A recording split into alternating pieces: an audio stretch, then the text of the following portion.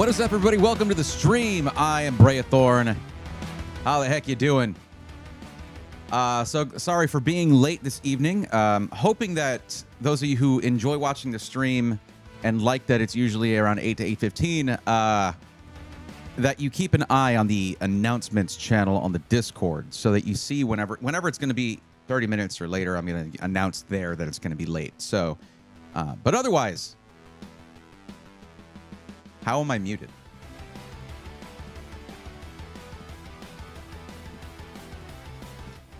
Okay, there we go.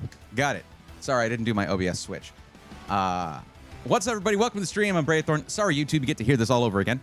But yeah, so apologies for being late. I do apologize for that. Hopefully, those of you who enjoy watching the stream also keep an eye on the announcements channel in the Discord, because if it's ever going to be 30 minutes or later that after 8 o'clock that I'm going to start, I'll usually announce it there. But yeah, here we go. We're ready to get going and start doing some PC matchmaking. But first, I have to give a special thank you to Braxton1823. Thank you for the tier 3 sub. Welcome to, not welcome to the swarm, but thank you for the tier 3. Let's go, nerds. Look at you doing that when I wasn't live yet. Thank you very much. I appreciate it. Oh no, we don't need echoes anymore. But thank you, Braxton. Lone Vaquero said first. Okay, first chatter, yeah, but Braxton did sub, so Braxton was here first, maybe. I don't know. As soon as I went live, though, Lone Vaquero was first. Goonzy? Goonzy? Is it Goonzy? Is that what it's Goon XY? I don't know. All tried to be first. Came in a close second. Justin's first time chat says hi. Hi. Mr. Silly 408, the legend Brea Thorn. Thank you for spelling my name correctly. Now you're the legend. Bone Shock says, good morning, sir. Got the popcorn ready to do this. And then corrected themselves later. Whoops, it meant good evening. Well, you know, I hope you had a good morning, too. Mr. Silly, yes, I am a bald man. And apparently you're silly. So we've all got our bonuses to us, don't we? Zintek, welcome. Peter, I'm glad you like the intro song. I've been using it for years. It's one of the first tracks ever released on Stream Beats. Bone Shock, thank you for the lurk. I appreciate that. I assume you're lurking so that you can enjoy your popcorn. Jord also agreed about the music. Love that track. What's up with this Back to the Future music? Not really Back to the Future music. Doesn't quite work with that movie. Yeah. No, that was... I don't think there's anything synthwave about Back to the Future, unfortunately, because it was in the 80s and it had to do with... there was sort of a future punk aesthetic to the DeLorean, which was cool. In a way, a cyberpunk aesthetic, you know. Very cool. Then all the muted ones on Twitch. I'll get to YouTube in just a second. I appreciate you guys being patient because there was a lot going on here. Sorry, I'm late. I was eating dinner. Revenge, because I started 30 minutes late, you're right on time. When you're late, nobody calls it out, but when you're not late, we claim late. Well, Peter's because I announce it. Well, I give you all a heads up. Skeeter, what's going on? Welcome.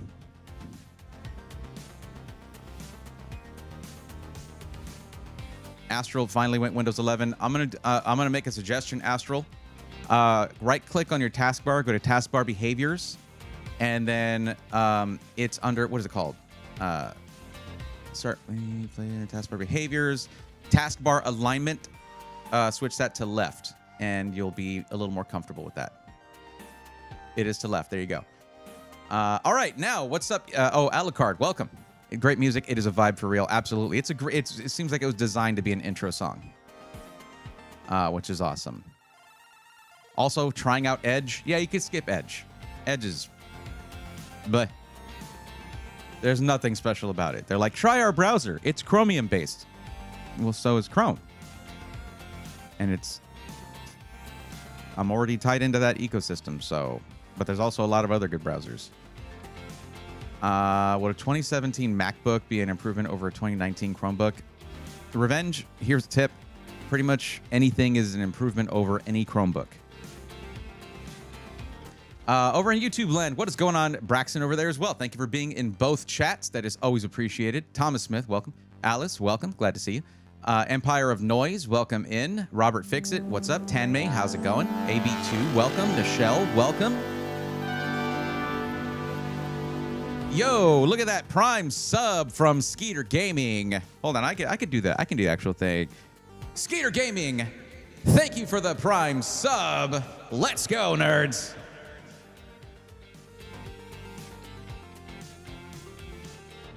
There you go. Thought so, just wanted to check. Firefox is good, I think. Firefox is good. One thing I would say, Revenge, if you're going to get anything Mac, get Mac with Apple Silicon, not anything with Intel Silicon. That's generally going to be a good rule to follow. Over in YouTube, continued. Empire of Noise. Sorry, it's 2:36 a.m. over there, or unless you're good with that. But we are just getting started over here around 8:40 p.m. in Texas, in Central Time Zone. We have some energy today. I'm loving it. It's funny because, I mean, it's all caffeine fueled, so I will crash at some point. But yeah, that's how it goes. Tanmay apparently watching Robert Fixit's content. That's really cool. Awesome.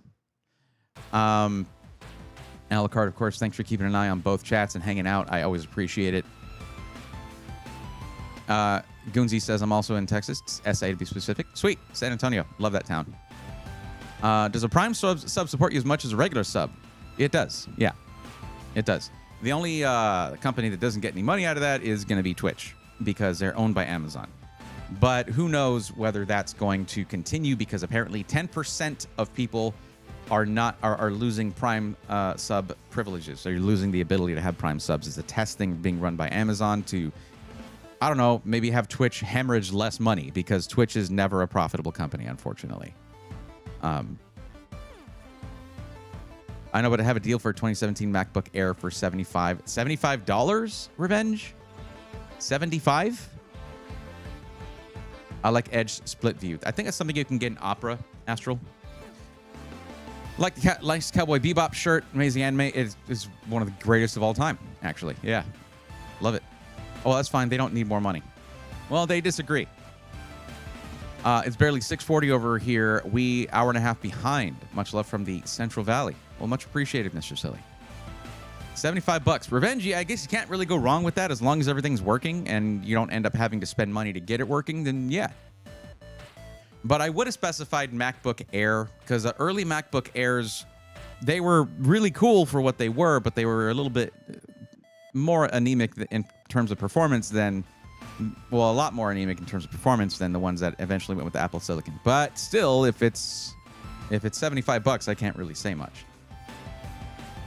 Amazon is also Chromium gets memory leaks. That's why that can get overly burdensome. That's why, Tanmay, I just put way more memory than I need in any system I use. Amazon is also changing what Prime subscription means with key and supported tiers, so people are not happy to pay more. Ad supported tiers. Got it. Got my mom a Chromebook. She loves it. Well, yeah, I mean, like, I got my mom a Chromebook and she loves it too. But for anyone who's hanging out here, a Chromebook is probably not going to be enough. Turns on, witness it, just needs to be cleaned. Got it. Well, I mean, go for it. Why not? I'm not done with Chrome. I'm just testing out Edge. That's fair. Save up for a $1,500 to $1,800 USB PC within 4 weeks. I'm starting to save up now with $200 start. Do you mind if I submit a form? I mean, if you've already set a budget for yourself, then sure, Vaquero, you can. Yeah.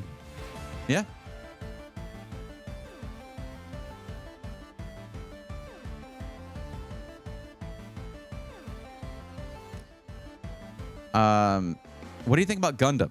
I love Gundam, but I hadn't gotten into. I've never gotten into Gundam as much as I would have liked to. Gundam for me, I started with Gundam Wing on Toonami back in the day, and then I watched a few Gundam anime, and they were really cool. Not exactly my thing, not the first thing I would have gone for. But I do really enjoy it. And man, I just love anything technical, and Gundam anime, when it comes to the mechanical design, it's so cool. It's super cool. But when it comes to big giant robot anime, nothing's ever going to beat Tengen Toppa Gurren Lagann for me. That is always going to be my absolute favorite mecha anime. And that's because it's not about just like politics and cool technical stuff in giant robots. It's about way more.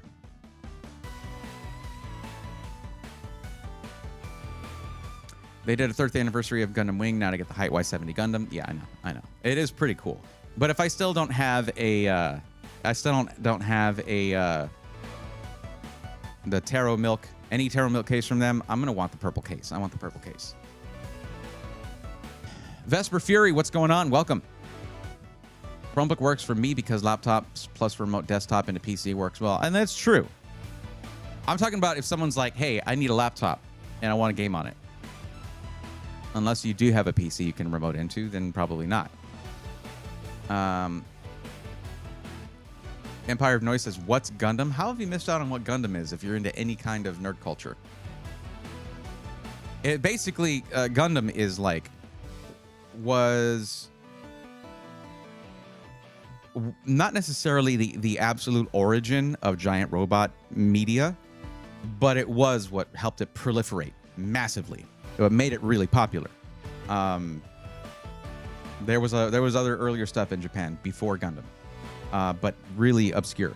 Gundam is what made it absolutely super popular. What about Big O? That was good also. I mean, yeah, that was Gundam with Batman. Yeah. But it was pretty cool.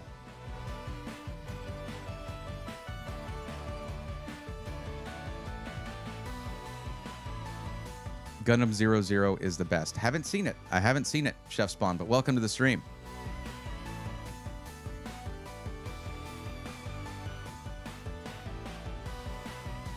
I saw in Norn that Pro Shop got rid of normal 5090 Astrals to BTF Astrals. That's cool, though, because BTF Astrals have a connection. If you get a BTF motherboard from Asus, they have a connection that I believe handles up that can manage up to 900 watts. Like it's certified for up to 900 watts.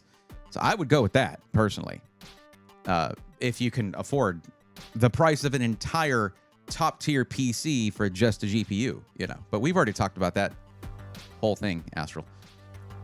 It's Jord. Max budget will be a thing asked, so put down a range that fits. But when it comes, Jord, Lone Vaquero's been around here a lot and has heard me talk about that a lot. And basically, when Lone Vaquero said that $1,500 to $1,800, I'm just going to aim for $1,800 on the PC. That's basically what happens. Is if you just if you give me a range, I just go for the top of it, because in the form it asks what your maximum budget is. Although it asks you to input a range, I will ask you what the actual number is. TJ Sparks, welcome. How's it going?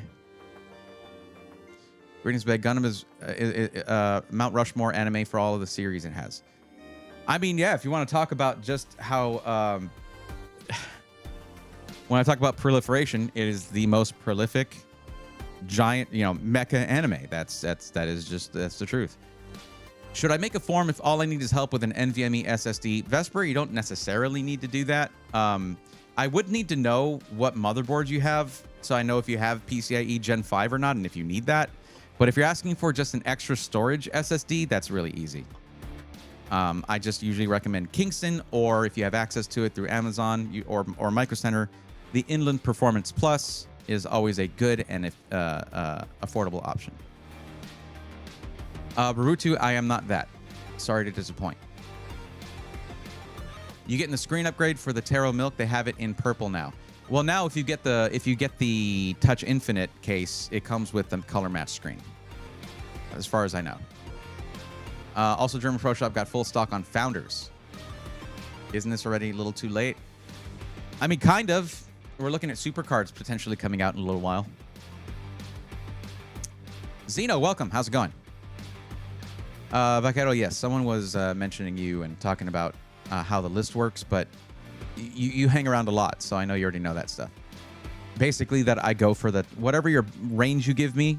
If you don't give me a specific number, like I'll go for that top number. But yeah. I may upgrade my 990 Evo Plus to the 9100 Pro and use my 990 Evo Plus as a secondary drive. I hope you're prepared to clone that drive then, because that can be a little bit, if you've never done it before, of a complicated task. You just need the right software for it. All I want is Gen 4, 2 terabytes, and I can't get inland. Is a crucial T500 good? I don't think its longevity is very good, unfortunately. Which is pretty easy to check. Even if you don't have access to a Micro Center, you can still use the website. And Micro Center's listings have the terabytes written rating right on there. Because I think the SSD list that I usually use, that Zach has on ZTT help, ZTT build help, I don't think it has the endurance rating on there.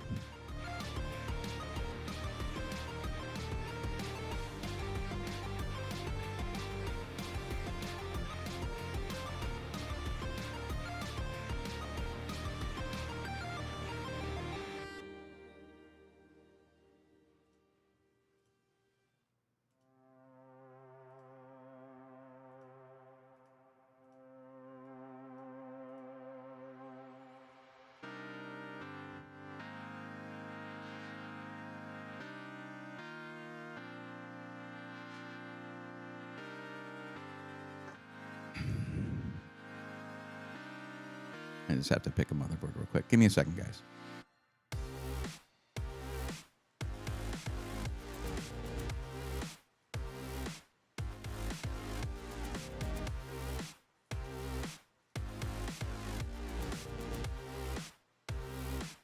No. Oh, no. I have the wrong thing. I forgot to switch that in my Stream Deck settings. 1 second. Desktop capture. We're not gaming anymore. Desktop capture and desktop capture zoom.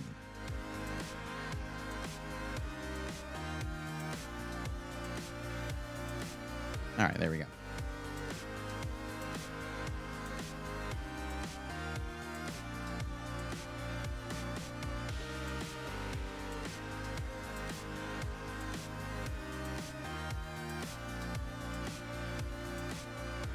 What's up, Steve? How's it going? Welcome. That's okay. Voltron, old school classic. True, true. Chef Spawn. So if we're talking about, what were you talking about? The T500? Sorry, I'm just gonna look into these real quick. This shouldn't take long. T500, and you wanted what size? All in all, I spent 6K sterling on my PC. Empire of Noise, that's a lot. And TJ Sparks, I know I responded to you, but I don't know if I said hi. Hi, welcome. Let's see. Gen 4, 2 terabytes. Okay. So if we got to look at 2 terabytes, and let's look at the rating here. It is 1,200 terabytes written. That's not bad. It's not bad or anything. So we'll just delete that. We'll go to the capacity, which is the last thing on the list for some stupid reason. Okay, capacity, 2 terabytes. So you look at another popular one like the 990 Pro, and that's going to have 1,200, the same. So, yeah. Evo Plus is going to be 1,200. The reason I talk about the Inland Performance Plus all the time is because it's 1,400. It's higher rating and cheaper. And the speeds are very competitive. But, I mean, it's not that much cheaper than like a 990 Evo Plus. But versus a 990 Evo Plus, I mean, this one is going to be at same or better on speeds. So 990 Evo Plus is a really good choice there. But let's see the T500 on speeds. Let's see, T500. Where was it? I can look it up again if I need to. There we go. 2 terabytes, T500. Similar in speeds, PCIe Gen 4, 1,200. I mean, if that's the one you want, you can grab that. I mean, it's in price, it's more expensive than a 990 Evo Plus. But the 990 Evo Plus is a little bit slower, particularly on the sequential write speeds. You also want to make sure that what you're getting has, oh my God, so stupid. Okay. You also want to make sure that what you're getting has onboard DRAM cache. So let's take a look.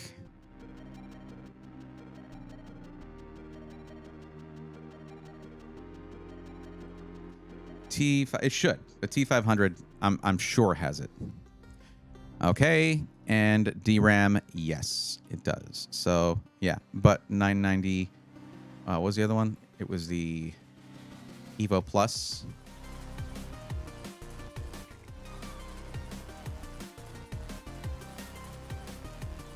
$990 Evo Plus is DRAM-less.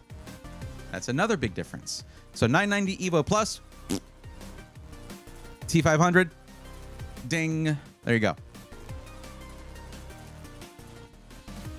Leftovers, they're going to take all the 5090 and ship you guys fake cards without the GPU. Okay, Rurutu. I mean, that's untrue. I don't know what you're responding to. It's fine. They can have the leftovers.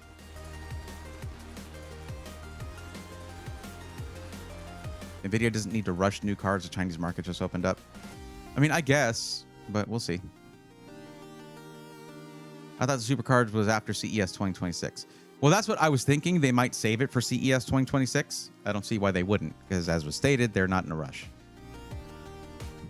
Only thing I can think of that is concerning is BTF cards and all the cases that basically requires vertical mounting with riser cables. All the cases, Astral, that require that? Unless you're talking about small form factor, which do have a decent amount of cases that make you use a riser cable. You know, mid towers, you've only got height requiring that you do vertical mounting. That is it. I regret getting this SSD now. It's not a big deal to get the 990 Evo Plus. Okay, I want to make sure that you understand that. I do talk about DRAM cache a lot when I talk about SSDs, but HMB is a lot better than it's just come a long way. It's really fast, and I've tested some drives that use HMB instead of onboard. I've tested a lot of drives that do that. It's quite fast and consistent compared to earlier M.2 drives without DRAM.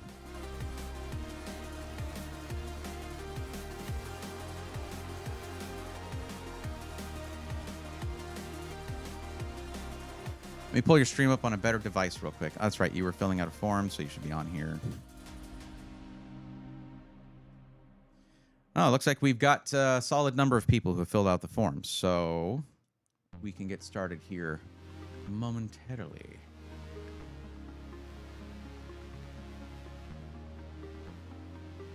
Okay.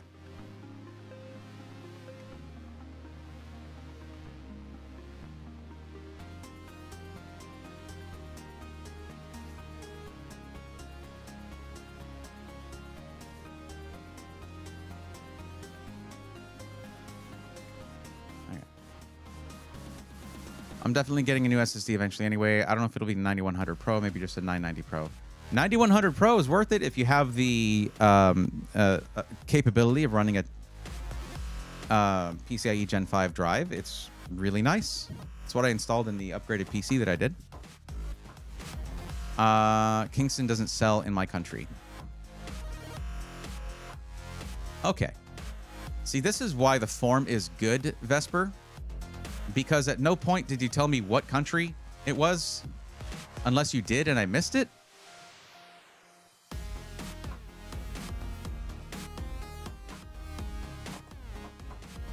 But it looks like you looked up your stuff. You said the read and write speeds, and it has DRAM and it's 140. So yeah, just grab that one if you already know. You think AMD will make a 50? No, they're not going to make a high-end card. And I don't know. I do not know why people keep thinking that they're going to do that. AMD specifically told everybody, we're not doing that thing. We're not doing high-end cards. And everybody's like, but what if they are? But what if they are? I'm going to go with what AMD says. Now, if there are leaks, that's cool. But based on the advice, I'm going to base the advice I give, whether I turn out wrong or right. It's going to be based on what the company itself said. If it's something like that. Now, if it's something more minor, like there's leaks about how much VRAM this might have or something like that, then sure, I might talk about that. But I don't like to make recommendations necessarily based on leaks unless supposedly we're a few weeks away from something being announced or launched. Then I might be like, yeah, hold off a little bit if you're in this market or in this price range.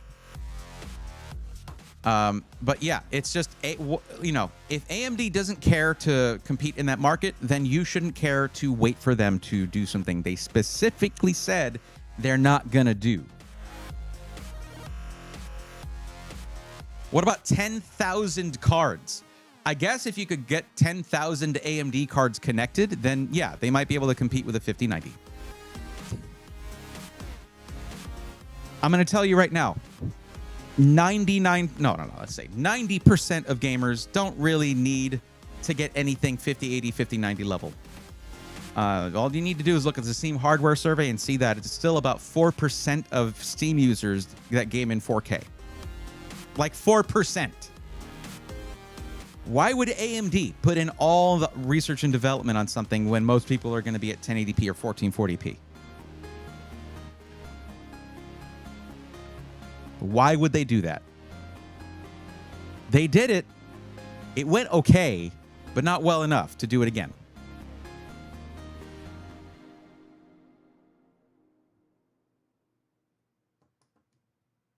If you meant Radeon 10,000 series cards, I guess AMD is skipping digits again, so it's going to be probably 11,000 series, not 10,000 series. But I don't know.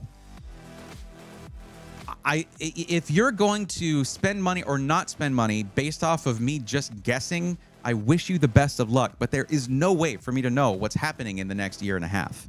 Just like, no idea. It's all speculation. So don't base any kind of financial decisions off the things I say there. But I just ordered the T500. Cool. Okay. So let's look at the list. I know that Lone Vaquero, you already used the emote. Let me tell you all how to do this. If you are on the list and you are waiting for help, you need to let me know. I will not automatically know that you are both here and waiting for help. Okay? Especially if you're not chatting, like, at all. Because that does happen, where someone's like, you skipped my turn. And I'm like, I didn't know you were here. So here's how this works.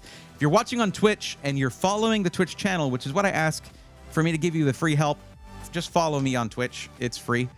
Same thing as subscribing to the YouTube channel. If you're over on YouTube, it's free to do.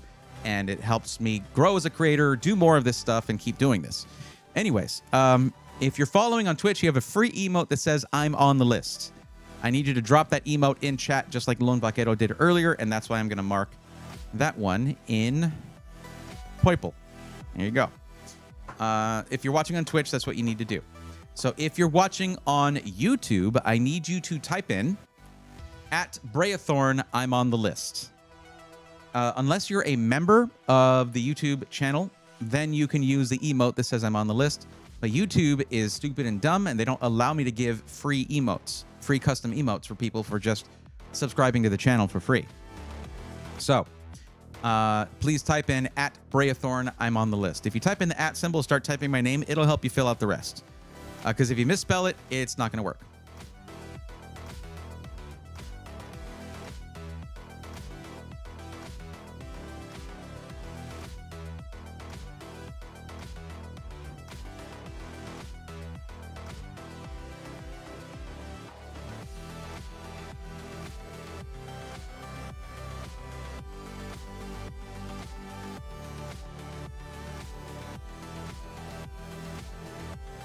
Oh yeah, I just looked it up and it said Zen 6 is to retain the AM5 socket. Next year, 2027, said tech power up. I mean, yeah. They said that they're going to support AM5 for the next, up to 2027 and beyond. And for them, beyond means a long time. You just look at how long they released CPUs for AM4 since launch. So yeah. Oh. Thomas Smith says, Braithorn, I'm on the list twice, but forget the first entry. Go for the one I did today. Sorry about that. What's different? Now I'm curious.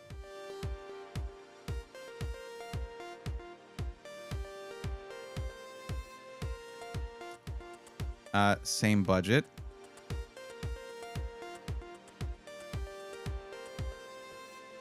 Same use cases. Same resolution. There's no difference. So, okay. Well, since they're both the same, I can just use the same the earlier one, just in case Knight 00758 comes in, you would be before them for, yeah. Chef Spawn, thank you for joining the Swarmies. Let's go, nerds. Welcome to the Swarm. You say it's been long enough. Oh, okay. It was a time thing. Got it.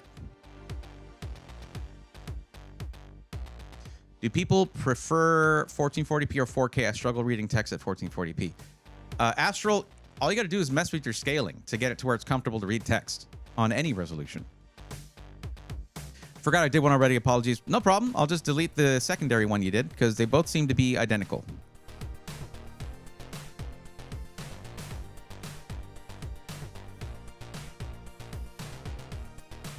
So it looks like you would be first.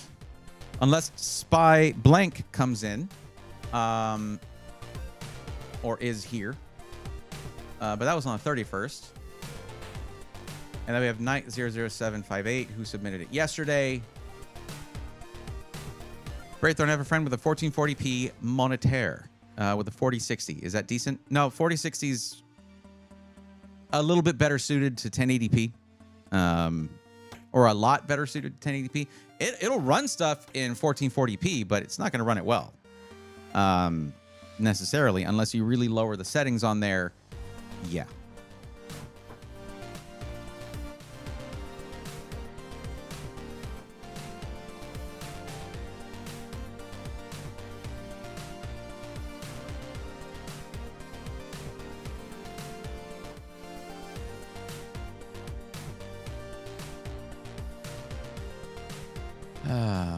All right. I'm waiting for the 50 super cards to get a 5080 super. Vesper Fury, my thing is this. Neither the 5070 Ti Super nor the 5080 Super are getting an increase in other specs like CUDA cores, things like that, unless it's something very minor that I missed. CUDA core counts are staying the same. And both of them are getting supposedly getting 24 gigs of VRAM. So I'm like, since the 5070 Ti is already close to the 5080 in performance, why get the 5080 Super? Just get a 5070 Ti Super. Revenge said, hydrate. Sure.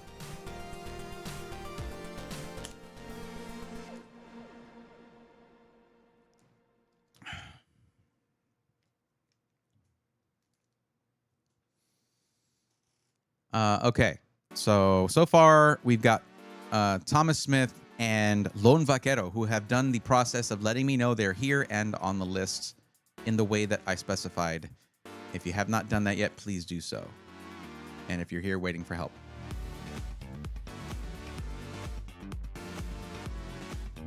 And to be clear, that is on YouTube. You type in @Braithorn, I'm on the list, so it highlights my name. I'll see the chat, and I'll mark you in purple. And on Twitch, you just use the free emote that says I'm on the list. Warm Eagle, welcome. Berkey5, welcome. What's up?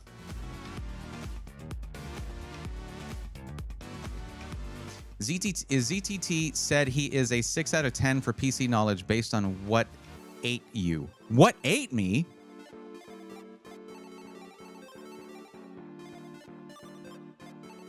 Based on that, what are you? I'm probably similar because there's a lot of stuff I have not done. That's me comparing myself to like Wendell from Level 1 Techs. If you're talking about knowledge, if you're talking about experience, I'm probably a 9 out of 10. Whiplash, I'm a noob. I can't get the emote to work. Well, it's only if you're following the channel that you can use the emote. And it says you're following since 6 minutes ago. So if you reload the page, you should be able to get it to work.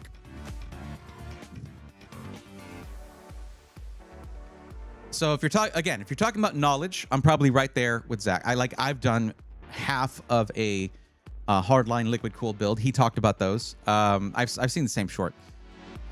There's a lot of like in-depth stuff about software that I'm just really not up to date on it's been a long time since I was in IT. But I'm probably a 6 or 7 out of 10. There is some stuff that I've watched in Zach's shorts where I'm like, he just learned that. I already knew that. That's cool, but it's cool. And like, I would never look at someone at any number on that list and judge them in a negative light just because I'm a little higher. That's how to be a jerk. It's just a way to really assess yourself. But I'm like a 6.5, 6 or 6.5. There's just a few things that I know that Zach doesn't. There's probably some things he knows that I don't. There's a lot of branches that you can follow as you pursue knowledge in PCs. You know, as a matter of fact, I'm going to say this. My focus on pre-builts and not DIY stuff has probably held me back a little bit because I don't immerse myself in the latest DIY trends as much as I used to. I still do. I still watch mostly tech content. But when it comes to what I have to brush up on, it's very general stuff. Hardware metas, what SIs are good, what SIs are having issues, what SIs have improved. That has put me, in terms of that industry, I would say I'm probably a 9 out of 10. Is LTT a 10 out of 10? Linus, now if you say LTT and you're talking about the whole company, then yes, because they have over 100 employees there, and by their shared experience, yeah. But LTT stands for Linus Tech Tips, and if you're talking about Linus, oh man, Linus is an 11 out of 10 when it comes to experience, because he's the longest running tech YouTuber. Well, no, actually, no. In terms of experience, but in terms of knowledge, he also calls Wendell when he needs help. So he's not a 10 out of 10 based on that fact. So I would put him at a 9. But then again, he would probably put himself at like an 8.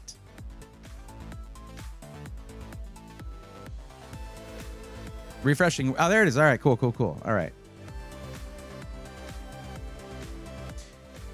Thomas Smith says, Braithorn, I was sent to your stream by TL Foreman. Highly recommended you for my PC build. Well, I'll be happy to help. We're going to be getting to that very soon. I usually spend a little amount of time in the beginning of the stream just yapping, chatting with you guys, going back and forth on stuff, because that's fun. There's the known known, there is the known unknown, and there's the unknown unknown. Is it the unknown unknown? It is the unknown unknown we know nothing about. Right, we don't even know that we don't know anything about it.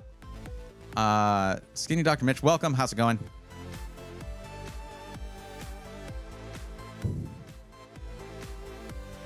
The thing is, I'm going to tell you this. I don't want to be a 10 out of 10 when it comes to PC knowledge, because I love learning about it. I don't want to get to a point to where I can't learn about stuff from my peers. You know what I mean? What am I going to care about watching tech content once I'm at that point? Which is what I enjoy doing. I don't want to be a 10 out of 10 with that stuff. Now, I look at someone like, I look at Wendell, and he is very, very happily, highly knowledgeable. It's just how I like to be is I don't want to necessarily be the ultimate. I'm very happy telling someone, I don't know, but I could find out. Like, that's something that is one of the first things I learned in IT school. You better not pretend you know something you don't. In fact, that's an opportunity to help someone while also gaining knowledge, and it's just the best. There's always something you don't know that someone else does know. Yeah, and I guess there's really not when it comes to rating somebody a 10 out of 10, I mean, Wendell's still learning stuff, But here's the thing about technology in general is you can have broad and shallow experience, or you can delve into a specific facet. I prefer having broad, shallow experience because then I can grow in any direction. And that's sort of where my IT career took me. And it works really well if you're an IT administrator and you have broad and shallow knowledge, because there are different facets to your department and you have some experience in all of them and can sort of, but it's good to get specific experience in the specialties of the company you work for or whatever. And that's what you would do. Like, I still remember some ways of working on Gilbarco fuel systems. Good Lord.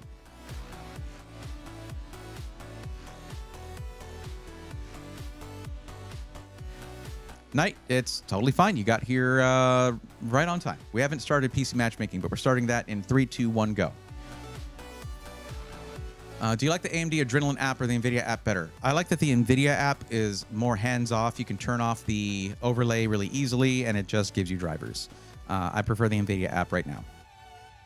Okay, Thomas Smith is going to be first. Thomas, I need an update from you here on one thing. The form itself, in order to give me good charts like these, the form itself asks you for a range on your budget, but now I need a specific number. So, between $2,500 to $3,000, what is your actual maximum dollar amount that you can spend on just your PC? Not the monitor, keyboard, or mouse, no peripherals, none of that. Not including taxes and shipping. Just the price it would show on a website. What are we looking at there?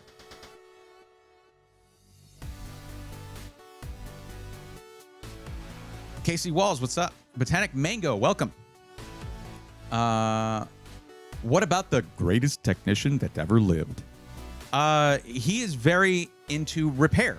That's where his knowledge has gone to. He will talk about in his videos about how he is still learning stuff too. Being a technician isn't about knowing everything. It's about the ability to figure things out, because every repair is a new puzzle to solve. After a while, though, you do get used to certain ones. I did a lot of work in break fix IT.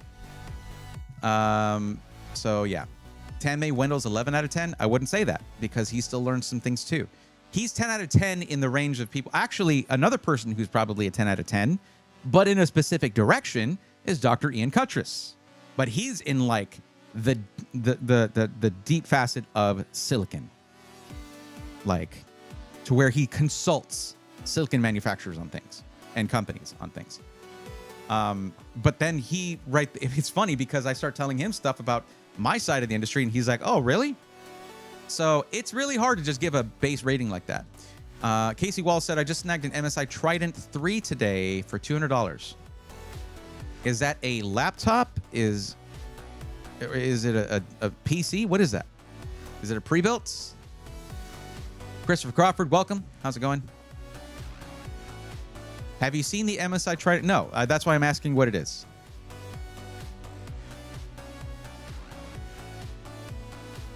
You only live once to go for the max budget of $3K, not including the Micro Center build fee. Yep, okay, yeah. You did talk to TL Foreman. All right, yeah. Fun fact, TL Foreman, who I helped out before, asked me for an offline session, a paid offline session. And I was like, I already helped you with the PC, but he's like, nah, there's some things I want to talk about. I want to talk about like audio interface, stuff like that. I was like, all right, sure. So that's one of the, I advertise those kind of in the forum, but I almost never do them. But he was adamant. He wanted to do it. I was like, all right, cool. And it was fun. It was fun.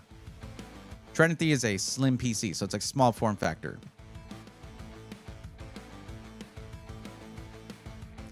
There's so much to know when it comes to a list of technical specs. Steve from Gamers Nexus probably knows more than 99.99% of population. Probably, yeah. But then he will go and like, how am I forgetting this dude's name? I used to watch the content all the time. Louis Rossman. He goes to Louis Rossman's shop and he's like, I don't know anything about this. Please show me how to repair like PCBs and resolder PCBs. So again, most people you'll meet are gonna, or you'll watch are gonna be something like an 8 or 9 out of 10. But when it comes to experience, which I think is honestly more useful in some ways, unless you let your experience close your mind to learning new things, which some people do that. When it comes to experience, Steve is another 10 out of 10, just like Linus. Their experiences in different aspects, they went in different directions. Linus is more on the edutainment side of things, whereas Steve is more on the technical side of things. But yeah, I'd rather be in break fix in the realm of IT myself, since repairing and working on machines would be a bit easier than working with people. It can get real frustrating, Alucard, because it's like, I just fixed this, you broke it again. That kind of stuff happens, and it's like, it can get pretty annoying. But yeah, from my experience, unfortunately, you have to work with the people to actually fix the stuff, at least remote tech support like I was in. Yeah, I don't like remote break fix, Meridan. That's just remote technical support. I like getting my hands on the hardware and fixing it. Oh, that, yeah, okay, all right. Cool, Casey. All right. Sounds like you got it for, you said 500? 200. Okay.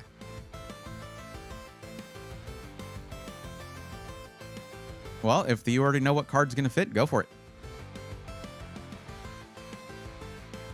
Astral, are you okay? Huh? All right. Well, we're going to go ahead and move on to PC Match. We already talked about the max budget here. So you're looking at the Fairfax, Virginia Micro Center. So we'll go ahead and do that. Gaming, streaming, content creation / video editing, music production. Boy, that sounds familiar. Thomas, that sounds very familiar. Oh, apparently I scrolled up. Okay.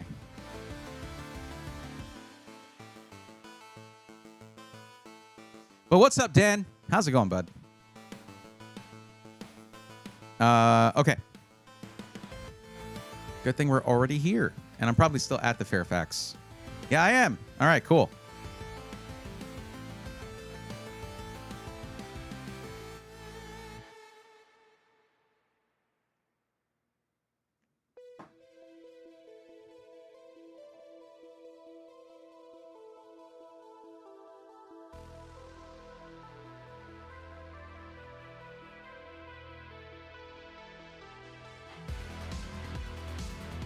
I'm all right, but Quillbot not doing a good job. I'm not sure what Quillbot is. Okay, so I have 10 minutes from... Okay. That's awesome. I'm happy to hear that. So you might know that I went with... Actually, let me check something here. So you chose that you are not interested in upgrading your CPU over time. And what I did for TLs was I went with Intel. To get all those cores and at a lower price. And it's going to, I believe I went with Intel for that. So it's going to be a pretty awesome PC. You might say it's going to be a pretty sick PC. Speaking of sick PCs, what's up, sick PCs? How's it going? How you doing? Good evening, Brain Chat. Good evening to you. I wish they would open a micro center in my area. I mean, those wishes, Whiplash, are shared amongst many of the populace out there. Most people do not live near a micro center. Just in general, most people don't live near a micro center. I mean, I guess if you look at just population, they do have one near LA. They do have multiple in New York. So that's like huge population centers in the country. So maybe it's not, it's still pretty much most people. But yeah. So let's say we're going to go with the same setup, but because you're talking about some of the same stuff, streaming, music production, I'm basically going to be looking at almost an identical build. Tom, if that's okay if I call you that. I hope it is. I don't know. 265K for $269.99. For video editing, you just cannot get a better deal. I'll tell you the same thing I told him. Check this out. So this is Puget Bench from Puget Systems. This is essentially amongst content creation. For content creation benchmarks, Puget Bench is kind of the industry standard. So if you look at Adobe Premiere Pro, the top 3 CPUs are right here, right? You have the Core Ultra 9 285K. Let me check my audio levels real quick. The Core Ultra 9 285K. All right, that is, let's see what price that is right now. All right, we changed that. 285K is $530 right now. $530. And then if we look at the 9950X3D, that is $640, $110 more. And that's these two right here. 530, 640. This one that is right on the heels of the 9950X3D, a $640 CPU. Costs $270.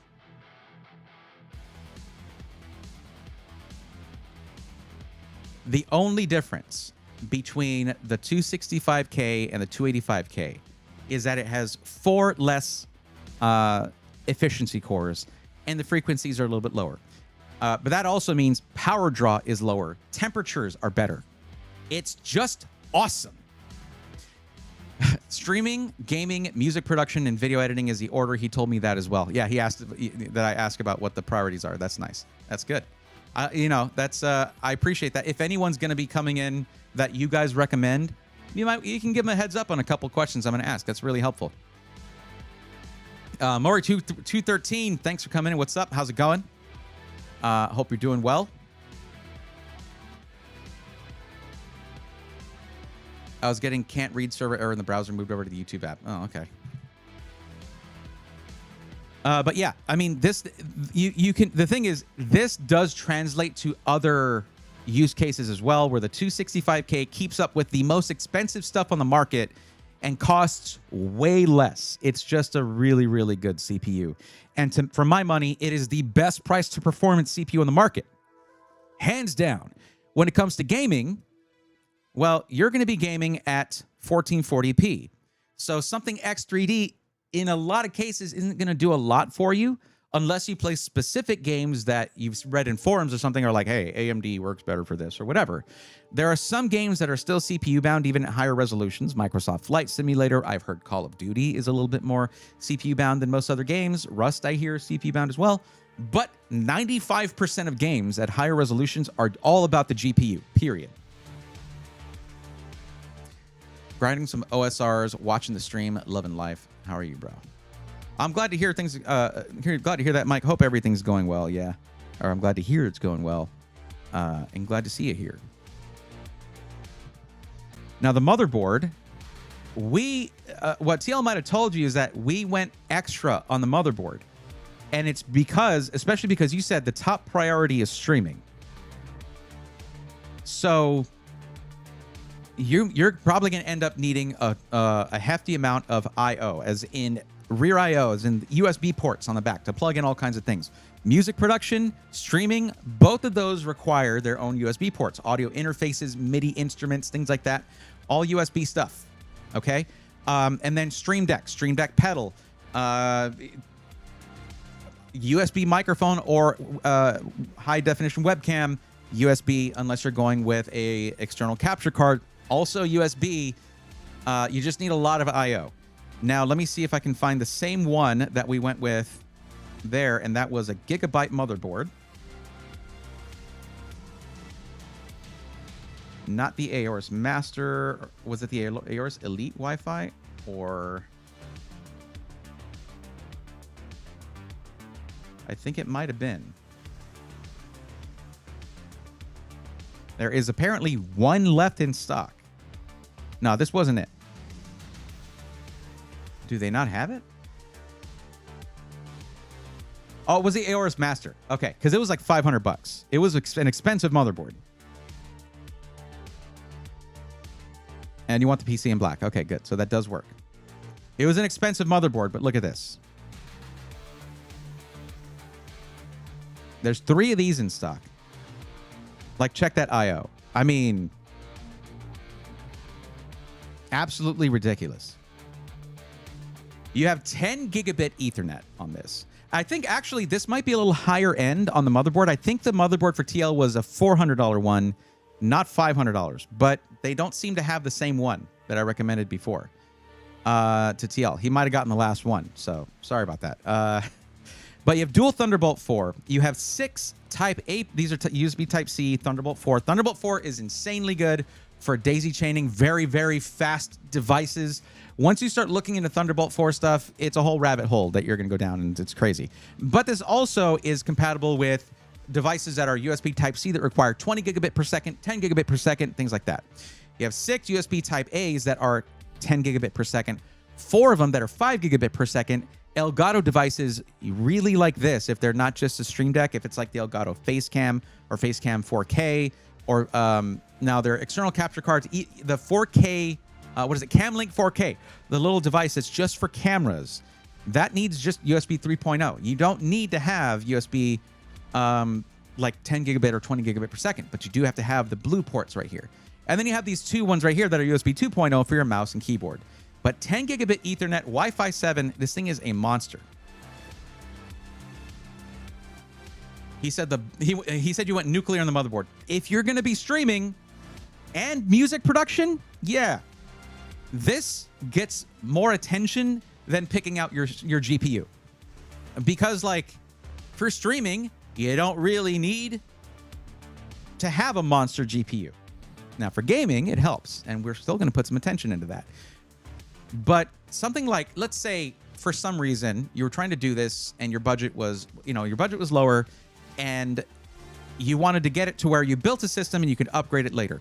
It is far easier to upgrade your GPU than it is to upgrade your motherboard, because that's like completely rebuilding your PC. A GPU is the first thing that you have access to when you open your PC. So anyways, well, whatever. This thing is normally $600. It's down $100, down to $499. So that puts it in the realm for a $3,000 PC. It's fine. So I'm going to go with that. And do not tell TL that you got a slightly better motherboard. I do need to check one thing, though. I do need to check one thing real quick. And I might get upset over this. Because I believe I looked at this one in the past.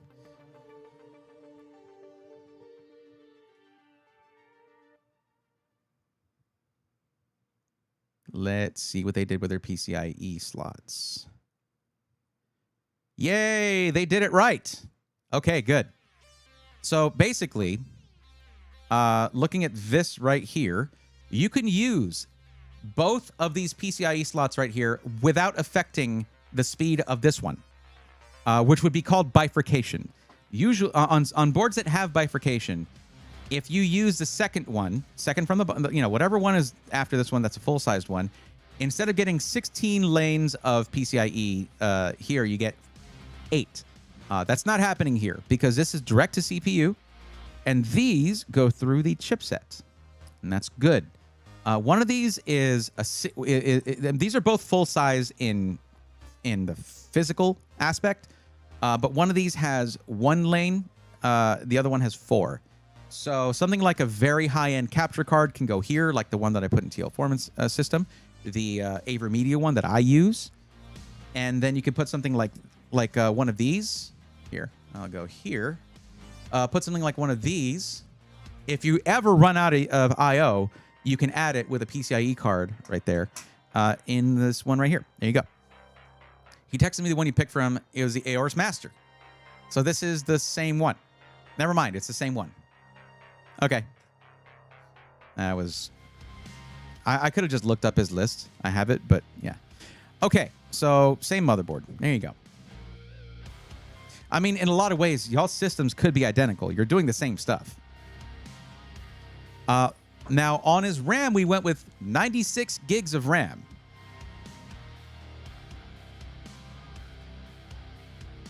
Sorry. There you go. On his system, we went with 96 gigs of RAM, I think. He just didn't want to ever run out of RAM. 64 gigs should be fine. Unless, let's say you're doing music production and streaming at the same time. Well, music production software, a DAW, a DAW, can use a lot of RAM if you have a lot of tracks in there with a lot of samples of live instruments that are meant to be put to MIDI. If you have that, then think about the entire scale of sampled sounds they have. And to those who are not into modern music production out there, the way it works is when someone is making an instrument for music production, let's say that you're getting a violin. Well, you would have an actual violin player in a studio, and you would record them playing every single note individually, all the way through its register, from the lowest note it can play all the way to the highest. And then you have them do that at different levels of intensity, because the instrument sounds different when you go very quickly with the bow or when you go very slowly with the bow. So you take that entire amount of notes in the register, and you do it in multiple pulls, multiple intensities, and then you have to program in things like transitions and things like that. But every one of those recordings goes into your system RAM, because if you're playing that on a keyboard, a MIDI keyboard, the system has to be able, the DAW, the digital audio workstation, by the way, that's what that stands for, has to be able to access the note immediately. I won't be doing both at the same time. All right, cool. We go 64 gigs in. How many M.2? That was one issue with this motherboard, was that if you look at the M.2 slots, you cannot use one of these, M.2D underscore CPU. So if you look at the way the M.2 is set up, you have multiple connectors, M2A, M2B, and M2D. You can't use this one if you want to have 16 lanes of PCIe Gen 5 on the GPU slot. Hopefully, the person building it at Micro Center is aware of that, but if you're just going to be putting in one drive for now, they're going to be putting in the first connector, and you won't have any issues. Native Instruments is all RAM-based, sample-based. Yes.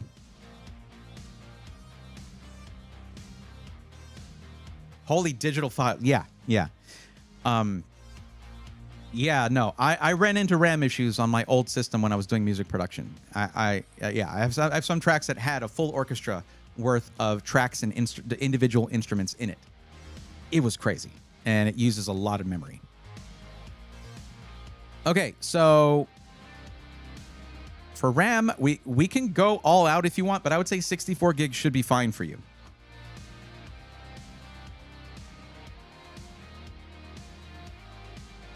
Wait, not cast latency. We'll get to that. Memory capacity. There we go. 64 gigs.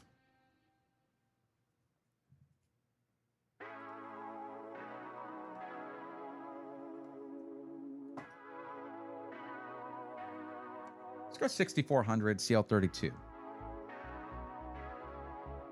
What did you say about RGB? Yes, but not too much. Okay. So price difference between having RGB and not having RGB is 5. So that's CL34. This is CL32. Let's go with this. Imagine trying to spec out an AMC for audio work. I have done that, actually, so don't really have to imagine it. Well, something like that. Something like that.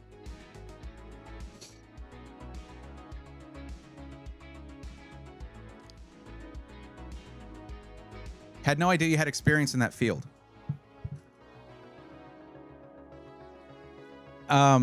I used to, at the request of chat, I used to play, I would play a track or two from my old work. I have a SoundCloud, basically.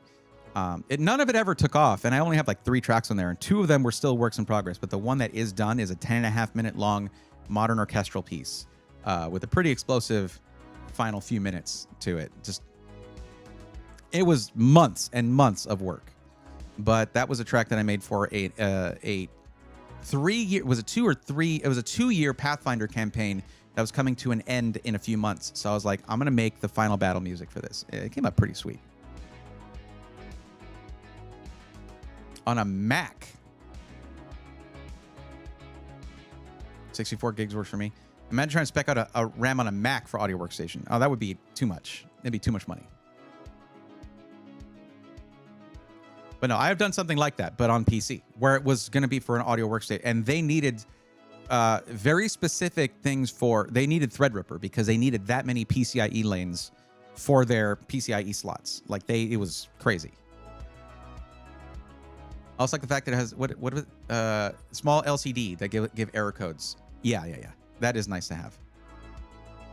Should have known from your stream quality, though. See, that's the thing. I'm not good at getting my audio to sound I was never good at mixing and mastering. My hearing is not amazing. So it was really composition that mattered to me. That was what I was decent at. Video card, I'm probably going to recommend what I generally recommend right now for anything that's not a $6,000 PC is a 5070 Ti.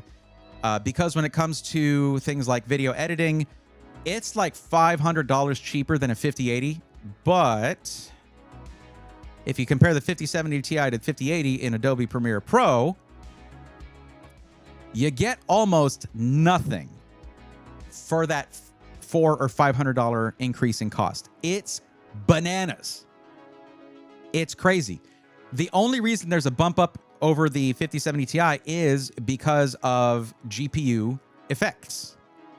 GPU effects score does have a significant increase over, a measurable increase over the 5070 Ti, but from my experience in video editing, that is just a fraction of your video editing. Mostly it's scrubbing through the timeline, getting cuts down, cutting things down, putting them in place, doing all that stuff.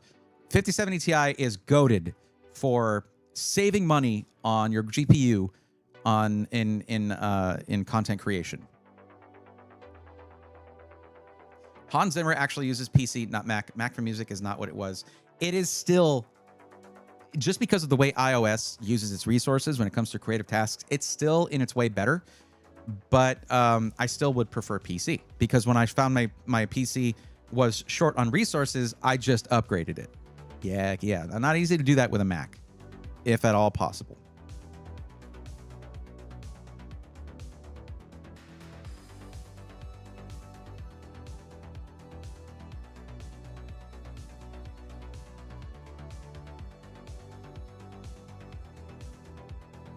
Yo, we're getting down to sub $800 again on the... Look at this 5070 Ti that is actually MSRP. What's happening, people? $749.99. This is what they had on the slide during the announcement of the 5070 Ti and all 50 series. We did it, people. We made it actually to MSRP. Holy crap. Wow. Oh, geez. And of course, it's PNY. I mean... $749.99. Nearly deaf in one ear, so I didn't get into audio. Yeah, I mean that's my right ear is not deaf, but it is like I can't balance audio to save my life. I have a mild hearing loss in my right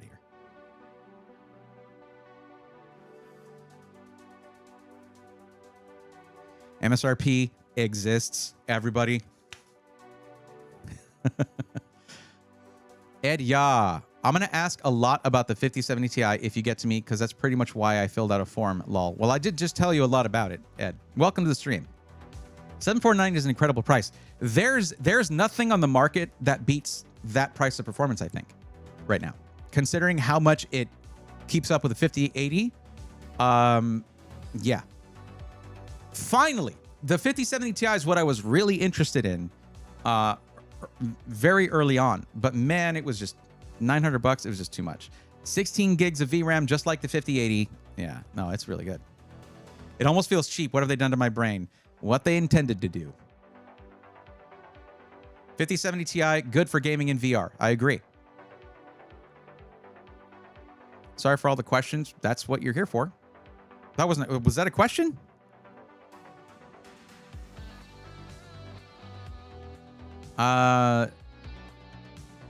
Yes. Yes, it is.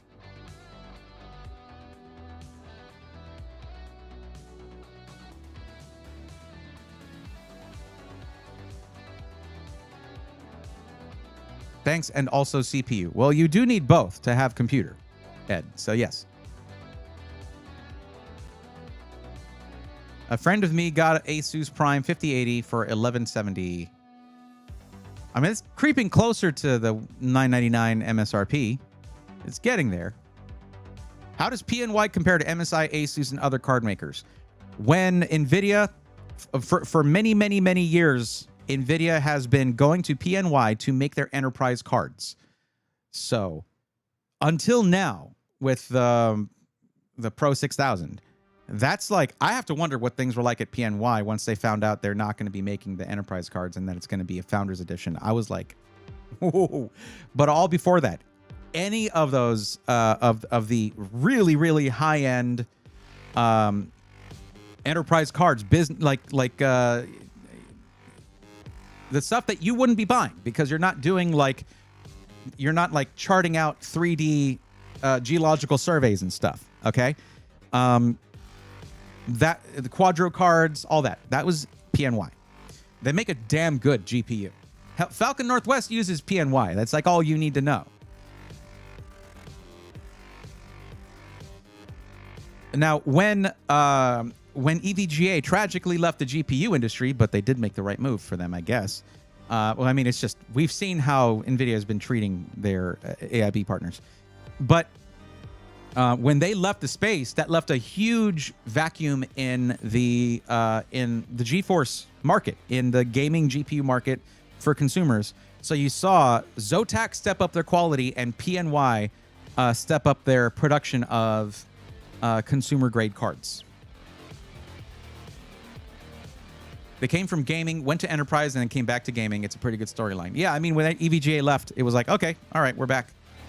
Now, I think what I would do here, and I think this is what I did for TL, was I went with a very fast primary drive with the 990 Pro, not 990 Pro, the 9100 Pro, 2 terabytes.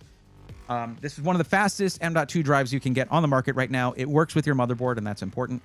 And then, because we had budget left over, we put in a 4 terabyte Inland Performance Plus, just PCIe Gen 4 drive. So that's because music production, video editing, all that stuff, that requires a lot of storage space. Raw footage takes up so much space. Music production, you're going to have a lot of VSTs, instruments, all those kinds of things installed, and you're going to need a fast drive for that. So you basically make your 4 terabyte drive where all your storage is for those things. But let's do the rest of the PC, then we'll come back to that. And for yours, I'm going to try to include something. Well, let me ask you this. For streaming, are you going to be capturing an external device like a console or anything like that?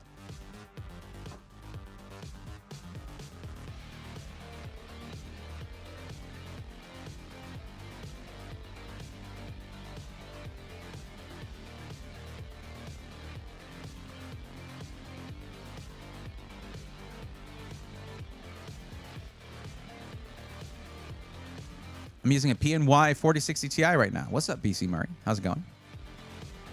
I'm really impressed with the Zotac cards I've used. The Zotac Solid Series and Amp Extreme Infinity build quality felt premium. They are premium. They stepped up to premium levels of, and that was with 40 series. They really stepped up. Nice to hear they're still solid. Absolutely. No, so you don't need to have the same capture card. That's the capture card I use is HDMI 2.1, and it has amazing pass-through and amazing capture, but it's $220 for the AverMedia Live Gamer 4K 2.1. You don't need that. So he said he's going to be capturing a PS5, so it made sense for him to have it. Let's see. Now we get to talk about the part that is absolutely up to you. Oh, they got the 217 there with the wood on it. That looks pretty nice. But you wanted a black PC, so let me ask you this. What style of case do you like? Does it matter to you on the aesthetics that much? Do you want one that's like fish tank style with lots of RGB? It said in your form that you want some RGB, but not too much. So what are you thinking in terms of aesthetics? Switch versus gaming. What's up?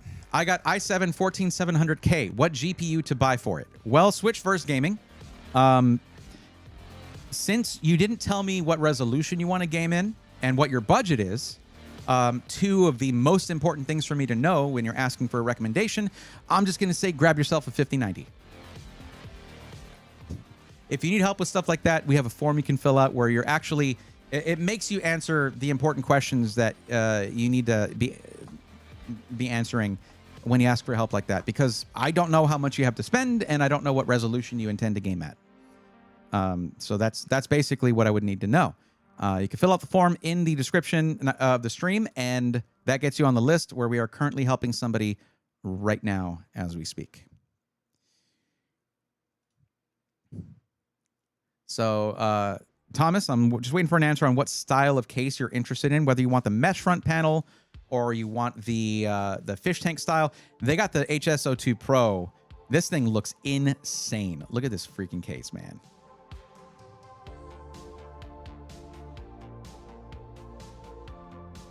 That thing is bananas. It just looks super clean, though. Mikey, what do you think about this thing? Tell me. I gotta know. It's Montech. So, you know, Montech's current standards, it's going to be good quality. It looks like, you can invert it. Hell yeah. Look at that. So I can get two of these, have one on the right side, one on the left side, one streaming PC, one for gaming. Yeah, there you go. Speaking of which, There is one thing that you're not necessarily going to need for your setup, Thomas, which is the dual PC setup, which is what I set up for TL. No RGB, but open. Otherwise, I defer to you. No RGB. Oh, okay. In the forum, you said you wanted some RGB. Yes, you wanted RGB, but not too much. If we're going no RGB, that is a different kind of build. We can go with the Fractal North XL if you like the wood grain on there, like that. We can go with, I guess, the 217. This is the non-RGB version right here. This might be the way to go, actually. This thing got really good reviews. I haven't built in a Montec case yet. It does remind me of the HS420. Not so much me. It doesn't have that. The main thing about the HS420 is the angled bottom fans and the glass divider thing. It doesn't have that, but I mean, kind of, I guess. It also has two pieces on the glass. Kind of basically the real defining features of the HS420 are missing. But I mean, hey, it's close to that. Fantex has been, I mean, hey, you can't go wrong with Fantex. They are great cases, from the Air 100 to the XR to the Heritage Pro all the way to King 95 Pro. Absolutely. And now this one looks pretty good too. So I want to check it out, but I have too many of these things open, so I can't effectively scroll. Yeah, they have this X5 now too, which looks pretty cool. But if you want no RGB, the Antec Flux Pro is a solid option there. Let's see this thing. I got to see what fans it comes with.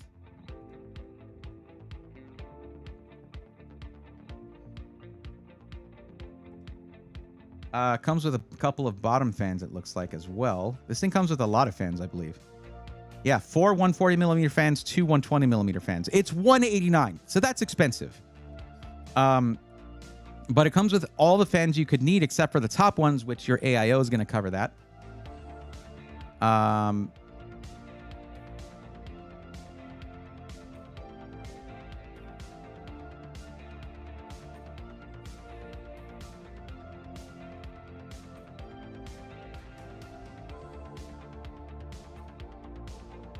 Yeah, this I think would be pretty awesome for what you're talking about, because this comes with 6 fans that are non-RGB. It's kind of perfect. So let's go with this.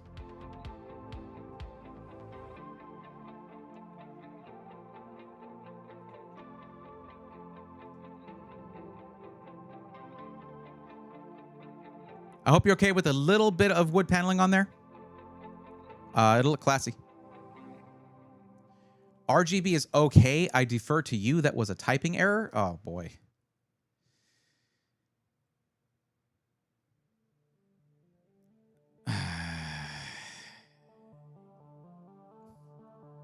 Funny how typing errors can lead to me wasting 5 minutes of my time. But hey, that's how it goes.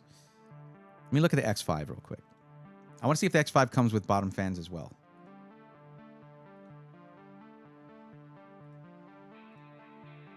No bottom fans included because it's got the standard PSU basement. It is a lot cheaper. It's at $79.99. How many of these do they say they have? They have 25 plus. Let's just go with this. There we go. Abi Sebas, how's it going? Welcome to the stream. How you doing? I'm doing fine. Making some PC builds. I am. We're currently doing a build for someone who is near a micro center, so they're going to be doing a build for them. And we're getting into the home stretch here, actually.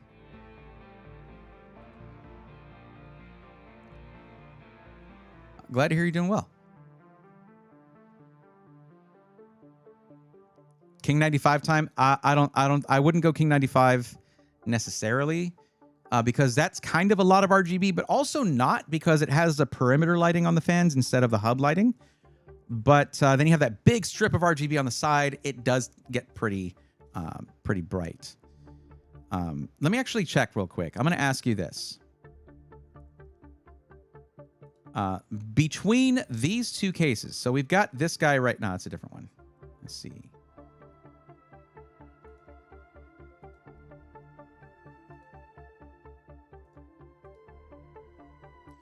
And I always like recommending the King 95 Pro. It's fantastic. Love this thing. But here's the thing. You have to remember, a dual chamber case is going to take up more horizontal space on your desk because you're not putting your PC on the floor. Your PC is not going to be on the floor after you spend $3,000 on it, right? Like, that's not something you're going to do. I'm not talking specifically to you, Thomas. It's just general advice. Don't put your PC on the floor. But yeah, if it's a wider case, that's going to take up more space. Bars. But this also has 6 included fans, including side fans that are reverse flow, bottom fans that are reverse flow. So you get the prettier looking side of it.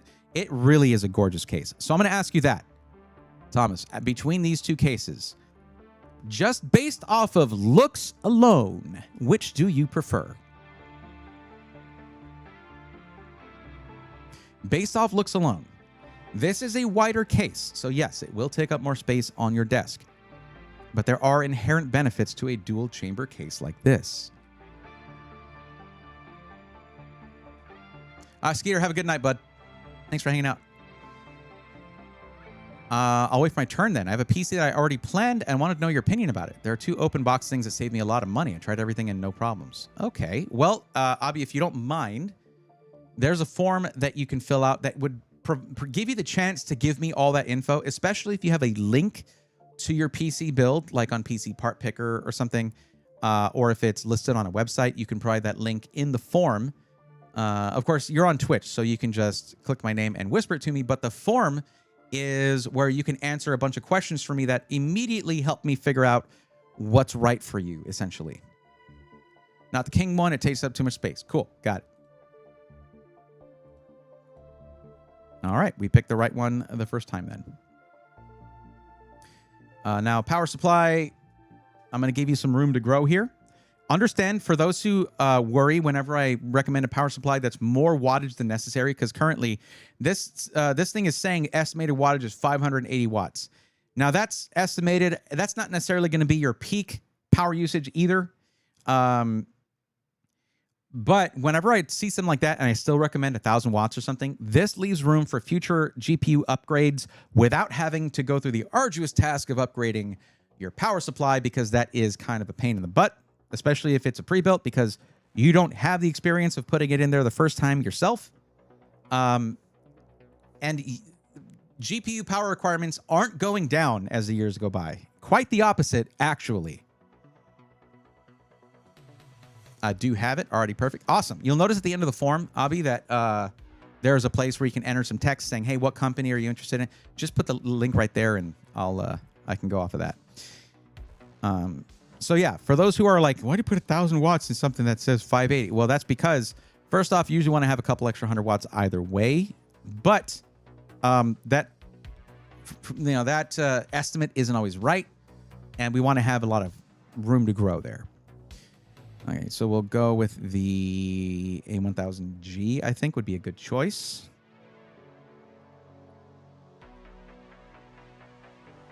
Yeah.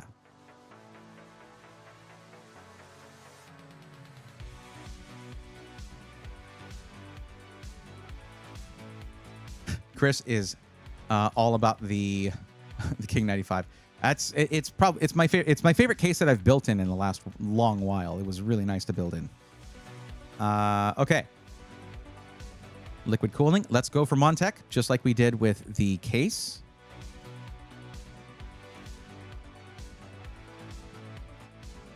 My brand. They only have the... Yeah, this is fine. So your top fans are not going to be RGB. That's fine. You didn't want too much anyway. This is fine.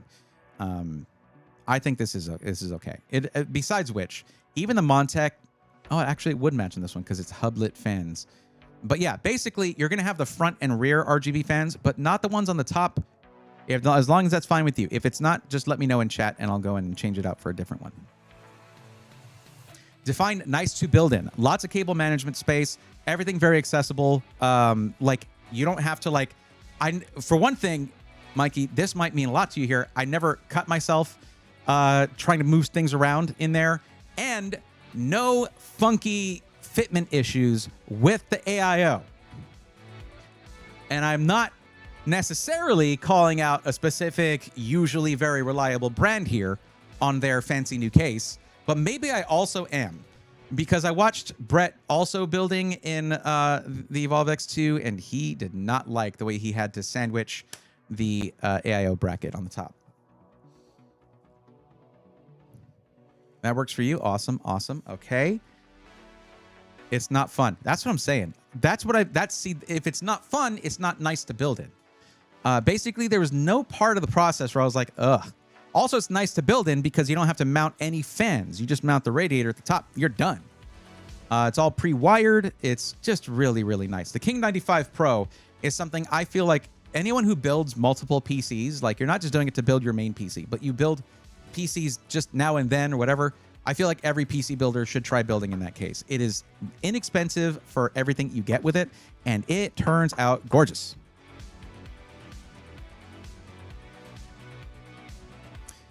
Well, we came in a little under budget, to be honest. So, let me see if I can find something here. Video capture. Let me see if they have this. No, they don't.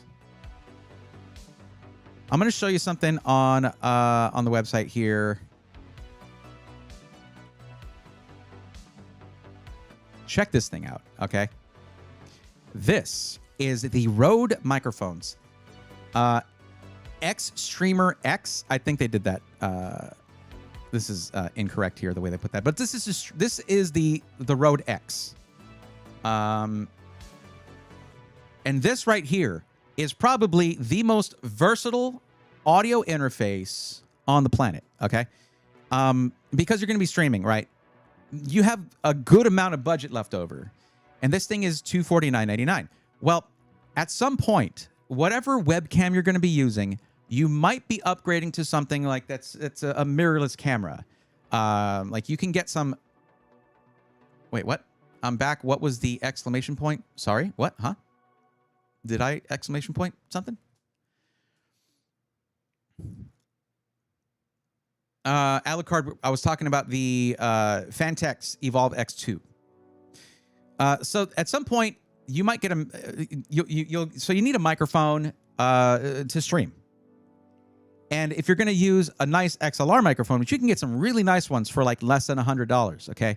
This has that plus a really good preamp in it that can run anything like, SM7B, which is notoriously difficult to run on a lot of audio interfaces without a cloud lifter in there.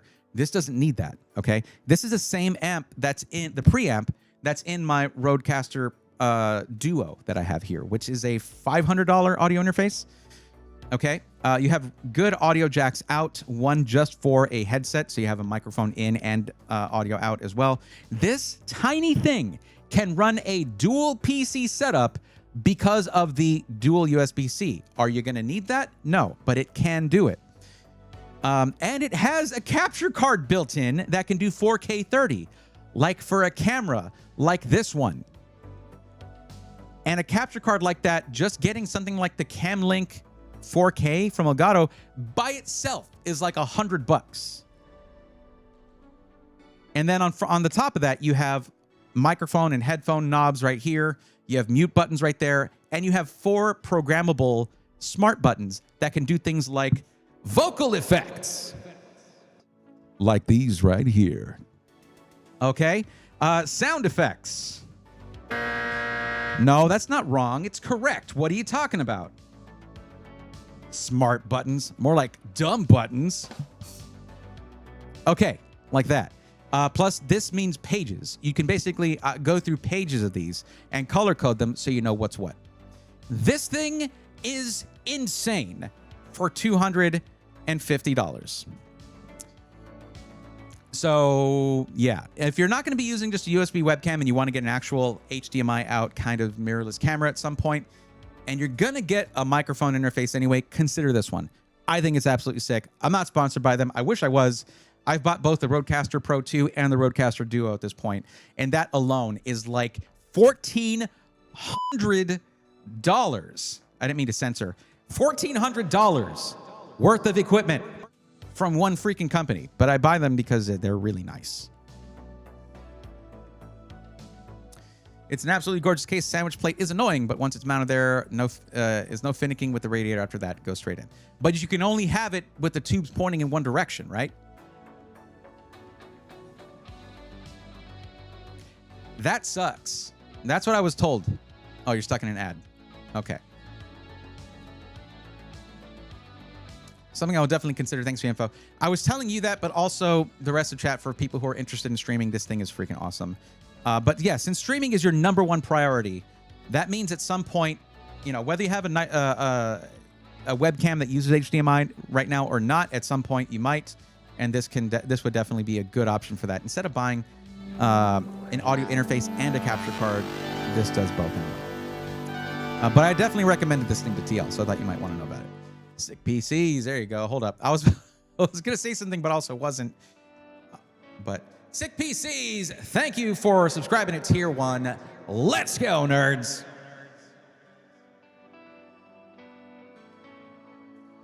There you go. That was just for you.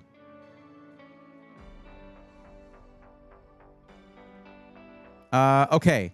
Now, the other thing that we can do, and this is something that I was considering for you, is I would like to add more storage for you. So you have your 2 terabyte primary drive that is very, very fast. But then we can add in a 4 terabyte secondary SSD. And if we go here and just go to brand and go with inland here, there you go. 4 terabytes. There you have it. $279.99. You now have 6 terabytes of total storage. So they are going to be separate drives. So in the operating system, you will see that there's going to be your C drive, and then there's going to be a secondary one, probably say D drive or something like that. That's where you can then go into Steam and tell Steam, hey, put all my games here. Put my other stuff here. Put all, yeah. You basically do need to manage that, but it keeps your operating system drive with all the stuff on it that needs to run really fast. So, Bray, I lost track of who you're helping right now. I'm still with Thomas Smith right now. This was, you know, it was full build on Micro Center, so yeah. What am I doing? Okay. So yeah, there you go. That brings it up to 2604 before the same day pro assembly. Is there anything I missed? Did I miss anything? No. Now, what I would say is if you pay Micro Center for Windows, it's going to cost you at least $120. But you can ask them when they're building it to install Windows Home, but not activate it, and then get an OEM license from any of the providers out there that have those, like the one that I buy them from and that has sponsored me before on YouTube, VIP CDK Deals. If you look on some of my recent videos, there's very few recent videos, but earlier videos, there are links there that can take you right to them, and code BRAY25 even gets you a discount at that one. But yeah, you can just do that. So here's what you need to do now. Or you can just pay them for Windows. It's still within budget to do so. But let's talk about what you need to do. So I'm going to give you this link right here. Okay? You need to click that link and then save this build. Because the next Micro Center build I do is going to erase it as far as anyone else would be concerned. But if you save it to your Micro Center account, then it's there and you can make your purchase. Oh, hold up. I missed something. Ameridan, thank you for subscribing with Prime and for 30 months of support. Let's go, nerds. Well, I didn't give you these. Woo! There you go. Oh, hold up. Wet Willie Gaming, thank you for continuing to be a member on YouTube for 5 months. Let's go, nerds. Thank you very much for the support and for continuing to be a swarmy over there on YouTube. Hell yeah, chat. Thank you. BC Murray, would it be better to get 2 Samsungs to better utilize Samsung Magician? I've never used Samsung Magician, BC Murray, so I don't know. Hey, Bray. Hi, Bray. That road deck would be all I need to start casual Twitch streaming. I mean, Super T30, what's up? If you have a mirrorless camera that uses HDMI, then yes. Also an XLR microphone, then yeah. This is just the interface for those things. It's a bit much for casual Twitch streaming, honestly. Really, for casual Twitch streaming, a USB microphone and a USB webcam like a Elgato Facecam, all you need. You don't need to spend $250 on an interface, plus the cost of a microphone that's XLR and the cost of a mirrorless camera. That's not quite, yeah. So no internal card needed. Yeah, you don't need an internal card for that. No. The one problem I ran into was Magician wouldn't clone to a non-Samsung drive. That sounds like crappy software, BC Murray. That sounds like crappy and not good software. Get regular cloning software. The proprietary software be proprietary, and we don't like that.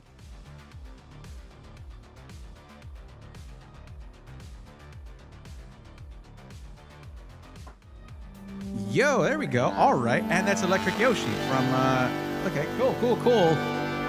Lone Vaquero gifted a tier 1 sub to Electric Yoshi. Let's go, nerd. Nerds. Multiple, it's plural. Thank you, Lone Vaquero. And now we got a hype train going. Electric Yoshi, welcome to the swarm.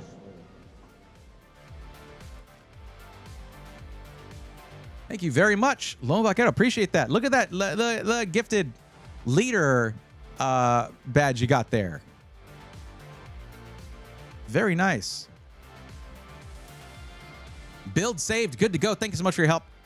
Thank you. I appreciate it. And you know what? You could do the same thing that TL did when you go get it. Say, what do you think about the build? Yeah, this guy Brayathorn on that, because he said that there's someone there at the Fairfax Micro Center who used to watch the channel, and they know who I am.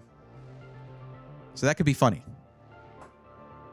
Don't mention that or anything. I'm just saying, like, that is pretty funny.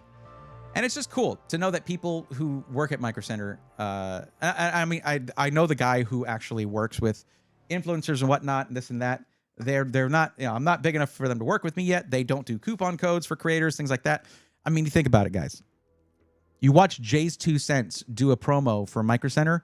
He doesn't say use code Jay's 2 cents. If they don't have a code for him, they ain't never gonna have a code for me. The only thing that they do is they'll sponsor creators. They don't do affiliate codes with discounts, which is how I like to do things, but whatever.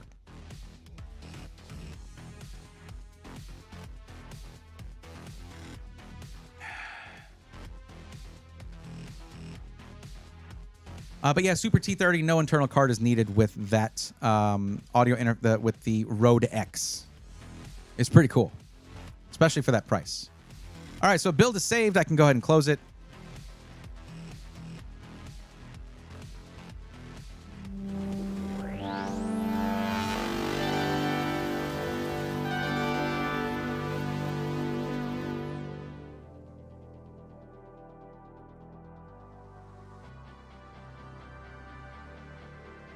What the hell? Were they just going off and on?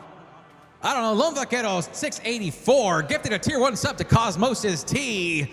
Let's go, nerds. Cosmos' T, welcome to the swarm. Well, Lone Vaquero, I appreciate that. Thank you very much. Thank you for feeling generous and gifting a sub, another sub. I appreciate that. I need to turn up the alerts a little bit because I'm barely hearing them. But thank you. I appreciate that. Okay, Thomas Smith, you're done. You're good to go. Let us know how that turns out. And let's see. Next is going to be Lone Vaquero. It's your turn.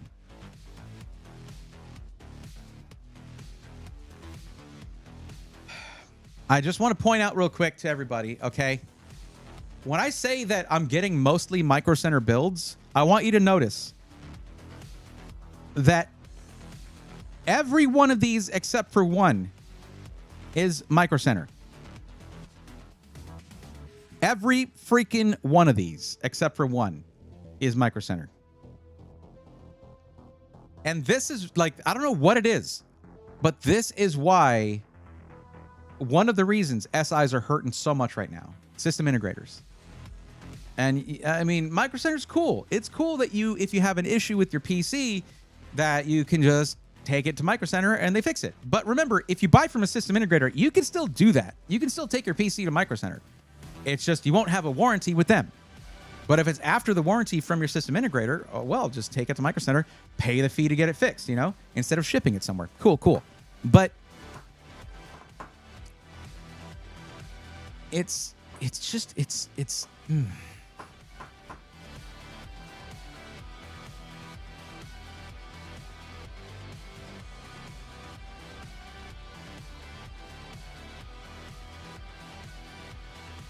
I mean, I've never. Is that question asking if you're near a Micro Center or if you want Micro Center to build it? Dan, that's a yes to that. Multiple choice question, because the first one asks if you live near a Micro Center. The next one asks which one you live nearby. There's a third answer to this, other than yes or no. People can answer yes, I live close to a Micro Center, but no, I don't want to get my PC from there, because they can say, yeah, I live near a Micro Center, but I want to get it from whatever company.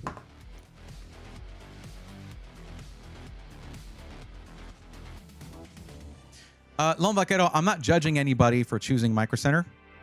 It's just for some reason, that's 95% of the submissions I get now. And you got to understand, I've never made it a secret that the codes that I get with multiple SIs are referral codes that give you a discount. It's a discount code, a coupon code that also supports what I do. You save money and also support me continuing to help people and do this thing. And that's why I do it I have that with so many different SIs, because that way I'm not just like always on one. I'm not really biased towards any single system integrator. That's the intention anyway. So like, that's the reason I'm able to do this for free. Because I'm able to do this, help for free, also save people money with most SIs that we look at, while also having them support what I do without having to pull more money out of their wallet. So, which is why when someone goes in and does donos or anything like that, I'm like, no, don't do that. Just use the code, and then you're good. Like, it already does that. But that hasn't been happening. So, you know, if I lived near a Micro Center, it's what I would want, though. That's what I would do. I would be getting parts from there. So I can't even, But besides which, for Lone Vaquero, for you, it's a parts list. You're not buying a pre-built, so it doesn't even matter for you. I'm talking about for those getting system built. But what's most important, though, is that what's right for you guys is what you get. That's what's most important. And if you live near a Micro Center, you're going to want to get your PC from there. I understand that. Because if you have a problem with it and you get the warranty from them, you can, for free, just drive it over there and get it fixed without having to ship your PC to a system integrator for an RMA. There's no argument against that. It's just what most people have been doing. So, yeah, things have been a little tight. Not going to lie. Good pronunciation of vaquero, by the way. Muchas gracias. I do speak some Spanish, so I mean, I guess that helps a little bit. I have to get my head in the mindset, though, and it's not, so that's why I had trouble saying muchas gracias. ¿Hablas español? Claro. Más o menos.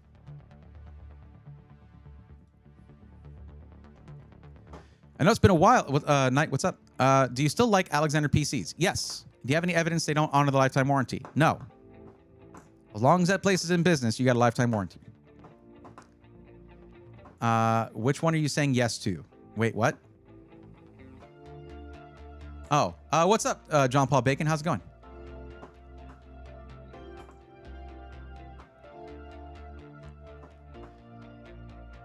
I'm looking at the restock of the Ironside juice box pre-builds and cases. Should I just buy the case or buy the pre-built? That's a subjective thing. Which do you want to do it yourself, or do you want to buy it pre-built? I assume Micro Center can build the PC if I buy each part cheaper, separate. I guess so, but it's sometimes hard to beat Micro Center's pricing. I'm Team Red for CPU and GPU here. Well, let's see if that's appropriate. Bergie5, I still don't know what on-screen celebration is. But okay, I hope you enjoyed it.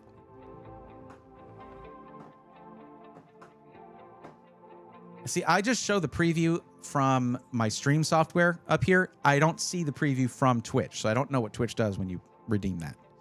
But hey, thank you for the 40 bits. I appreciate that, Bergie. Thank you.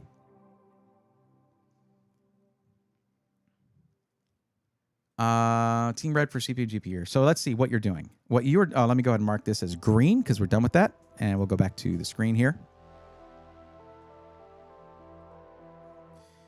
And now we're in Lone Vaquero here. So you said your budget was up to 1,800, if I remember correctly.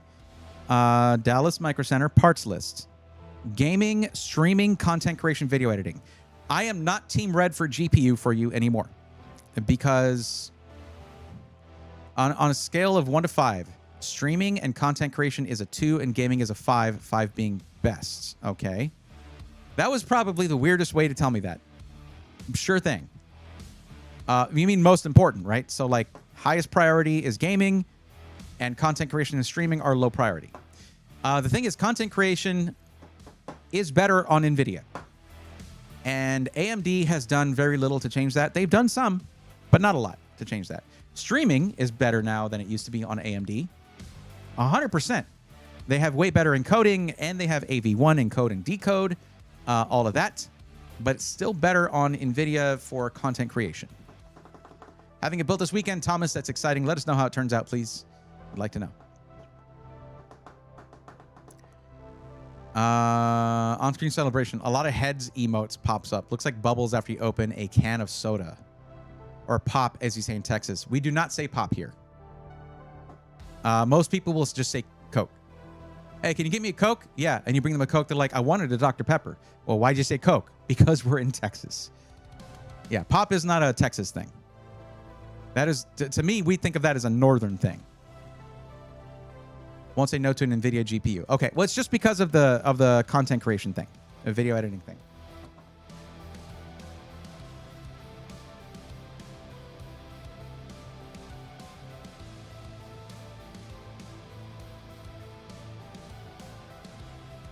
Simple Green, I hope you're doing well, by the way. Okay.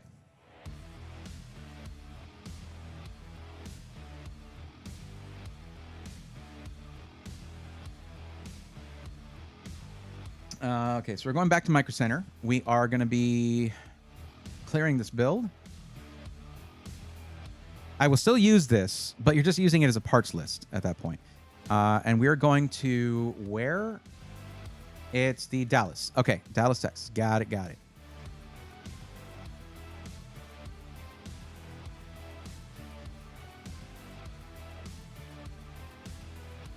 Now, you... Knight, whack your emote in chat again, by the way. I think he missed it earlier. What? Emote? Oh, Knight's here. Okay. Sorry about that. Did I skip you? Oh, you are here. Damn it.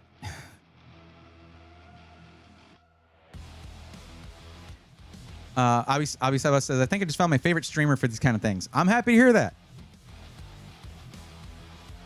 Oh, you were late. Okay. If you say that you're late, but you don't tell me you're on the list, then I won't know. If you did drop the emote, then that helps. But like, once I'm helping someone, I'm not really just like going through chat and trying to match names to the list. You got to let me know. But you were here. And new to Twitch? No, it's more specific to my stream. If you look in the emotes, even if you're just following, which... this says you are since 2 hours ago. Okay. If you're just following, all you need to do is follow and you get this. That is to let me know you weren't here to hear my explanation of this. This is to let me know that you are here and on the list. Because otherwise I won't automatically know that. But now I've marked it in purple. Let me just finish with Lone Vaquero here. We'll do yours and then yeah. And it's Micro Center build. It's gonna be a big build though. So that's cool. Absolutely. Okay.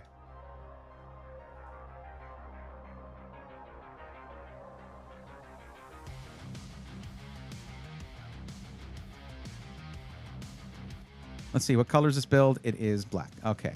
And 1,800 is the budget.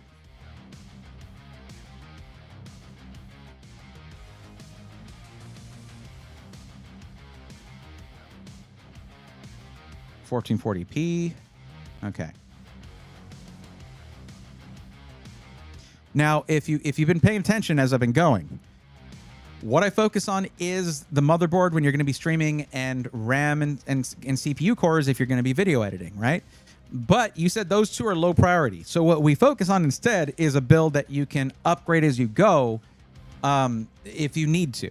And that means, like, if you start getting really into streaming, you can do things like adding more USB ports by getting yourself a PCIe add-in card for additional USB, that kind of thing. So we don't need to go crazy on the motherboard right off the bat. RAM can be upgraded, but I'm not going to recommend anything less than 32 gigs anyways. But there are things like 48 gig kits, But if there's a good deal on RAM, then we can just get a higher capacity kit. CPU cores, well, for that I would say, you heard me give the whole spiel on the 265K, but you answered yes to wanting to be able to upgrade your CPU down the line. That rules out Intel Core Ultra 200S.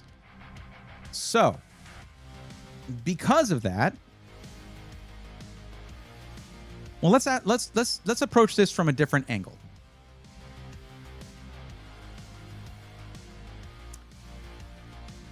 What kind of games are you going to be playing? You said gaming was a top priority. What kind of games are you going to be playing? Is it going to be big AAA titles with lots of ray tracing, stuff like that? Or are you going to be focusing more on high frame rate, competitive games, esports titles, things like that? What are we talking about here? I do this kind of stuff when I'm bored. It's nice to know someone else shares the same love for PCs and also a lot more experience. I'm surprised that I don't see more people doing this, because there are other PC-centric tech content creators who basically will do things like building PCs on stream, just chatting about PC stuff. But I wish more of them would take their time to just help people find the right thing to buy.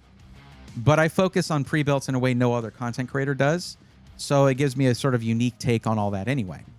But yeah, it's what I focus on my YouTube channel more, is I focus on pre-builts. But you can't really help people on an individual basis through YouTube videos.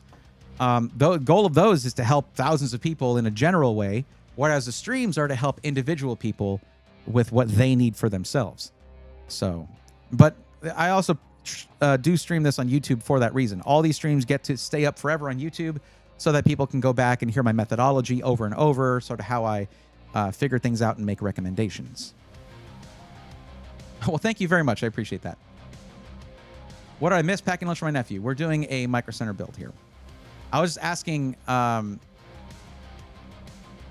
Vaquero what kind of games they're going to be playing.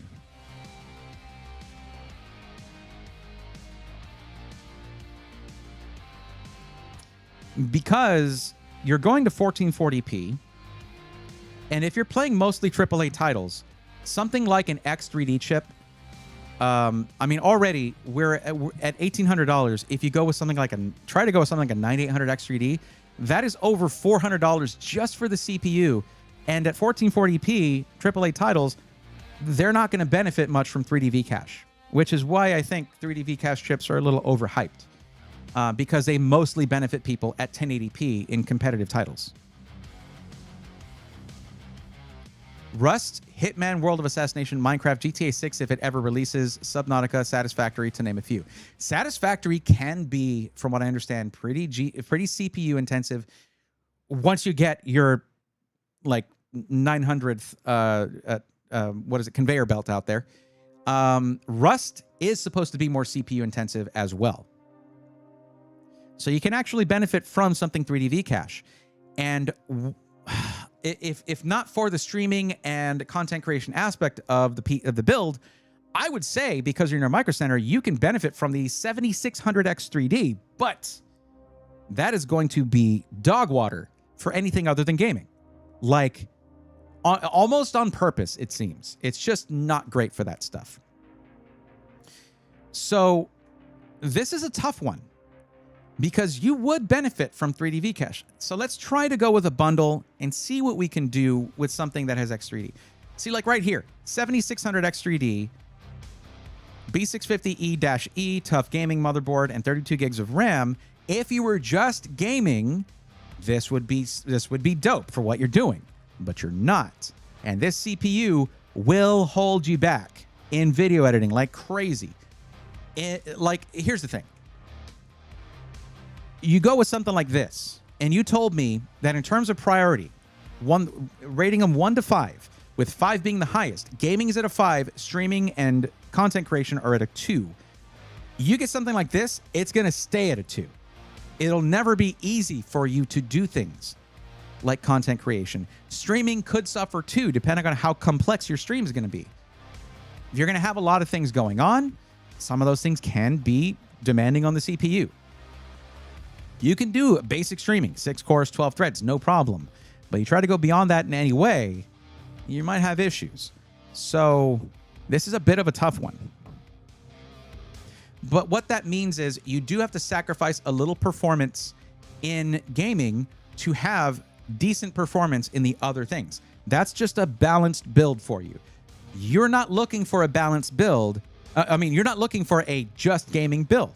That means you have to sacrifice a little bit of the gaming to benefit the other stuff you want to do. The 7700X is a good recommendation there. Or 9700X as well. A little bit more efficient, a little bit better on temps, and prices are almost the same at this point. It's getting lower. Although the 7700X can be very steeply discounted from now and then.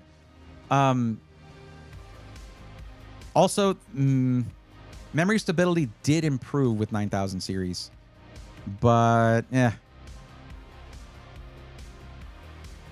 When Fry's Electronics closed, I cried for. I think you might be exaggerating, John, saying you cried for a week, but I was definitely sad. I wouldn't say I cried for a week from that, but I would say it was really sad.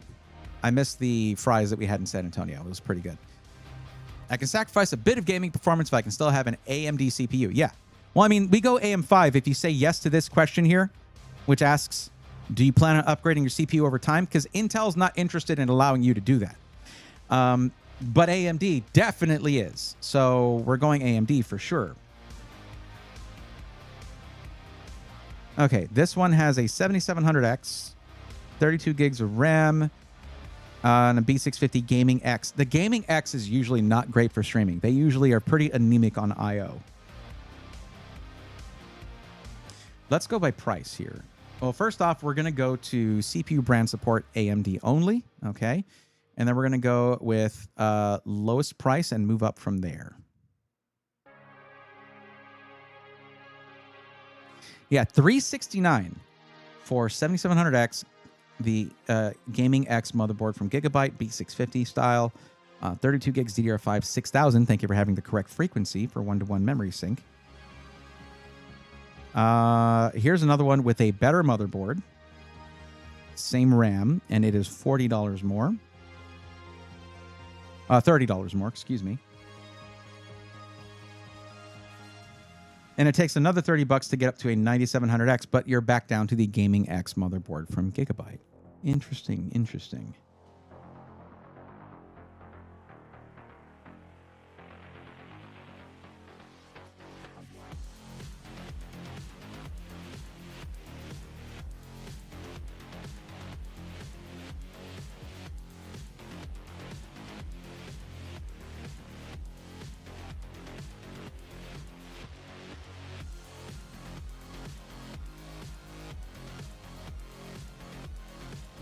I know you wanted a black build, but I want to check something here. I'm going to check out this motherboard here. I want to see the rear I/O on this motherboard, because generally these are pretty good.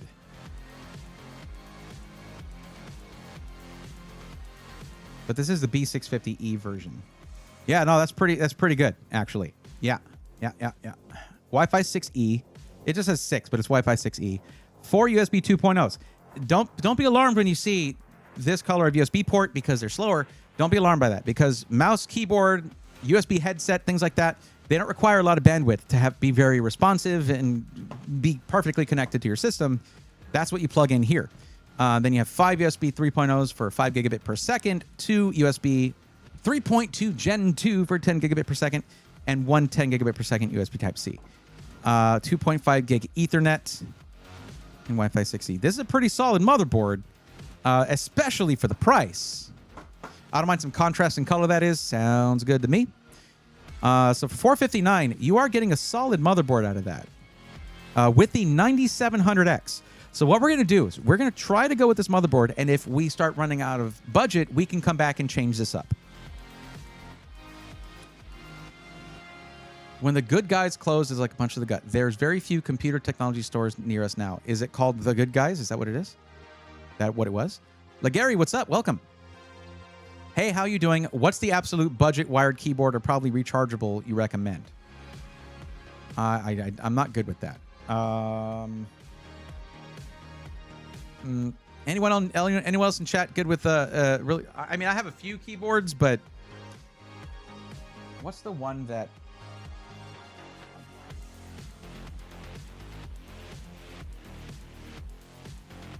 Just wouldn't call myself a keyboard expert, so I always hesitate to give advice on stuff that I'm not really as well versed in. But give me a minute, because I am helping somebody currently. Okay. All right, so we'll go with the video card. Well, let's do the rest. Yeah, let's see the video card. Let's see what we got. What do y'all have for us here?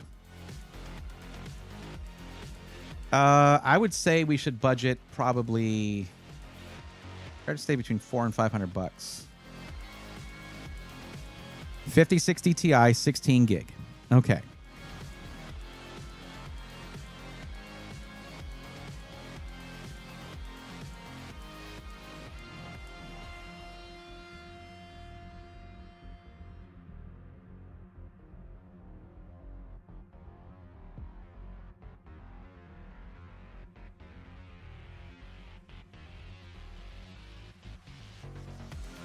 Okay, once you come down to this price, you get 8 gig 5060 Ti's. And all my homies hate the 8 gig 5060 Ti.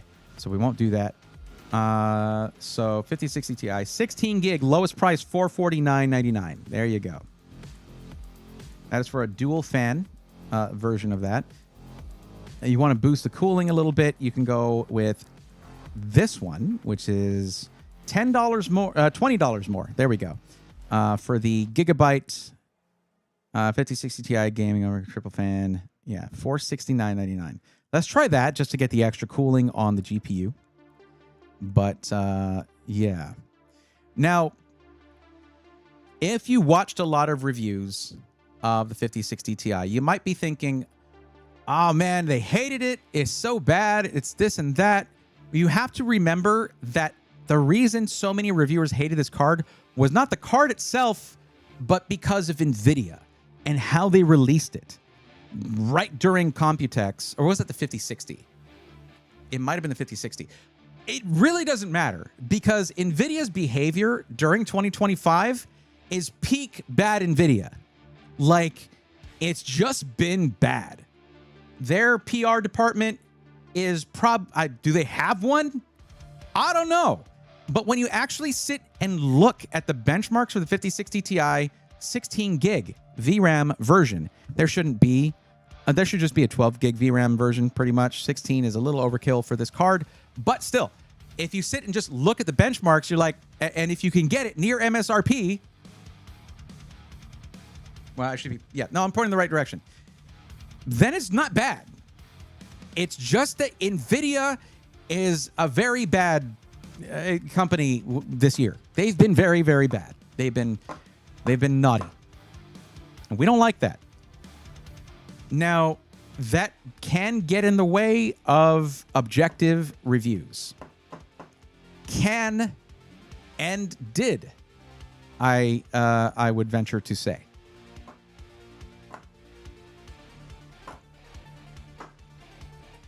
Just remember one thing, okay? And this is my take. You don't have to agree. But the way I feel about this and benchmarks in general is this for gamers primarily, which is mostly all right. The only benchmark that matters is enjoyment. That is the only benchmark that matters. And it's really hard to benchmark because you're going to enjoy most of the hardware that you could get. But wait a minute. That means that I don't need to really be pressured by getting the thing at the top of the chart. No, you don't. In fact, you're probably going to be having buyer's remorse because those charts are going to get you to spend more than you should. Like, the best gaming experiences are not just the highest frame rates or the highest settings. It's a balance between the two. High fidelity, high frame rates. That's where, in my opinion, the peak enjoyment is at. Peak performance can mean higher rankings in competitive games, yes. And if that's your priority, then you should focus on that. Lower all your settings in your games. Frames win games, right? If you want to watch the most cinematic experiences, then you should be budgeting higher for your system because you're going to be paying more for your hardware. But really, aim for something in between those two things, and you're going to have a good time. And for those upgrading, don't just be upgrading because new stuff came out. Who freaking cares? If your stuff works, it works. Okay. Let me get back to this. What's up, Dodger Dog? How's it going? MSI one was 430-ish. I don't know if it was 8 or 16, though.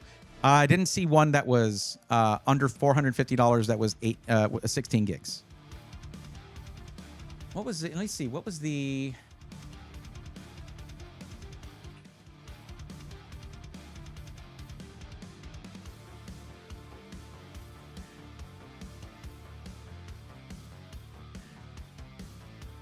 Okay, so the 5060 Ti 16 gig had a suggested base MSRP of $429. So if we look at this, we are currently $40 higher than that base MSRP. And we can get to within $30 of that. That's not bad compared to earlier this year. That's not bad at all. The only reason we're looking at a higher price here is because I went with a triple fan, larger card with a larger cooling solution. So there you go. Yeah. Lone Vaquero performance $40 over MSRP is not too bad. And we still have $800 for the rest of the build. Now, if we can complete the rest of the build and still have money left over, we could potentially bump up the GPU by $100 or something like that. That could get us within range of a 5070. And believe me, you're aiming for 1440p, the 5070 can do it. I have my own review video on the 5070, and at 1440p, there was nothing it couldn't play. You try to go to 4K, though, and I ran out of VRAM in a couple of games. It started causing problems, okay? But at 1440p, not a problem. So let's aim for 2 terabytes if we can. I would say Inland Performance Plus 2 terabytes. This thing, I've told you guys a million times. I've checked all the specs. This competes with the best of them and has better endurance than most name brand SSDs. This is Micro Center's own in-store brand. It also does feature onboard DRAM cache. So this is nice. I need at least 2 terabytes. I got you. Look at me. You didn't even have to say that. I got you. Look at what we're doing right here. There you go. And $119, that is on sale actually, because it's usually $130 or so. $135. This is good. $120. PCIe Gen 4 over 7,000 megabyte per second sequential read speeds. So yeah, we good. Okay, now the case. Vaquero, you know how the case is. This is all preference, but I'm going to say for your build, if you're cool with the fish tank look, Montec XR, you can't lose with this thing. It comes with, the side intake fans are reverse flow. You get also an RGB exhaust fan. You put a 360 millimeter AIO on the top, and you've got all your fans done. So, Gen 4 better than Gen 5 because expensive. Yeah, Avi, I don't usually put a Gen 5 drive in a system that's under 2K.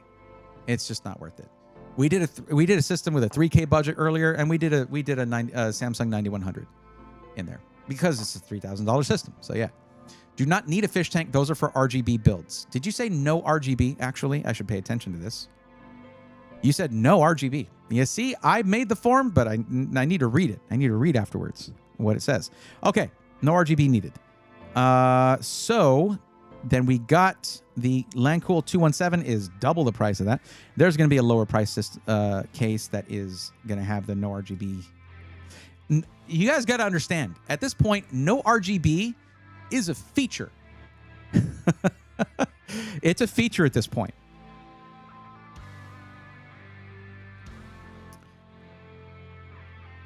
Because like you look here, and there are 1, 2, 3, 4, 5, 6 non-RGB cases. Not one of them is under $100. Not one. That's crazy.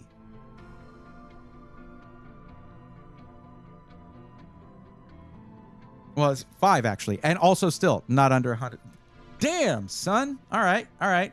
So we're gonna sort by price, lowest price, and see where we can get to non-RGB. 011 Air Mini. Not necessarily. It wasn't mentioned that you want to go with a smaller case. So, wait, did Gamdias do it? Did I see this already, chat? This looks like a copy of the No, it's not a copy of that. That looks clean though. But where's the side intake? So this is kind of a copy of the Evolve X2, just without the right side transparency. Because it's just chimney style. There's no side intake. Sorry, I got distracted. That's terrible and also bad. Reading is fundamental. Thank you, Dodger Dog. I appreciate the advice. Especially because I'm looking to go with an air cooler for the CPU. Okay. Out of curiosity, can you explain why you are specifying air cooler? I would love to know. Sir Duddington, what's going on? Hey, just ordered a new GPU. Oh, that just got scrolled up. Thinking about repasting it. Is it true that I should run it so it could be warm before I change the pace? Sir Duddington, I'm curious. You're not buying a used GPU, which is when you would want to repaste it. You're buying a brand new one. So why are you wanting to repaste it? That seems excessive and unnecessary. Jivan Yatra, what's going on? Welcome. Thank you for the good luck. Have fun. I'll do my best. By the way, do you guys feel like the text for Twitch chat up here is too small? Should I enlarge the text a little bit? Let me know your thoughts.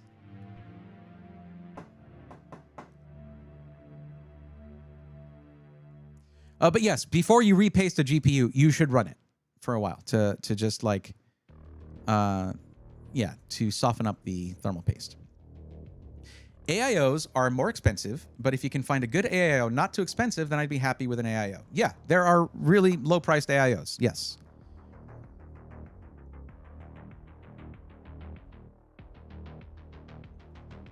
Now, what reason would I suggest an AIO? I'm glad you asked. You wanted to be able to upgrade your CPU down the line. Do you want to be able to do that without having to swap out your cooler? You go with an AIO. Even if it's more cooler than you need now, it could save you money later.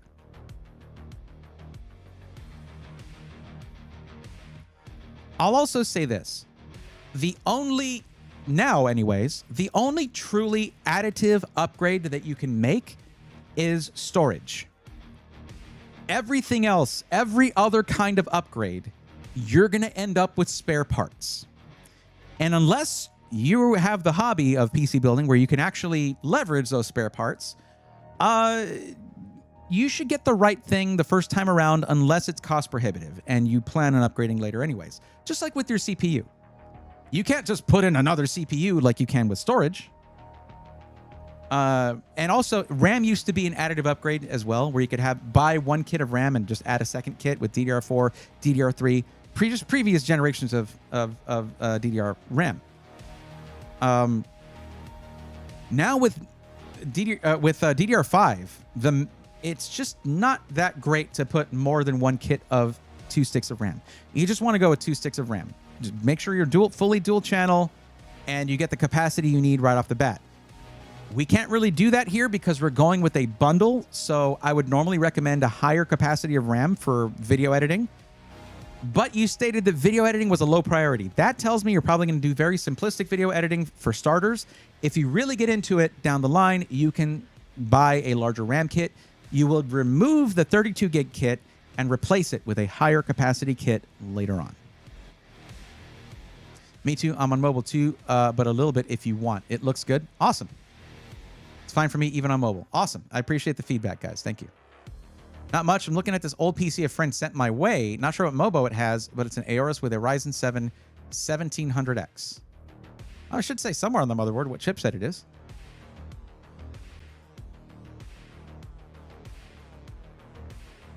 But that is AM4. So you could presumably... now, they might not support really early AM4 motherboards for like 5000 series Ryzen chips, but maybe for 3000 series. Ryzen loves your dual channels. Oh, yeah. You need dual channel with Ryzen. Well, I mean, any CPU is going to perform better with dual channel RAM. And don't come at me with that, oh, but a single stick of DDR5 is dual channel. No, that's dual sub channels. Ah, it's different. That is not what I'm not even, nope. I'm not doing that. Not getting into that. Just get 2 sticks. That's it. And don't put them right next to each other.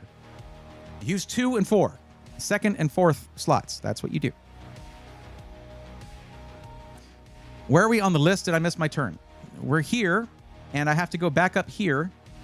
And also, Ed, yeah, I just needed you to let me know that you were both here and on the list. So if you could use the I'm on the list emote, which is the official way to do so, I will then mark you down as being here. But you have not missed your turn. I got to get back to this. Looking for non-RGB. Okay, so here's the thing. Here's what I'm going to recommend, Vaquero. Just turn off the RGB. Just turn it off. That's what I'm going to recommend.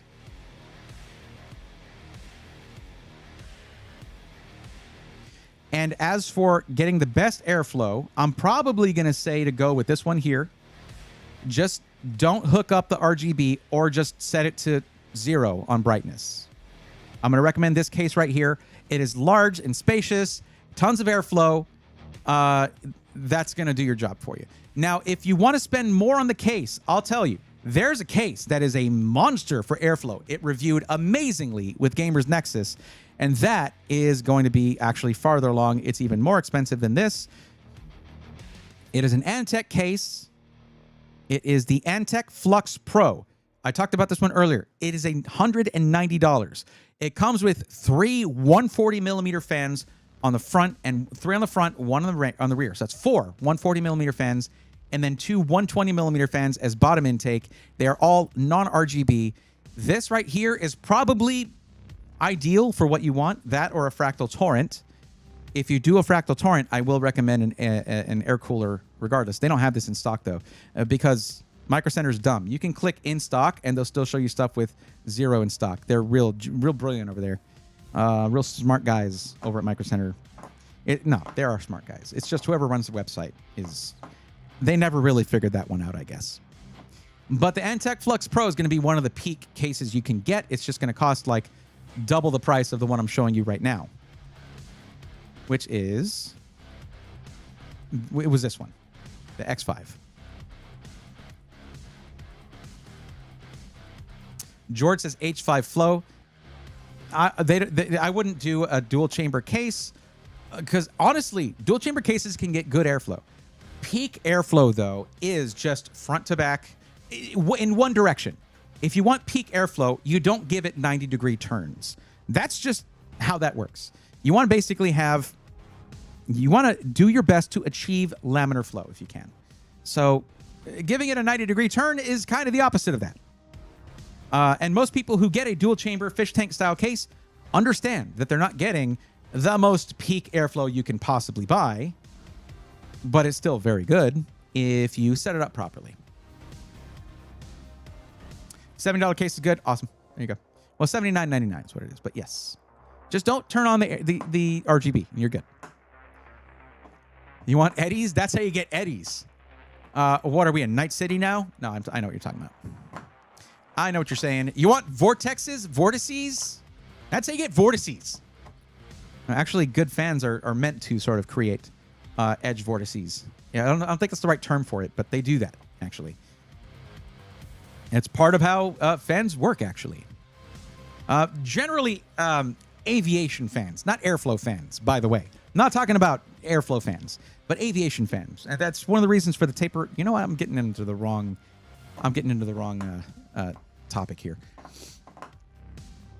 Alternate static loan. Abby has the best advice here, I think. Just go for black RGB. There you go. It's good. It's good advice. Okay. We're 1129. I think we're definitely gonna have enough to go with a higher end GPU. I was just being careful with that. But we do need a power supply now, and I'm thinking 850 for future upgradability. This is already a good recommendation. The A850GL PCIe 5 ATX 3.1 yada yada yada. This is gonna be the one right here. It's a good one. That is a good power supply. 120.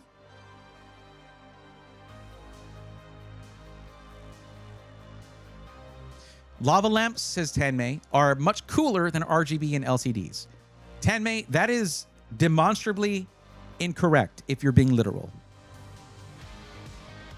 They are very hot. That's how they work. It literally says lava in the name.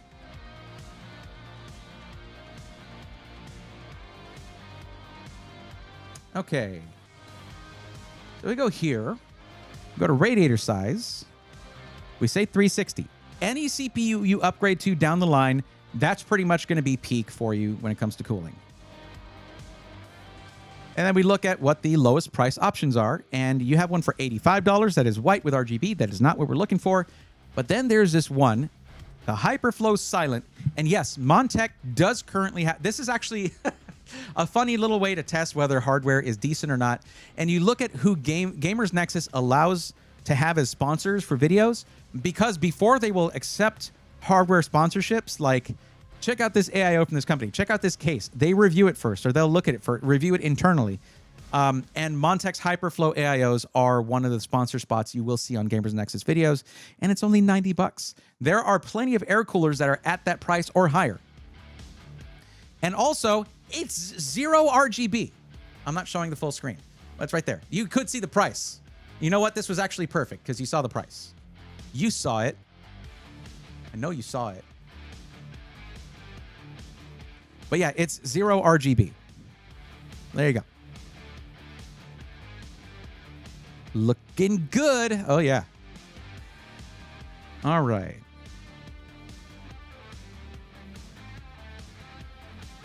That is a nice price. I think it's $20 off of a nice price, but it's a fair price.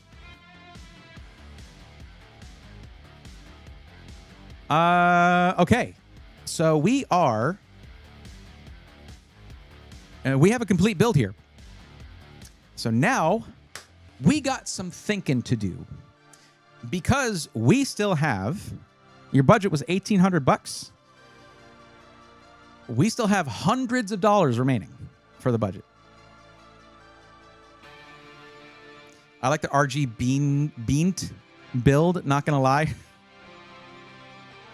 I think you guys are kind of hurting our little buddy's feelings here, because we got our little buddy here, and his name is RGB. It has 2 E's at the end, if you didn't know that. You don't want to make him sad, do you?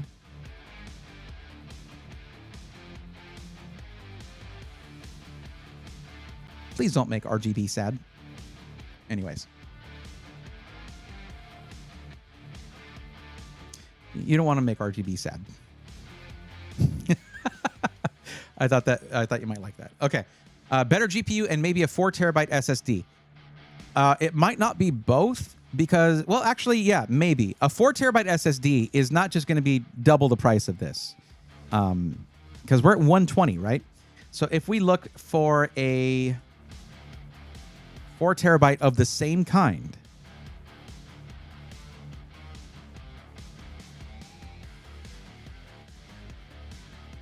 it is not $240, which is what would be double. It is actually $280.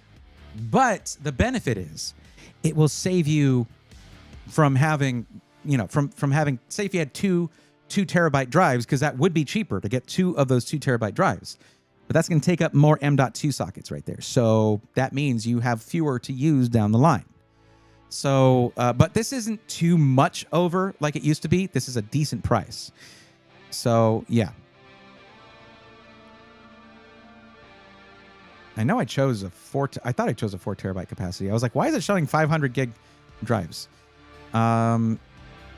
So we'll go with that. We'll put it in there. We'll do it.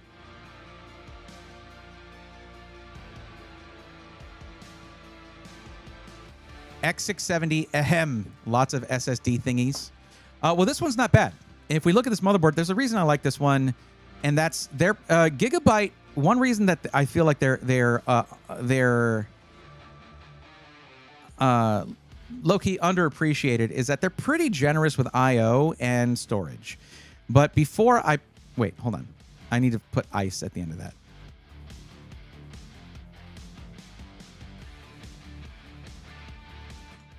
There we go. This is not bad. It has at least 3, but let me see how many it actually has. Why did it go all the way to the bottom like that? That's annoying. Okay, storage. They have... So there's 3 on this. So it's usually 3 or more is usually going to be fine. Because what you do is you just focus on saving up for a larger SSD down the line. Now, I want to check something really quick, because if this cuts into the expansion slots, it does not. Okay. I would say one downside to this motherboard is that you don't have an X4 PCIe slot additional. Okay. So if you're trying to put a really high-end capture card in here later, it's not going to support it. Because although the PCIe generation is usually like PCIe Gen 2 or 3, it usually requires 4 lanes if you're putting in something like an HDMI 2.1 capture card. So that makes this not the best streaming motherboard, but you at least have a couple slots that are running X1 PCIe 3.0. You can put things like your USB add-in cards, things like that, to get more I/O. But we can swap you to a different motherboard. What's going to happen, though, is that is going to overall change the price, because you're saving, well, it's not a lot. Oh, it is a lot, actually. So you're saving from the CPU, it's going down from $289 down to $212, and from $199 down to $164. You're hardly saving anything on the RAM. It's barely worth mentioning. And OBS got me covered. How so? I mean, you can do external capture cards. You have at least that 10 gigabit per second USB Type-C, and that'll handle most HDMI 2.1 external capture cards.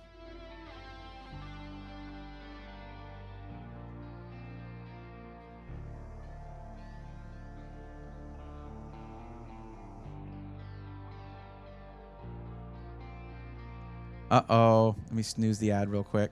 There we go. Okay. You reminded me of an extender I saw on Alibaba that said PCIe 4.0 to PCIe 3.0 extender. Oh, boy. That's not good. Well, let me ask you, Vaquero, what kind of stuff are you going to be capturing into the PC? Right? Are you going to be capturing a console or anything? I don't think you're going to be doing any kind of capture that requires a really complex internal capture card, right? You're going to be gaming on the PC that you're streaming on, correct? So all you would need to capture potentially in the future might be sort of a high-end, not high-end, but sort of a mirrorless camera, essentially. Like the one here, like that one. No need for a console once I got a PC. You got it. Okay. Nonchalant Chance. Yo, do you remember me? I do have sure. Hi. I mean, that's a little unfair to ask someone who has just people come in and go from chat, especially if you don't hang out very often. Can you expand upon that a little bit? No extender, please. It's not fun to troubleshoot. No, it's not. I'm not big on riser cables and such. It's just eh. Although I will say Height finally released their Gen 5 riser cable, which that's nice. One thing about the Y series of cases with 50 series is that 50 series is PCIe Gen 5. Y70's got a PCIe Gen 4 riser cable. Oops.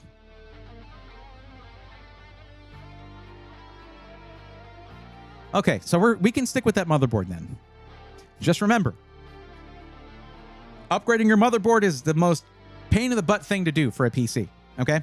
Everything is connected to it. So you don't want to cheap out on your motherboard necessarily, but we're not doing that. This is a package deal. And we went with a higher end package because we wanted to have the nicer motherboard with better I/O. We already upgraded the storage. We still have $300 for the PC. You're not having them build it for you. You're building it yourself. So you ain't got to worry about the $250 build fee. So let's upgrade your GPU. Abby, I think you're agreeing on swapping the motherboard. Am I right? I think I'm right on that. So now we can go in here. Instead of saying $400, $500, we can say go up to about $750, and you could get a 5070 Ti if you want to. Because now we know... Wait, is this the right location? Yes, I changed to Dallas, right? Yes. Okay. 5070 Ti. Disable compatibility filter. And let's go with... Okay. Look at that. They got the 750. The MSRP 5070 Ti is right there, baby. There you go. Hell yeah. Let's see how this goes off, how this raises the price. Let's take a look. And we are at $1779. $20 under budget, baby. Let's go. Hell yeah. Look at that. With a 5070 Ti. That's nuts. I love it.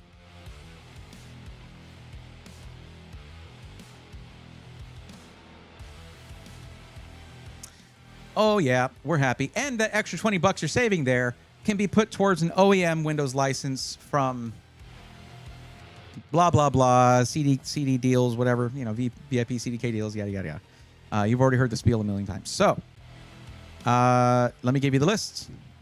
You know the deal for this, too. You need to save the list. The list is for you to save to your Micro Center account. It's going to get cleared out the next time I do a Micro Center build, with the way things have been going. That's almost every build tonight is just, man, Micro Center, y'all didn't even know you're missing out on with me here. I mean, it's not like I wouldn't do, it's not like I'm saying, well, unless Micro Center gives me money, I'm not doing these. No, I'm just doing them because it helps. But yeah, now Knight, it's going to be your turn. So ready up. All right. Make sure you're still here and ready for a convo. Okay, so Vaquero, you need to let me know as soon as you have the build saved to your Micro Center account or you have added it to cart. And an ad is about to start in 1 second. See you soon if you're not subbed.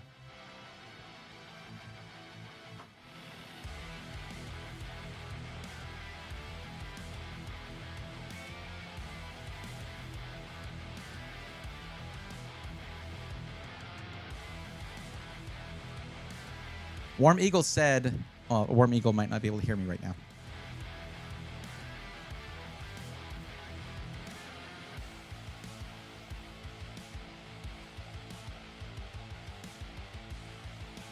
Okay. I didn't want speed lines. I just wanted to say hello. If you're seeing me right now, thanks for being subbed to the Twitch channel. YouTube viewers, hi anyway. Hello.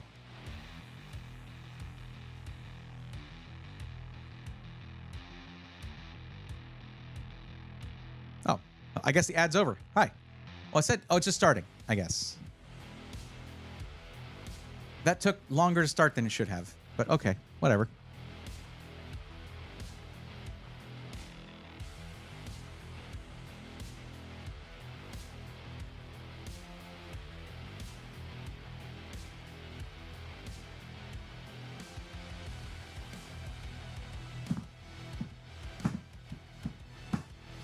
PCIe redriver chips are a cesspool. Never messed with it. I mean, I've never really gotten into the weeds when it comes to redrivers. Thankfully. It's not showing up as saved. Okay, try adding it to cart then.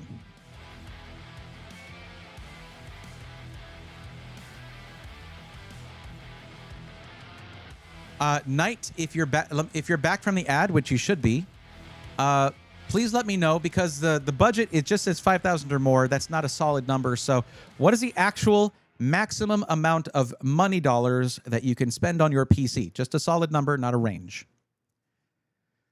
Built my last PC in 2011, last upgraded in 2012. Well, you've gotten your money's worth out of it.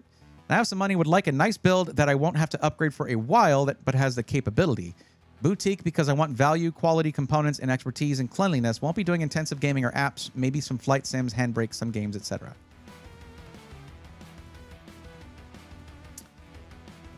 Probably 8,000 or my wife will kill me. What do you mean? Is she making you spend extra on your PC? Damn. All right. Neato.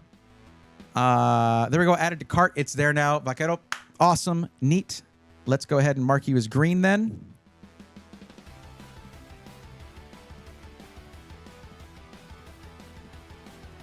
Well, okay.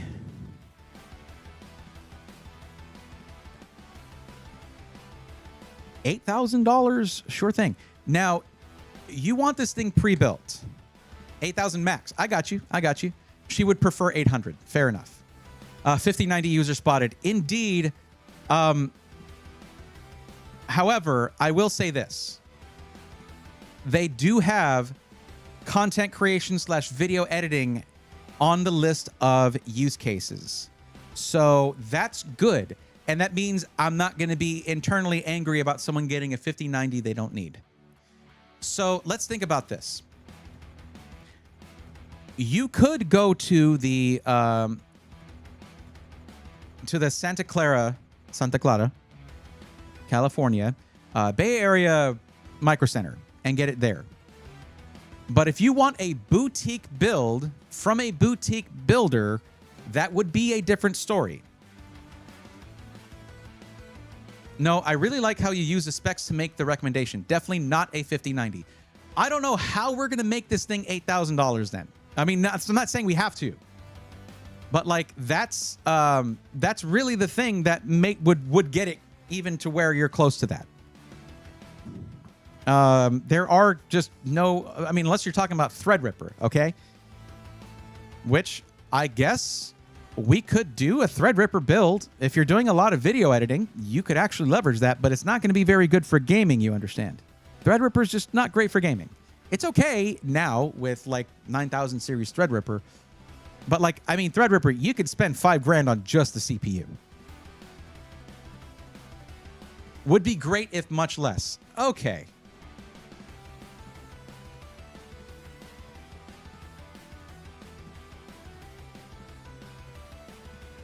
What's up, Adam Williams? Welcome.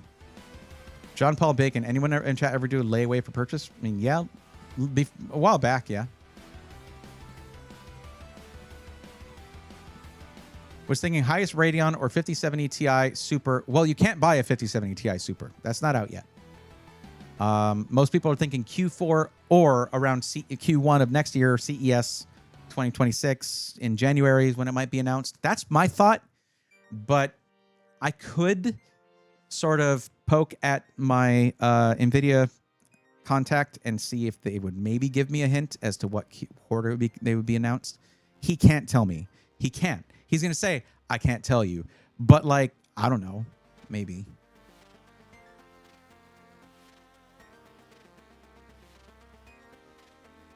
Gotcha. Thanks. Willing to pay more for a good builder and warranty, which is why I asked about Alexander PCs. Well, let's go there.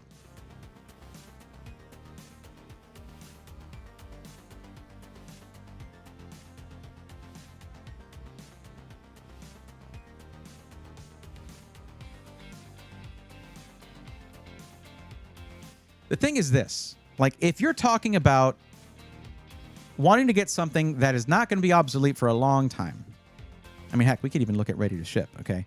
We go there, we look at the higher end stuff. No, we're not doing 14900 KS, no. Culture 7 265K. Are you looking to be able to upgrade your CPU? Yes, you are. So not Intel. 9800 X3D with a 5080. Okay, now. So let's go to the gaming PCs here. And if we just go to their highest end, the Legatus 2.1, it starts at 4K, but you can put a 5090 in there, and bam, it is 6584. We're still well under the $8,000 limit. Oh, let me switch to AMD real quick. That makes it 6628. What color did you want it to be? You want it to be in black. Okay. This is a very high-end boutique build. I'm talking the fans have screens on them. Am I a big proponent of that? Not really, but the fans have freaking screens on them, okay? You have a cooler. You have the Hydro Shift cooler from Lian Li. Lian Li fans all throughout with reverse flow fans on the bottom and the side so they look as best as possible. The Lian Li Evo RGB case. I mean, this thing is it's peak. This motherboard, all right, this is one of the most insane motherboards that you can buy in terms of I/O. You want me to show you what I mean? Because I'm gonna. Like, MSI went bananas on the Carbon motherboard. Look at this thing. It's crazy. Crazy, okay? These are all 10 gigabit per second USB Type A's. You have dual USB 4 Type C, so that's 40 gigabit per second there. And then you have dual 10 gigabit per second Type C's as well. Wi-Fi 7 dual Ethernet with a 2.5 gig and a 5 gigabit Ethernet port. It's bananas. I can get a screen for my AIO, but it's not worth it. All right. What's up, Showtime? Anyone can get a screen for their AIO, and whether or not it's worth it is going to be subjective. Just give this man X870E godlike. No, that's too much IMO. It's just too much. This is already a lot. In the motherboard choices, you can go with the X870E Hero, the Crosshair X870E Hero. And this thing is also bonkers, okay? Like, sure, I'll switch to the... I don't know why it's Google not giving me the US website, I guess, but this, the thing is, this doesn't have better I/O. And I don't know why. It's more than $200 more. It's crazy. It's a crazy motherboard, but like, why? Is it? Why does it? Why? It's just ASUS does not care to be the best when it comes to I/O. They just don't care. You're fine with this. Don't spend the extra money. But we can do things like bumping up the storage, things like that.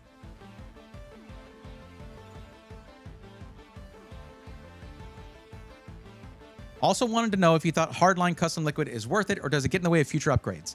Knight, yes, it does make it harder to upgrade, and you need to do, like, you can just, if you're doing perfectly, like transparent coolant, just basic coolant, you can go 8 months to a year between flushing your system. But if you put any kind of opaque coolant in there, you better be flushing that coolant every 6 months or so. But there is regular maintenance you need to do on that system. It's not necessarily what I recommend for anyone. I mean, you've built PCs before, so it's not going to be a problem for you or anything. But the other aspect is this. It's just not really that important anymore. It's not that beneficial anymore because hardware doesn't have the overclocking overhead that it used to have. The ability to overclock. At this point, CPU manufacturers are just kind of pushing things to the limit already. And I mean, I would not in any sense of the word overclock a 5090 that's meant to be used regularly, because you're talking about it already. It says, hey, we're going to already use up to 575 watts out of this 600 watt rated power cable. Yeah, you don't want to like overclock that. I like the old games from you. So AIO is better than it is for upgradability. Yeah. Now, we don't have to go 5090. You can go 5080 or 7900 XTX. And boy, oh boy, does it drop the price considerably. $47.55. You can then take that and then put it towards Gen 5 storage of 2 terabytes or even 4 terabytes, and you're at $51.98. You're still way lower. You have 4 terabytes of PCIe Gen 5 storage for your boot drive. That's pretty awesome. But yeah, Alexander PCs does something else that at this point, there's only one other SI that has this, and I wouldn't recommend them. The lifetime warranty. Okay? Lifetime warranty on parts and labor. And that's included in the price. That's part of the boutique experience. 7900 XTX is the best, to be honest, supports PhysX 32. That's obvious. The thing is, that's not an exhaustive list of games, and it's going to be at this point not necessarily a niche audience that still plays those, but it's not the majority of people still playing PhysX 32 games. I don't know, and I feel like they could bring back PhysX support with a firmware update, but who knows? Maybe not. Gotcha, thanks. I was led astray by the main gear F51 from years ago. Well, years ago, you could benefit from open custom loop liquid cooling. Yeah, there were CPUs that had a lot of potential for overclocking, but now it's just not the same that it used to be. Now it's more of a flex and more of an aesthetic choice, though it is a very cool a cool flex and a very awesome aesthetic. You got to understand that's what you're going for. Oh, sick. You can do a custom. Why is my mouse so slow suddenly? I didn't click that. Okay, sure. There we go. You can have a custom glass etch. I don't know how much that costs, but that's pretty cool. But yeah, there you go. I hope so. It's open source too, so maybe the community does it. Yeah, I'd be looking. I would be looking for that to happen. But at this point, the 7900 XTX, I mean, it was really awesome, especially when the prices dropped. I mean, 7000 series Radeon cards, once prices started dropping down, they became the price to performance kings. Like 7700 XT, man, that thing got to some insane pricing. It was so good. But now, I mean, 3 years after it launched, it's just not there anymore, unless you know you're going to be playing games on that list. Anyway, so if you go to 50, basically, here's what I would have you do. I should message Alexander PCs about the custom etch. Alucard, you keep wanting to talk to SIs about either UV printing or etching. You know, you can go to companies directly that do these things. Especially, I mean, in the area that you're at, you probably find them. But there are companies that just do that stuff. Actually, for glass etching, you could just get a Cricut and just do that stuff yourself, just a chemical etch. I know that's how Alexander PCs used to do it. They had a company nearby that would cut out the vinyl for them, and they would just do a chemical etch.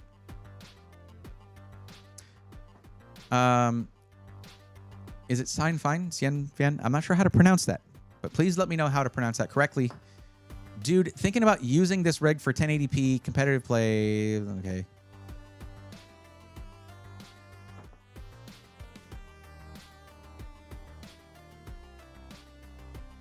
You don't need a Ryzen 9 for competitive gaming or for gaming at all. Ryzen 9 is for stuff other than gaming.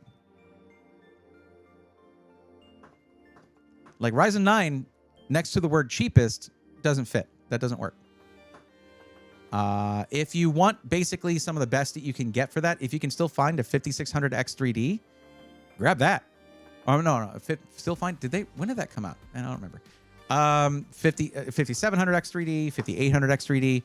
That's what would really benefit you at 1080p competitive play.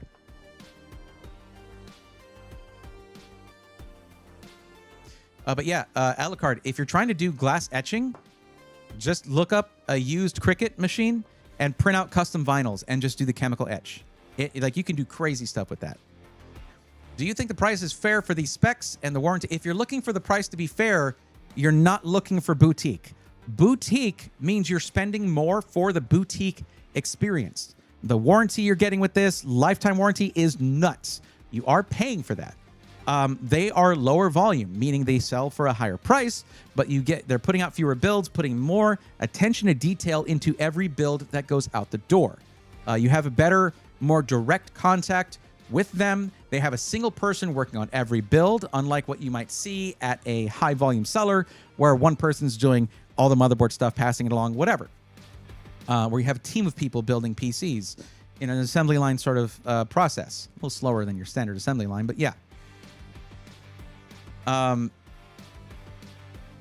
I'm saying, like, basically, if you choose boutique, then you are giving up on price to performance, which is why in the form, those are two separate choices you can make.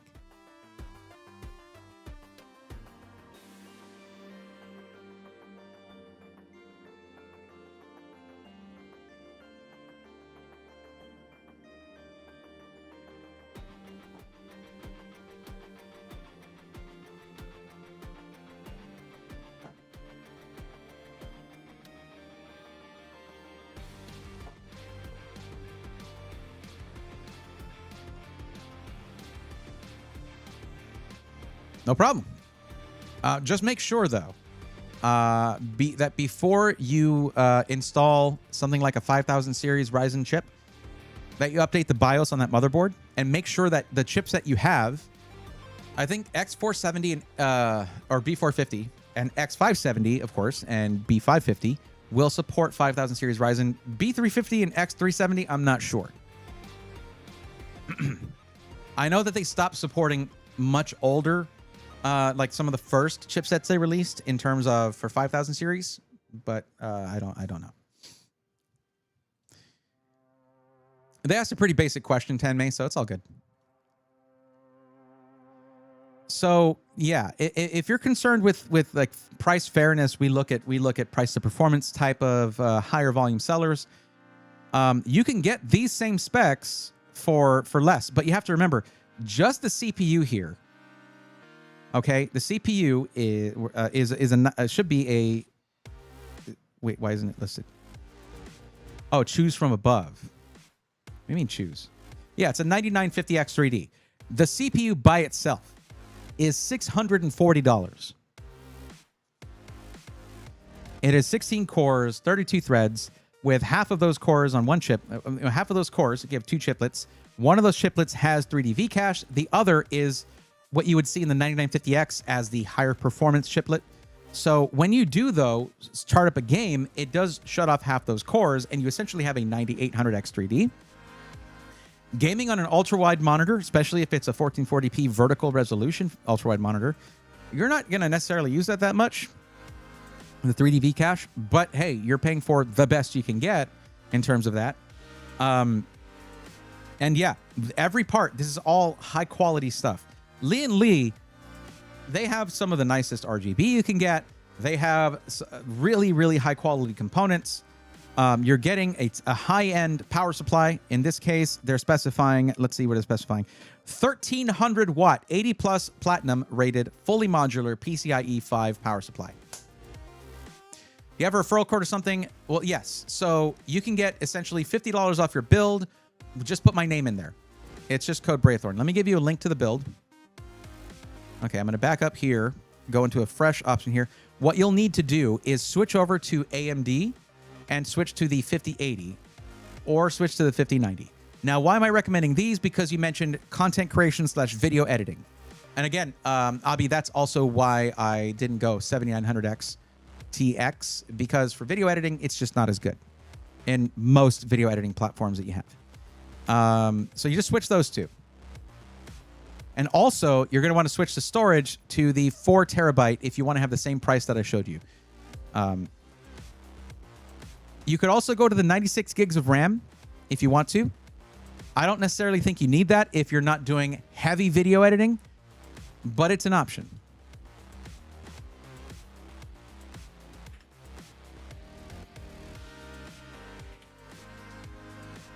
And there's the code right there. Now, for those who are new here, if you're like, oh, he has a coupon code. Oh, no wonder he went to this one. I have coupon codes for like a dozen different SIs. That way, especially because this viewer in particular asked for Alexander PCs from the very beginning. But yeah, there's like a dozen different codes I have, and that's so that I can cover multiple different SIs. We don't have to worry about it being a holiday or Black Friday. You can just get a discount anytime. Plus, it's a way for you to support what I do, but instead of spending extra money on gifting subs or doing gifting a donation or bits, which takes more money out of your wallet, you save money. It's kind of the only way that I'm comfortable with having viewers directly support what I do, by indirectly supporting what I do.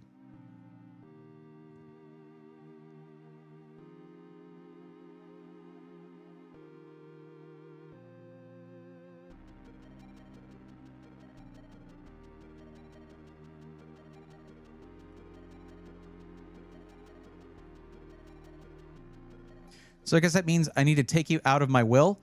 Bergie, did you end up using a coupon code? Because if not, you leave me in there.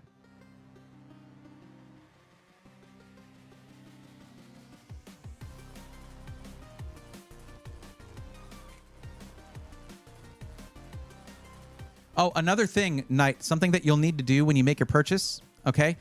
And I'll just click on this to show you. When you get a build from Alexander PCs, they include cable extensions like these, and you have an entire catalog of colors to choose from. Now, is it best to go with the objectively best color of purple?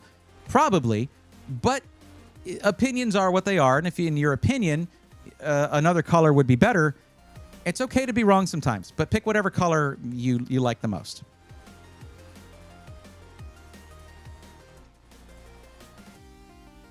But that's part of the purchase procedure. All alliteration aside, we are done with this build. So, Knight, I hope you enjoy that. Say hi to TJ for me. We actually have a call later this week, so probably. He said he wanted to chat for a while, so we'll see. Okay. By the way, was TJ Sparks still here? Because I know you were chatting earlier. I don't think you did the Braithorn I'm on the list thing.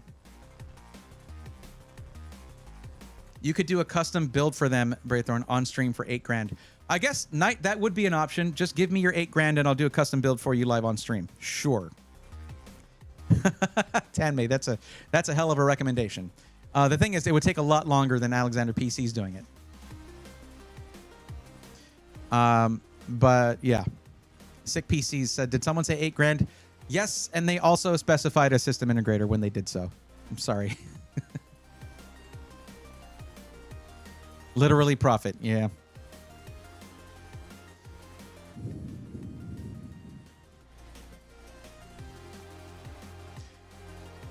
I'm just here for the vibes. Hey, you know, I know that.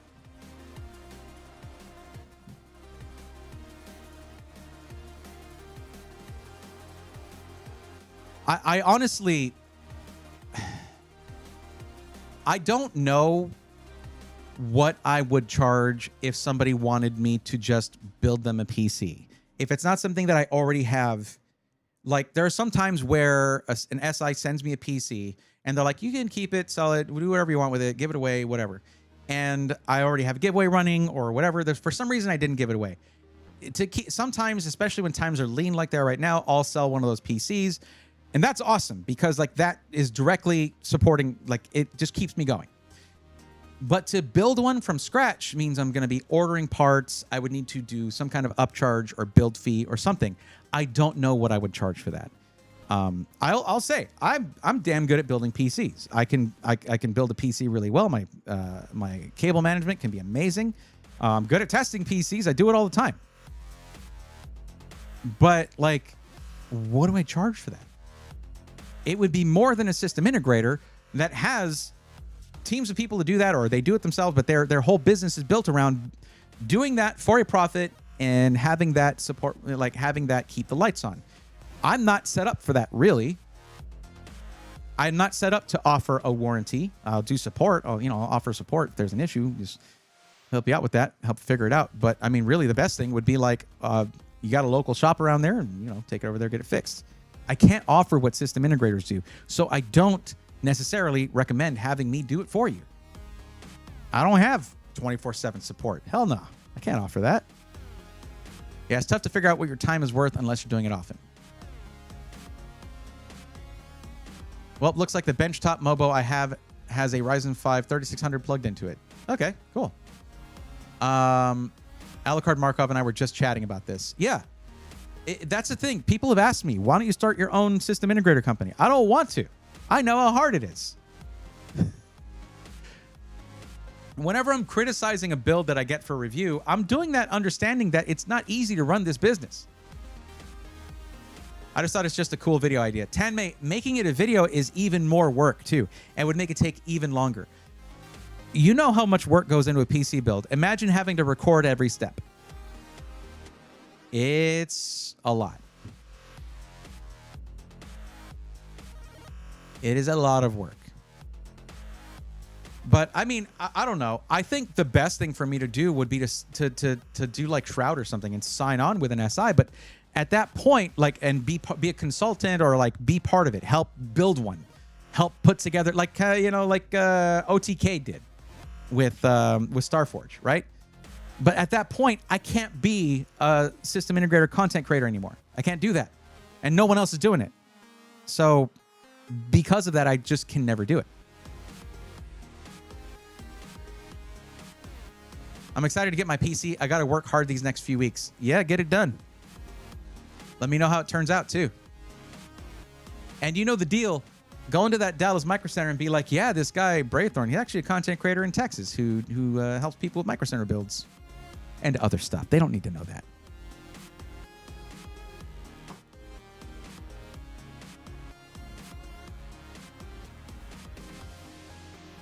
I still can't get over this. This is just the best. Hold on. There we go. Love me a handheld Stream Deck. Come on, it's awesome. There we go. You following me? All right, cool. But yeah, I like, that's the thing is I've done video stuff where I'm just upgrading a part and it's already a lot of work just to do an upgrade. To get every shot, to get all the B-roll, it's a lot of work. Heck, just building a PC on stream while trying to build a PC and also engage with chat, be entertaining, make sure that I'm getting everything right on the camera so you can see everything, switch from top down to face, all that stuff. It's a lot of work, man. Like, sometimes I just want to build a PC in peace. For reals. Not that you guys are chaotic or anything.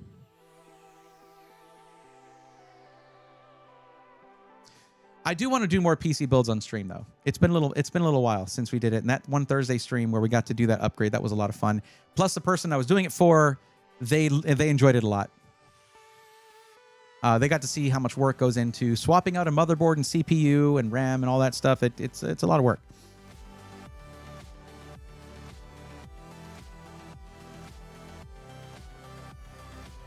So, let's see. Whiplash. Whiplash, are you around? Whiplash, it is your turn. And obviously that you put in a build, you filled out a form there, and you got your PC part picker list. Sweet. Whiplash is here, though, so they're next. And, okay. Let's get this done. Oh, my goodness. It's a pre-built, and it's not a Micro Center build. Holy crap.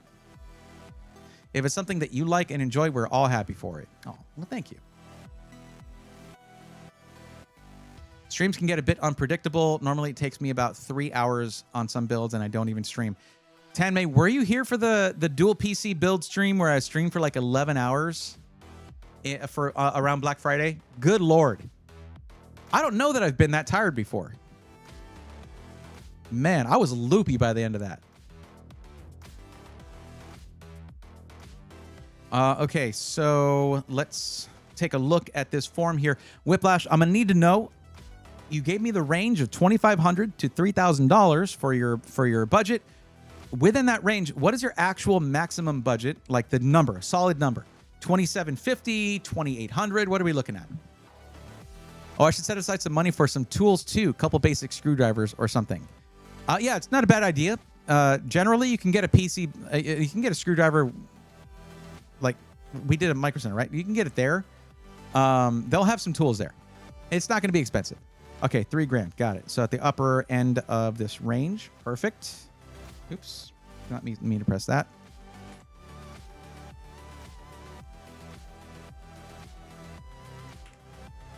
There we go. Okay, so we're looking for pre-built gaming and streaming. Black build, 1440p. This is easy. This is easy. Yeah, okay. Mikey, do you have anything ready to ship in this range? $3,000, gaming, streaming, 1440p in black. What do you got? If going to Micro Center for it, use iFixit or just get any with a good magnet. That is an important thing. A good magnet on your screwdriver will save you a headache, 100%. 5 business days. What are you saying? That's how much you need to... Am I the only one? I'm the only one that wants white. I complain about this all the time. All the time. White PCs are just cleaner. They can be harder to spec out and find the GPU for, but man, I love a good white build. Leaning towards Core 7, 265, and 5070 Ti. That's kind of my favorite combo right now. That's the best price to performance combo right now. For sure. This one is black though, right? It is. That was Abi Sebas there.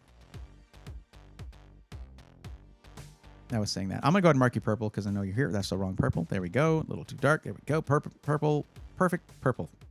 Perfect. All right. The white tax is a thing for parts, but looks great in aesthetics. I just love the fact, Alucard, that motherboard manufacturers finally got it. And they're making amazing motherboards now for white builds. Oh, the Gigabyte Ice lineup is just so sick. And this MSI Edge TI Wi-Fi that I put in this last build, man, everything about it was perfect. Z890 Edge TI Wi-Fi from MSI is such a good motherboard. Great I/O, great setup for the PCIe slots. Everything was great.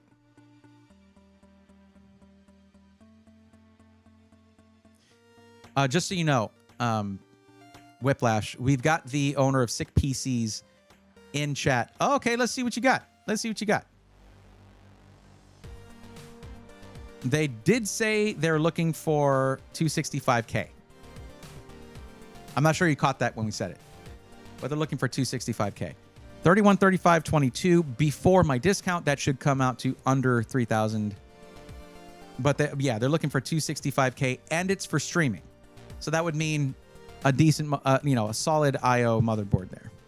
Absolutely. You about to make my job super easy, huh? And a white build, yes. A black build. My bad. Don't listen to me. Black build. My bad. Oh, you're in Paraguay. Okay. Didn't realize that, Abi. I wonder how that's going to affect your ordering parts. Is there, basically on the PC part picker list, what country do you choose to order to search to? Because on PC part picker you can choose the country. If it has some RGB, it's not a deal breaker. Good, because it said you said you don't want it, but RGB can be turned off. So yeah. Mikey, I do want to say this. If you want me to basically give you a copy of the form to just have something like this that people can fill out, I'll do it. If that would help you out. That might be kind of cool for doing I mean, you probably have something already for consultation, but I think it's just nice to have pre-configured, and having a configurator is just nice. But if you have it to where someone's just like, I just want to talk to them and ask them to give me what I want, something like this form really does help.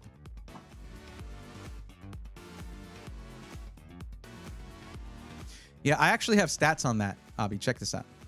Talk about off stream? Sure. So check this out. I can actually tell you, let's actually go back to questions and go back to responses here, or just reload it. That's the great thing about this form. Without keeping your personal info, I get generalized info so that I can see how many people out of this 251 responses so far in this form, it's 91.2% United States. Then we have Canada, 2.4%, United Kingdom. It just basically, yeah, gives me that. Budget statistics. Man, Micro Center has jumped up to almost 40%. 37.5% of people who want their builds from Micro Center. It's insane lately. This expanded a lot in the last couple months. But as for the color, did I skip that? Or is it later? Hold on. Where is it at? Oh, this is a really important one. What is the purpose of your PC? You see that 94.8% is gaming, but that means it's not 100%. And 45% of people who have submitted the form want to stream. That's bananas, and it's awesome. Okay, look at this. Abby, check this out. 66.1% want a black build. Only 28.3%. This used to be, when I first started doing this, almost 50-50. That is why I look at this. That's the trend from 2024 to 2025 shifted by like 15%.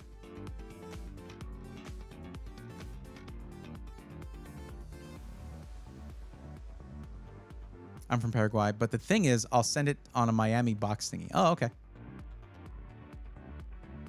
I don't know. It's just trends change. It just does. Think about this. In that time, what has become really popular? Wood on PC cases. Most of those are in black because a wood color is not as nice on white. I'll be honest. It looks nicer on a black case. So as that has become more popular, plus at the same time, this has grown some too because you have companies like Height putting out cases with not monochromatic colors. The pink, the blue, the red, all that. Yeah. I do not like the wood thing. I think I feel like it's a little played out at this point. I co-hosted an 8-hour stream on a friend's channel, but I was not on camera. My friend was running on fumes like a zombie. Yeah. Yep. That'll happen. Not a fan of wood finish either. Yep.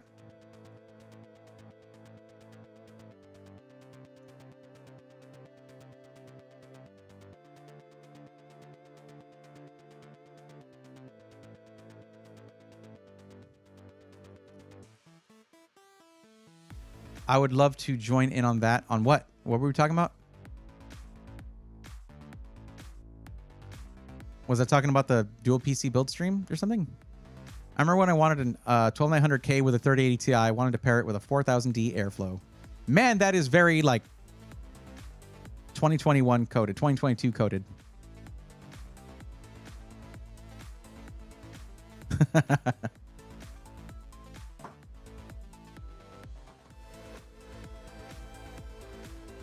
Only case I like the wood on is the fractal cases. I mean, the implementation is perfect. All right, let's see what we got.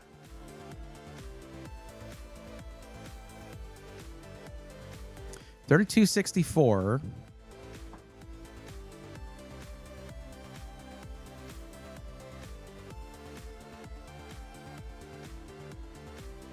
Z890E. Okay, so that's one of the bumps in price, is going with the higher end motherboard.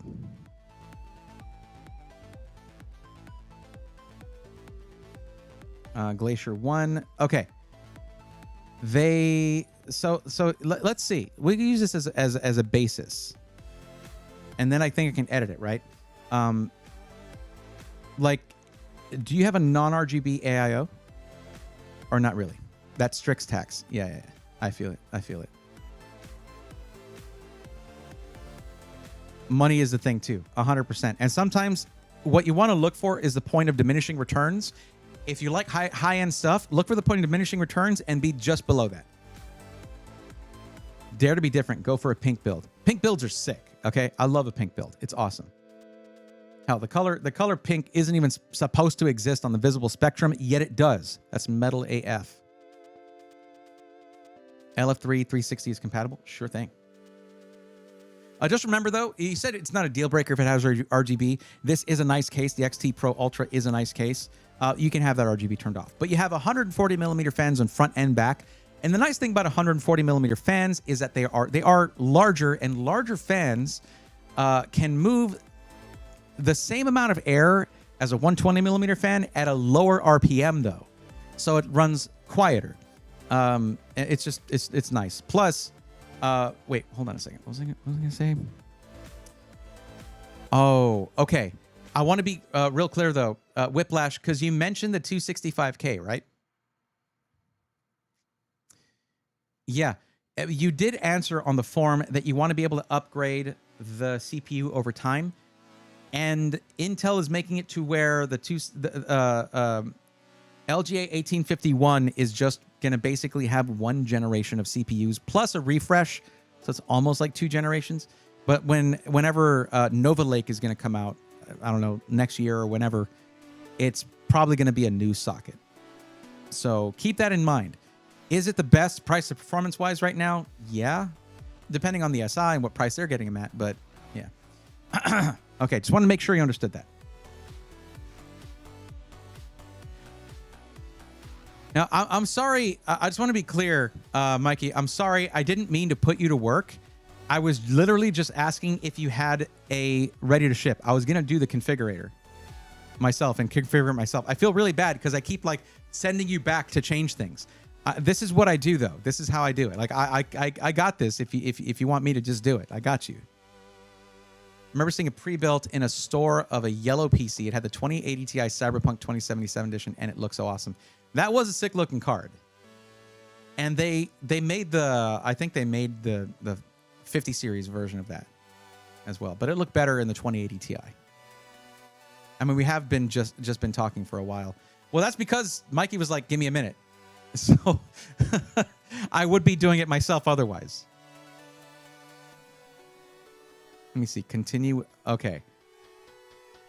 It fits. All right.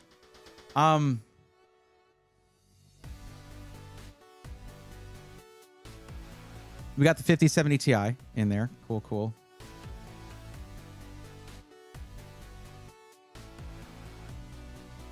Let me see what this comes out to with my discount code.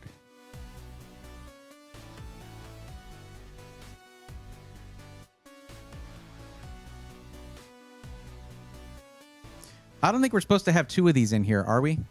Oh, I haven't cleared out my cart. So, God. Hold on. Where is the clear cart thing? Is it at the bottom? Clear cart. There we go. I got this. I got this. Don't worry. Clear cart, then add, continue with 12 items. There we go. Okay, okay. I said I got it. Stop lagging behind already. I got it. And it came out to $30.24 with my code, which takes off $160. There you go. So we are at $24 over budget. If that's okay with you, you did it. Verify the parts. Yeah. Okay. Sure. XT Pro Ultra 265K. This is not the right AIO. I might have done the wrong link actually. So let me do this. Let me fix this. Clear cart. And I'm going to close both of these windows. Okay, and we're going to go to the last link you sent me.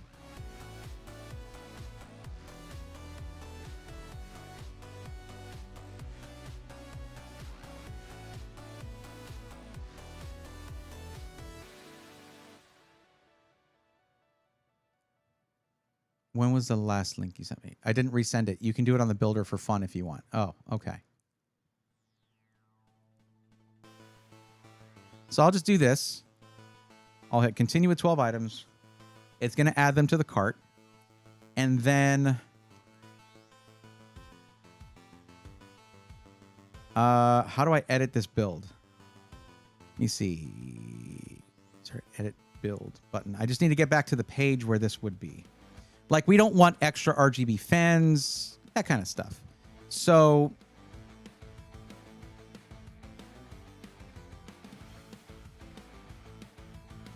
I know the case comes with them already. I know that. I know. So we would... I mean, the M25s aren't bad or anything. Do you have non-RGB, by the way? No edit build button.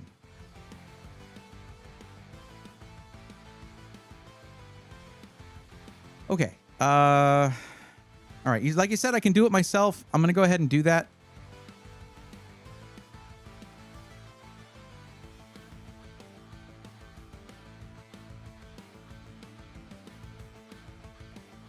Noctuas. Okay, so they're like not cheaper. They're going to be pretty pricey, but oh yeah. Look, guys, here's my problem with how I've been handling the sick PCs configurator. I haven't been using these. I really should be using these up here. So I can pick the color. I can pick to go with, let's say we want to get the XT Pro Ultra. There we go. And go with that. I'm going to ask you a question real quick, okay? No, the thing about sick PCs, Alucard, is that they go with very specific brands. Like if you got multiple brands that do the same thing, they're only going to pick one and work with that because they like it the most, they've tested it the most, yada, yada. So that tends to work well for them. But let me ask you this. Whiplash. Do you prefer to have the front glass like this, where you have side intake fans, front glass, side glass, or would you prefer the front panel to be mesh? Since you want non-RGB, I figure you want the front mesh as well, but you let me know.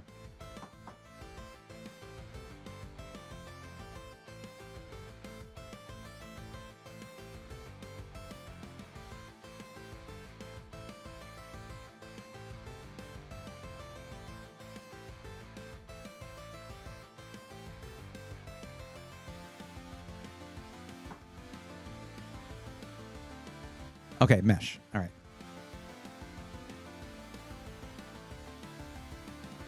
It's harder to find non-RGB stuff these days, lol. That's what I was saying. Non-RGB now is a feature.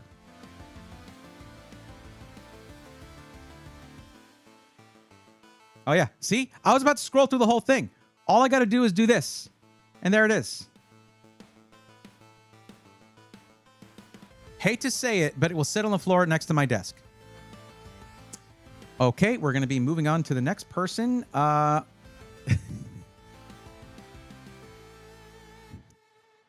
No, it's not. It's not going to be sitting on the floor because it doesn't have to. You could even get one of those wheeled bases to where it's not sitting on the floor.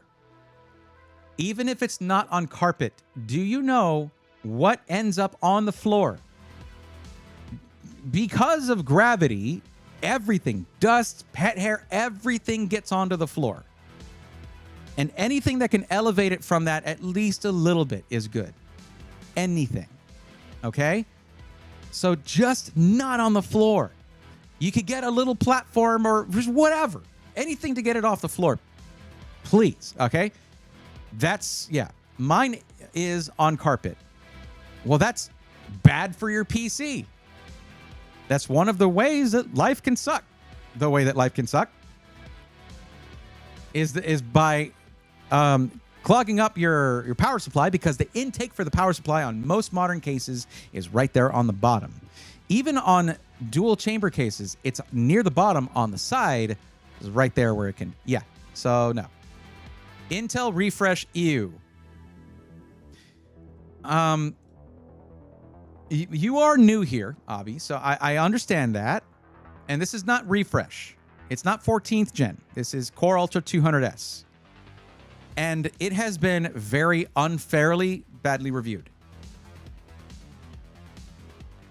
And this is one of the things that bothers me so much. I'm gonna give you the very quick version of.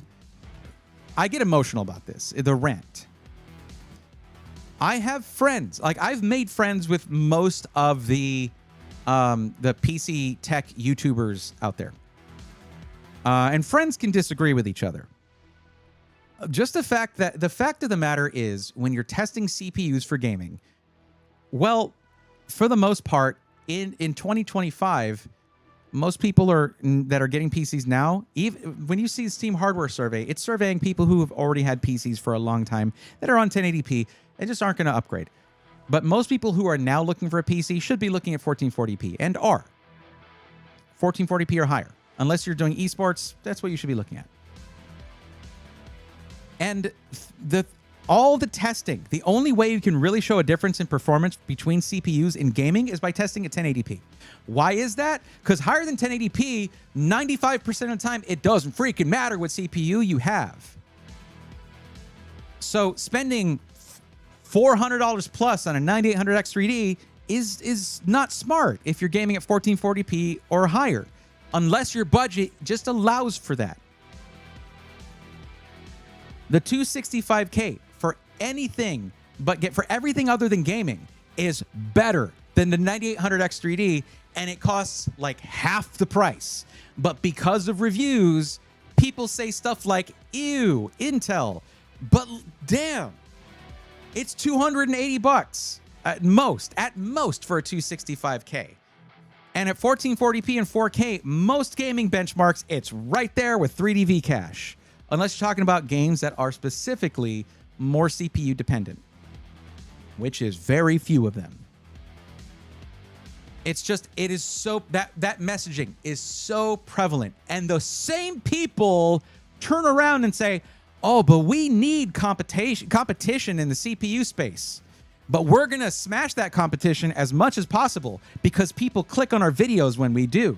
These are people I like and respect, so it hurts. It hurts me right here to watch this happening in 4K.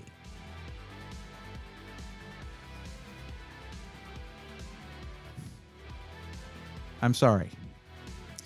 But there you go, guys. Get out your Braythorn bingo cards and put a stamp on Braythorn rant. Bray rant. It happened. There you go.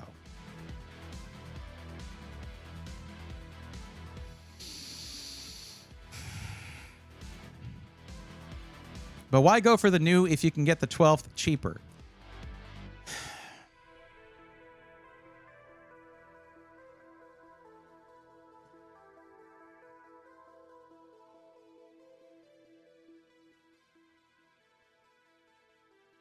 Sorry, 1 second.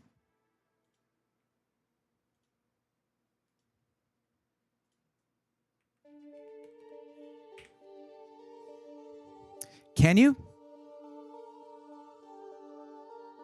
Can you really?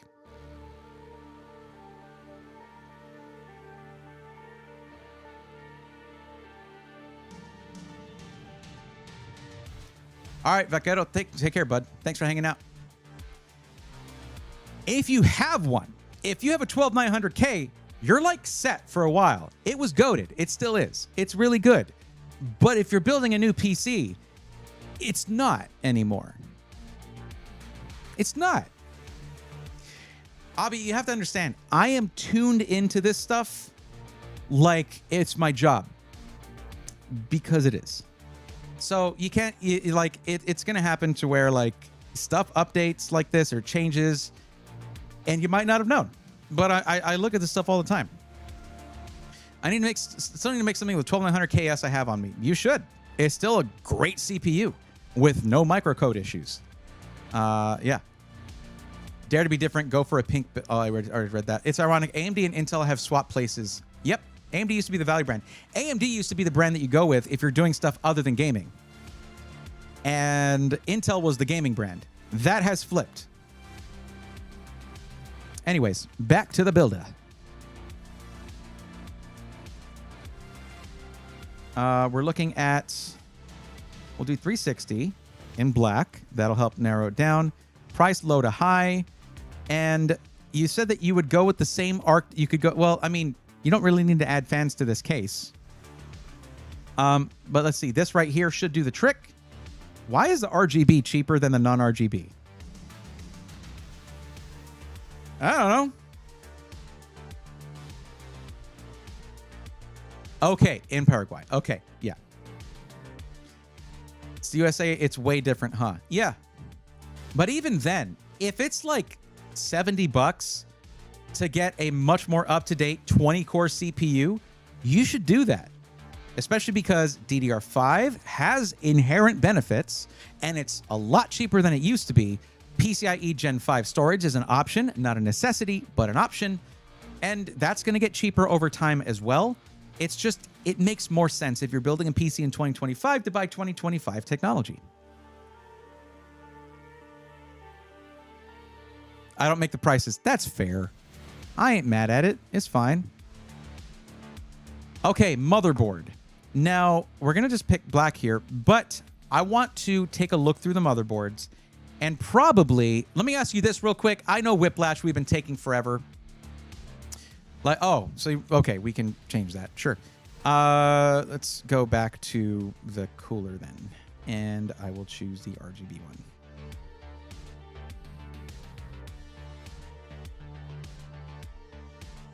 There we go. What was I saying?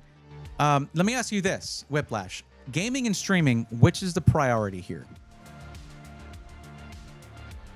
It's because that's one thing that I can't really get to work on the questionnaire is how to figure out how to ask people how they prioritize the things that they choose. Gaming is a priority. Okay. I hope Intel gets better because Intel was my first love in 2021. There was a leak, somewhere between a leak and a rumor, which that can really affect how much stock you should put in it. That Nova Lake could be featuring CPUs, consumer grade CPUs up to 52 cores, and their own version of 3D V-Cache. Like, it's not like they want to not win. So they are planning to have insane levels of cache in their next lineup of CPUs. We'll see. We'll see how it goes.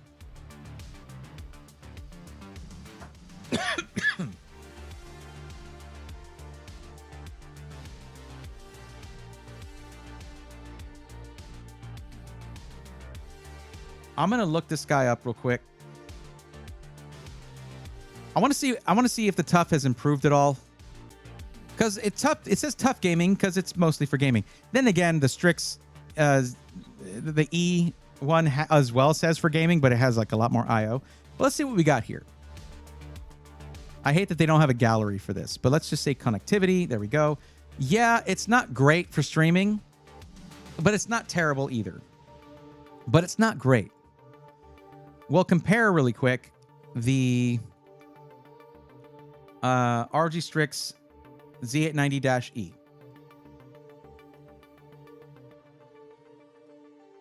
I remember the Z590-E, -F and -E were really good when it came to I/O from back in the Z590 days.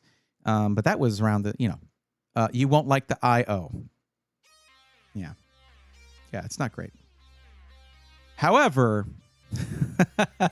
this is one of the reasons this motherboard is over $500. The I/O on this is freaking tasty. I'm sorry, that just came out like that. Even the echo is just natural. I'm sorry. But for starters, we have 5 gig Ethernet, Wi-Fi 7. For your USB ports,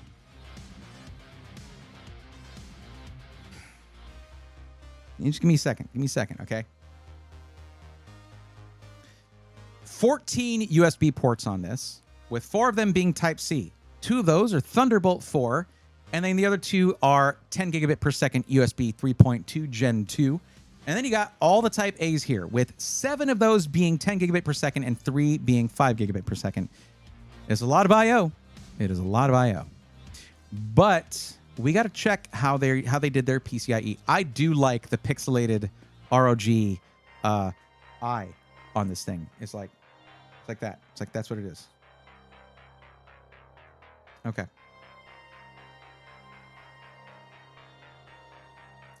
Tech specs.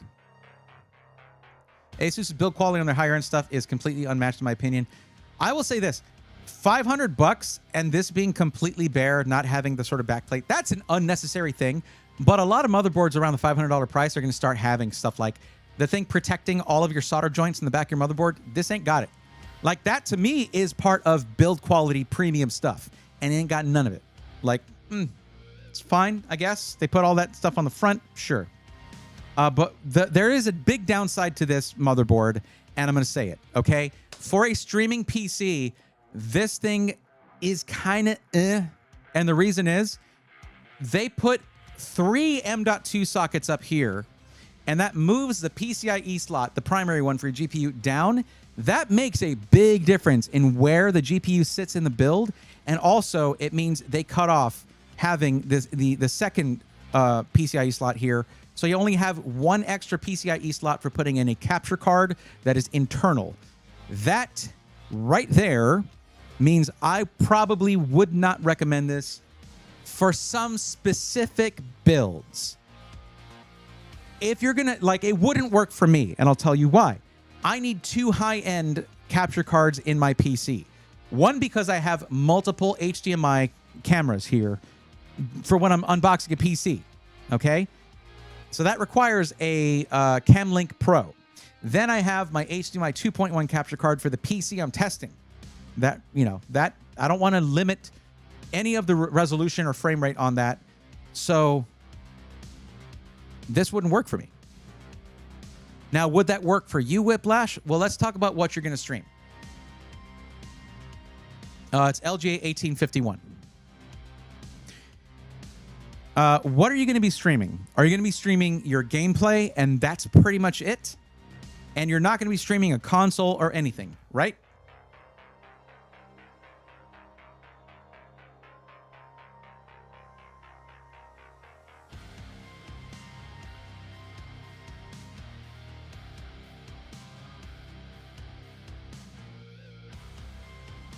I missed 30 seconds because of ads. I didn't see an ad notification go up.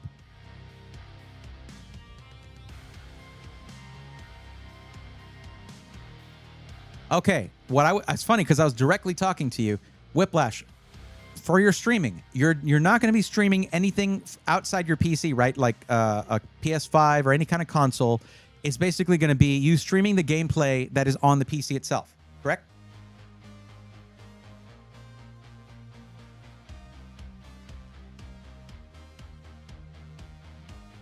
Okay.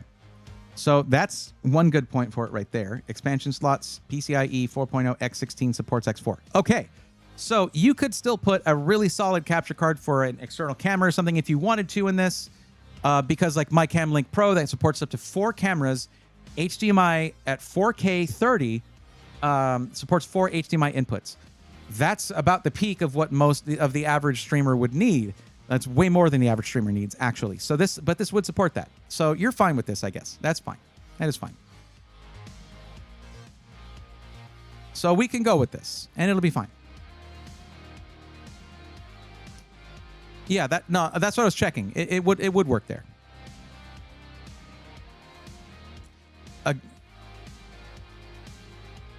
Intel's doing another round of layoffs. Yeah, I know. It is sad. They were kind of a bloated company, though, but like it's still sad to see people get laid off.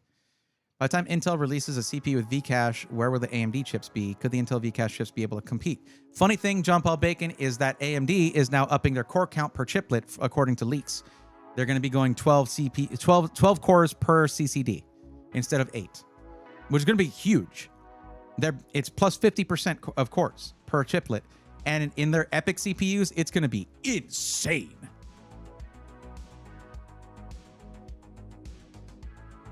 I know sometimes the way ASUS routes their lanes between the bottom slots is really annoying. Well, this we checked. I was checking it while I was talking, and this one, it is through the chipset. Z890 chipset, 1 PCIe 4.0 X16. This doesn't say anything about any kind of bifurcation, but we got to look at storage. Let's see. This has 7 M.2 slots, apparently, which is crazy. However, M.2_3 or M.23 and M.24 share bandwidth with PCIe X16 G5. So it's going to run at X8. So there are 2 of those 7 you cannot use, or you will have half the bandwidth for your GPU slot. I'm sure that's something you're already aware of, Mikey, but that's what they did with their PCIe lanes. Instead of any shenanigans with bifurcating for another X16 slot, it's with their M.2 drives.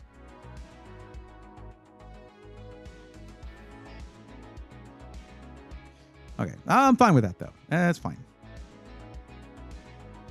What did you go with for RAM on your build there? You went 32 gigs, right?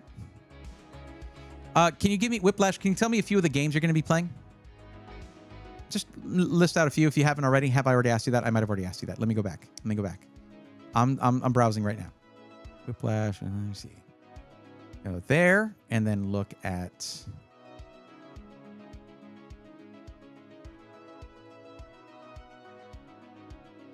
AAA stuff. Okay, looks like I hadn't asked that yet.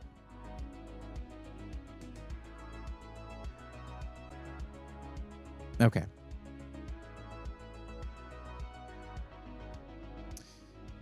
Jim Lee, what's up? Welcome to the stream. A gaming laptop. It's a Asus. Can I use a different power supply What kind of PC would be good for gaming and also to going to school? Are you talking about taking it with you to classes? Because that's a laptop. Unless you're talking about for your dorm room or something, please fill out the form if you don't mind. And as for the laptop, you want to get the actual charger for it, if you can. You can sometimes find the official chargers on Amazon, but you want to make sure it is the actual one.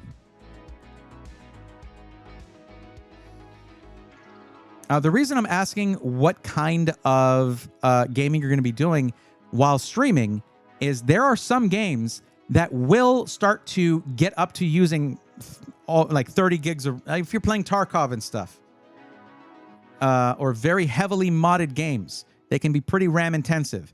So you want to get a little bit more than 32 gigs. Like you can go 48 gigs and you're probably never going to have an issue. And there are 48 gig kits here.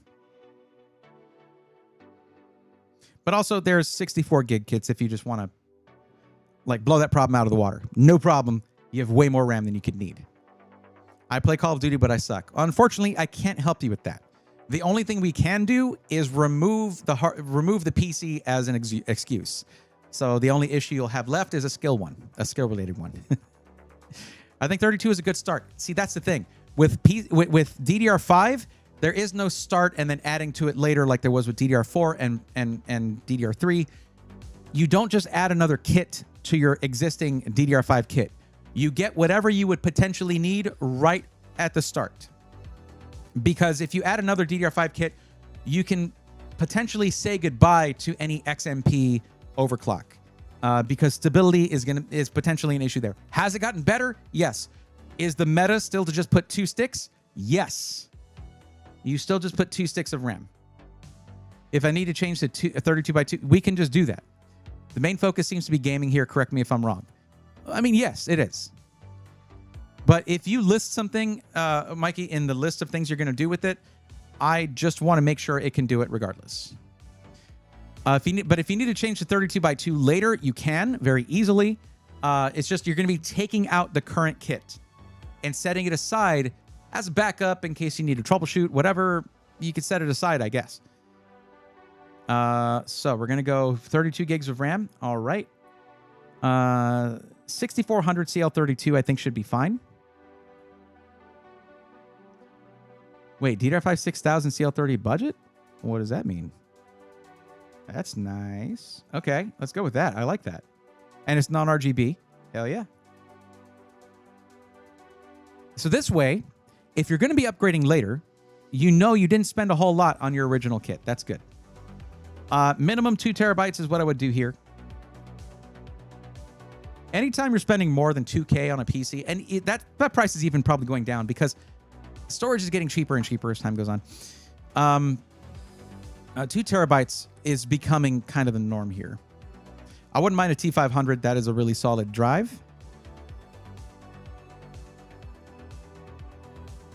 Wait up, hold up.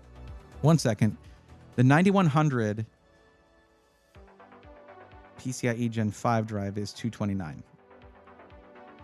That's very fast.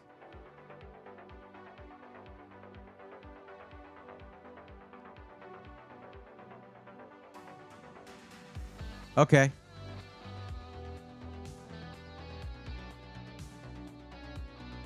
Yeah, the 9100 is cheaper than the 990 Evo. As you said, Mikey, you can't control the prices, but that makes this a damn good deal. All right.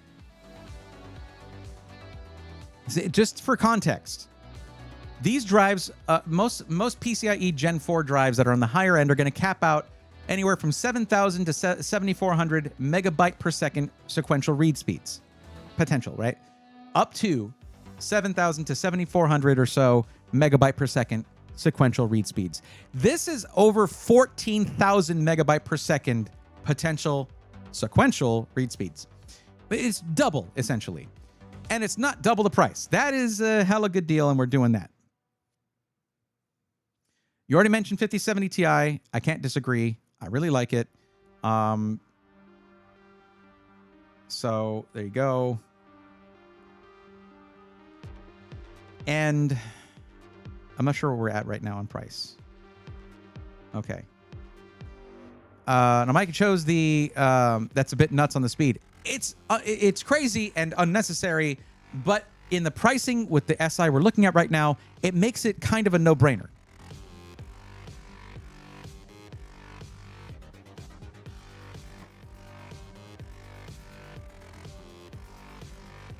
It'll be less. You can't see the labor discount yet. Okay. Because I've been preferring to go with slightly higher wattage. I'm just nervous about what GPU, what NVIDIA is going to do with their next gen, and we want to try to prepare for that. So let's see. Let's see what we got for 1,000 watts here. Okay, so if we do that, I'm going to do the no extra case fans thing because this thing would run fine with no extra case fans. There we go. Thank you for adding that, Mikey. Appreciate it. Thank you very much. And Windows 11.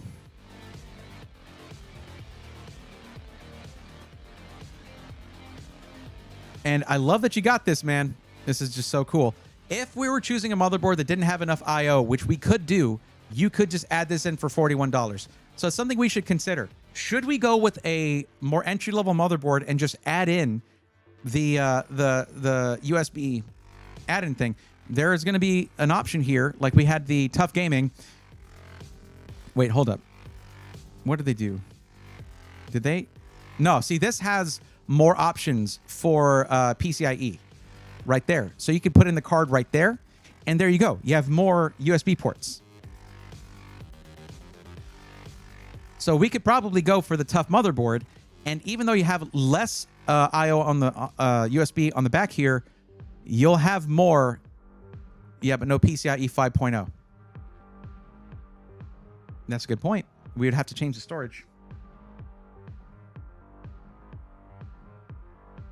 Wait, hold on. Yeah, it says specifically for graphics card. Yeah. Wait, nope, hold up. M.2 PCIe 5.0.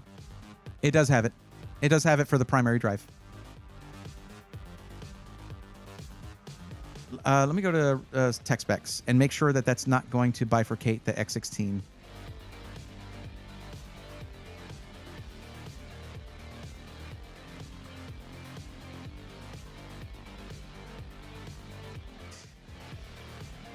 Yeah, I think we're good. There you go. Are you sure you want to stick with the Strix? Because this might be the answer to a nice... Well, let me see. Let me see. Let me go back up to motherboard real quick. Just cruise on up real quick. I just want to see what the difference was in price. If you want to stick with the Strix, that's fine. There are some quality of life features on there that are very nice. It would be a difference of about $200. So I'll let you, if you want to stick with the Strix, that's fine. That's okay.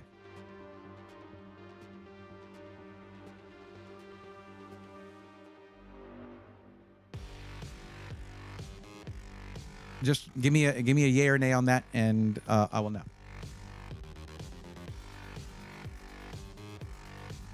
Stop! Don't stop! Wait! Stop following me. Liking the Strix? All right, cool. Mouse mats are 15% off, by the way, and they're really nice looking. That does look nice. I like this one. That looks really sick. Just saying. All right, all right. Well, Whiplash, as a note to you, there you go. Some of these these mouse pads are all 15% off right now. Very nice. So we add this to cart.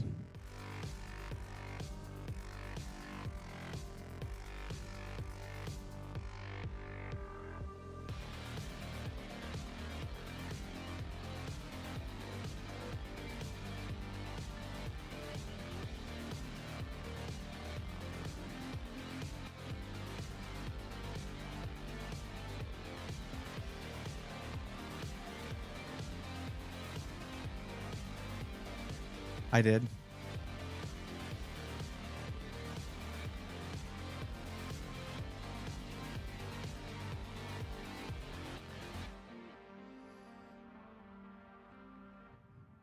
That's brutal, says the owner of the website we're on. All right.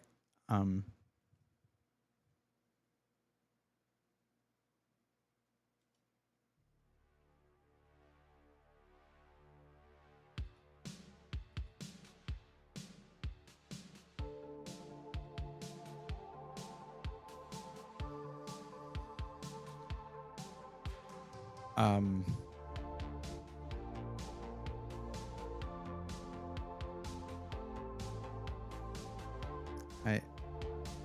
I just want it to be in my cart. That's all I want. It's not. Stop lying to me. It's not empty. I pushed the button.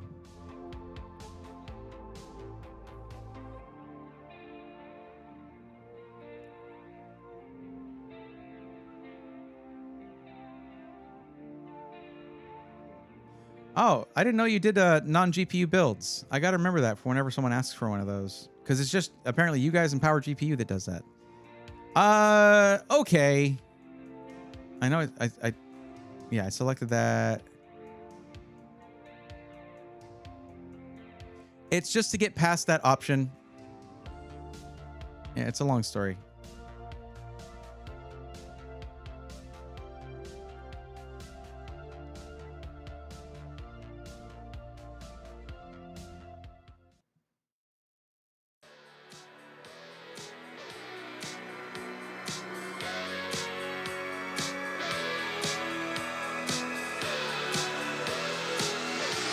Let's go. All right, I'm kidding.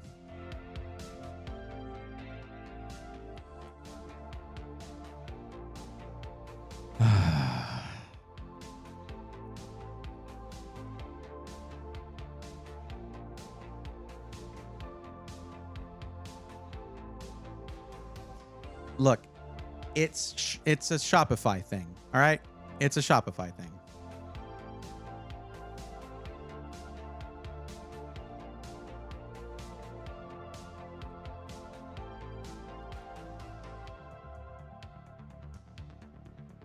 Just screenshot the stream. Well, the whole thing is Mikey's put a lot of work into making it to where I can do a build and share the cart. It's all done and there's no room for error there. And he wants it to work. He's put a lot of time and effort into this. So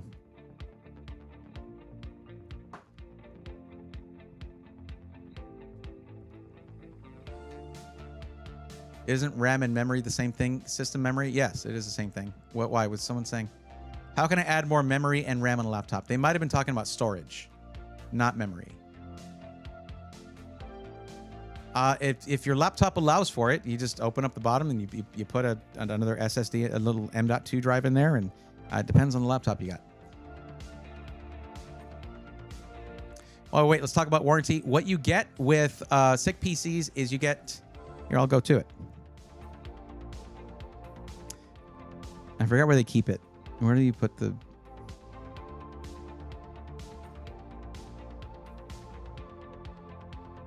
warranty? There we go.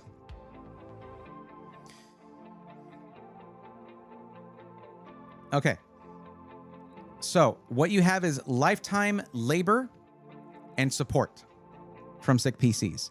And what they do for the parts is that whatever the part warranty is by the manufacturer, that's the warranty. So it's funny because you'll see some system integrators who have a 1-year parts warranty, but the power supply has like a 9-year warranty.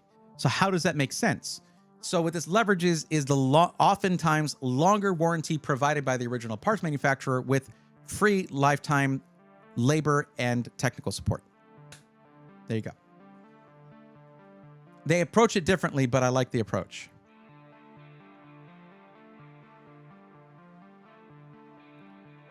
And also, if there's an issue in the first 30 days after you got your PC, then they'll cover shipping to send it back to them, get it all fixed up for you. Because if it's in the first 30 days, it's something happened to shipping or it's on them.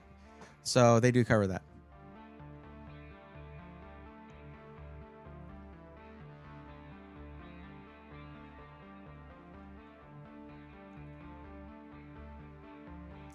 I have friends in the US. I'll recommend them this.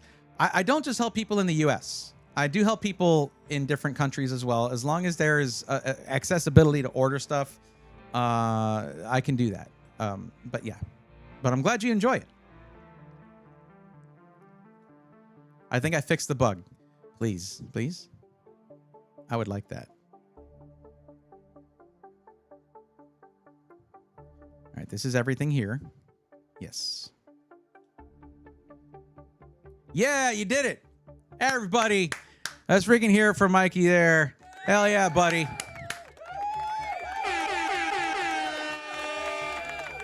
Mikey. Thanks. Appreciate it. All right. Okay, so we're at 29. Look at this. We're at 29.20 and 15 cents after my discount of 153.69. How's that? We freaking did it. There you go. Is it there? Okay. Copy link. Is there an option to purchase an extended warranty? There is on this screen actually. No, I'm not trying to. No, stop. Okay, go away. Go away. I shared it already. Okay. I just want to look at the page now. Where is the... Hit escape. Okay. All right. So where is the extra warranty thing? Is it on the previous page? Mikey is the GOAT.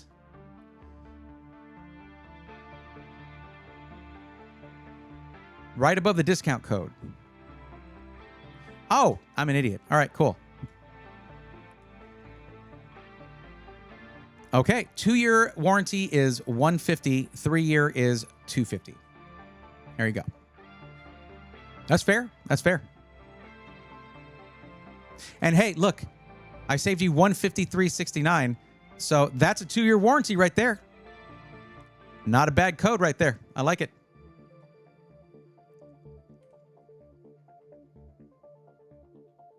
Avi, Windows 11, because we have no idea when they're going to stop supporting Windows 10, and I have to focus on what the general consumer would need.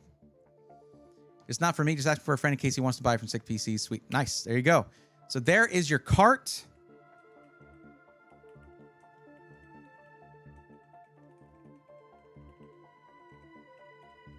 And there's a code. There you go.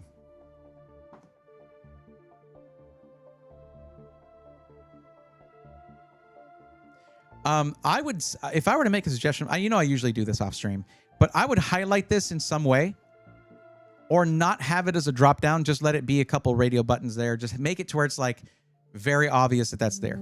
I mean, it might just be me that just didn't see it, but this is very much blended into the background to where it's not obvious. I would highlight it, put a box around it, something. Oh no, what's going on here? What is that? Hold on.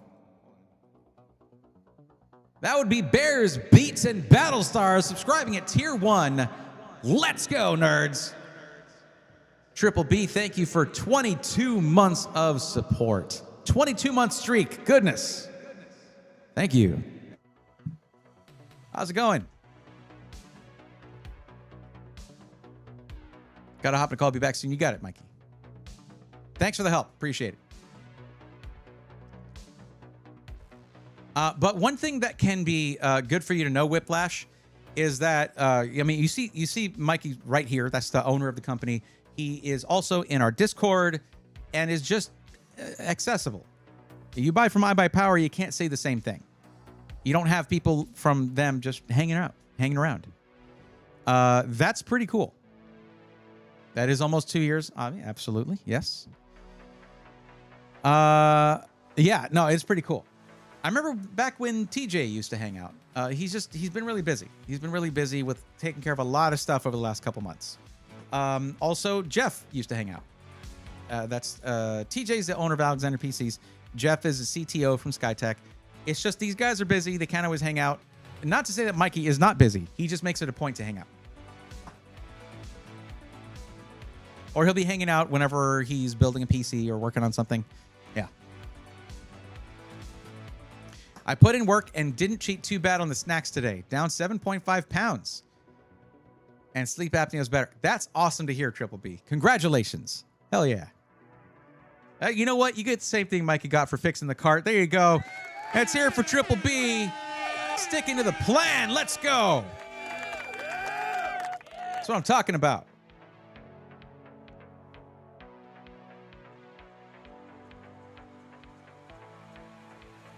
It's inspiring. I love to hear it.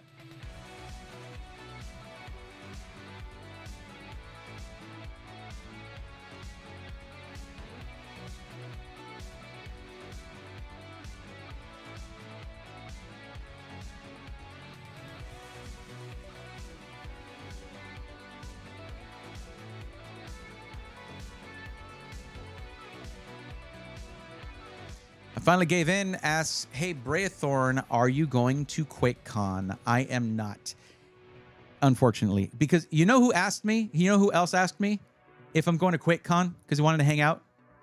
Freaking Splave. It's just like, it's like 6 hours from me. It's a bit of a drive.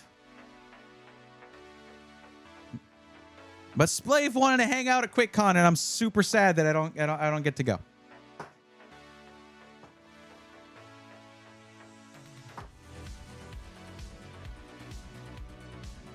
And it's not because he's like the #1 overclocker in the world that I want to hang out with him. It's because he's genuinely a freaking awesome dude. And I've only gotten to hang out with him multiple times during CES this year, but still. One of those people, okay, we'll put it this way. It's one of those people where you talk to them for 5 minutes and then you just click like immediately. And we were just like shooting the breeze forever. It was great.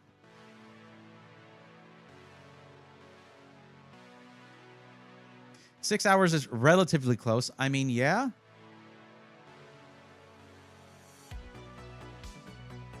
But yeah, keep putting in work. It's one of those things where it's like you just will get results if you just keep putting in work like that.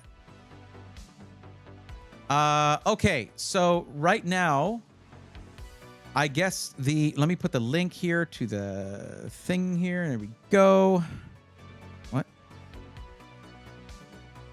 The link did not work. Hold on. Let me copy that link again. Share cart again. Copy link. Link copied. There we go. We got it. Okay. And then I can mark you in green. You're good to go. Whiplash. Don't forget to use that code because that's, again, it's like a free 2-year additional warranty if you do that. Well, I mean, it saves you $150, and that's the cost of a 2-year warranty. I know you're not getting that, but I mean, still, it's what gets it under budget, which is why I'm saying that. And it supports what I do, so thank you.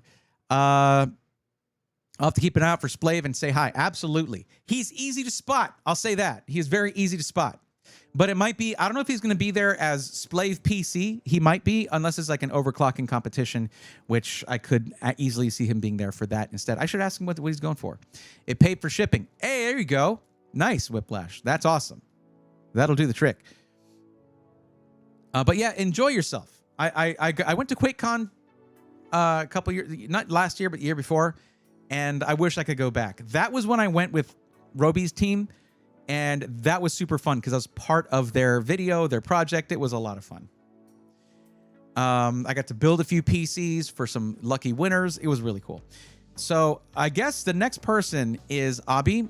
And I know it's already 30 minutes past midnight. I would be ending here. This is when I'm supposed to finish the stream. So I'll ask you, Abi, are you cool with waiting for a day after tomorrow? I do these on Tuesdays and Thursdays. Would you be cool with that? I'm pretty tired. And it's long after I normally finish. You are cool with that? Cool. That's just a reason for you to come back and hang out again. But you're still on the list. You stay in your place on the list there. So it'd be probably the first person to hang out or help out. Ed, yeah, actually, you are before Abi, so it would be you, then Abi. It's 2:37 a.m. there. Right. It is a different time zone. I'm glad you enjoyed yourself. At least I'll be helping you out earlier on. It looks like Ed, so you'll be first on Thursday. If that starts at 8 p.m. Central. You keep your place in line unless TJ Sparks comes back. That's how that works. Look, this is the list. All right, here you go. That's the list. This is what it looks like. Ed, I don't remember getting the emote from you that you're here, so I didn't mark you in purple. Sorry. I must have missed it. But just come in, and I'll go ahead and change this. If you can't make it Thursday, you keep your place on the list. Don't worry. It's all good. But just come in, drop the I'm on the list emote. That's this one right here. Drop this in chat so I know that you're here and you're on the list. I don't automatically know, okay? And we will pick this up on Thursday, 8 p.m. Central. So if it's 2 hours later there for you, or earlier, later, 2 hours later there, yeah. Cybertron Tech says, I am third in line. I don't remember you saying that you were on the list. So I'm going to reiterate this. I say this in every stream, guys. You cannot just fill out the form and not be like, hey, Braethorn, I'm on the form. I'm not going to go through each of these and sit for 15 minutes calling out to see if you're here, because you might leave. So I need to know if you're on the list. Then right now, Abby, it is 12:38 for me. So for you, it would be 10:38, 10 o'clock. Around 10 o'clock is going to be the time I'm going to start streaming on Thursday. Okay. But Cybertron, Edya, you got to give me a very clear, I'm here, I am on the list. You can't fill out the form and then just not say anything. Because I'll move on past you. It's just like, who's this person? They haven't said anything in chat. So for people on Twitch, you have to use the email, the emote, use the emote. And if you're on YouTube, you just have to say at Braethorn, I'm on the list. Whiplash, he said he was going to have to go for a call. I will give him a DM. I'll send him a DM.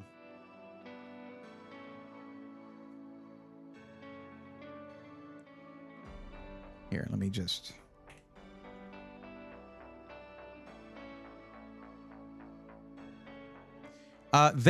banks can tend to do that on large purchases. It could just be that.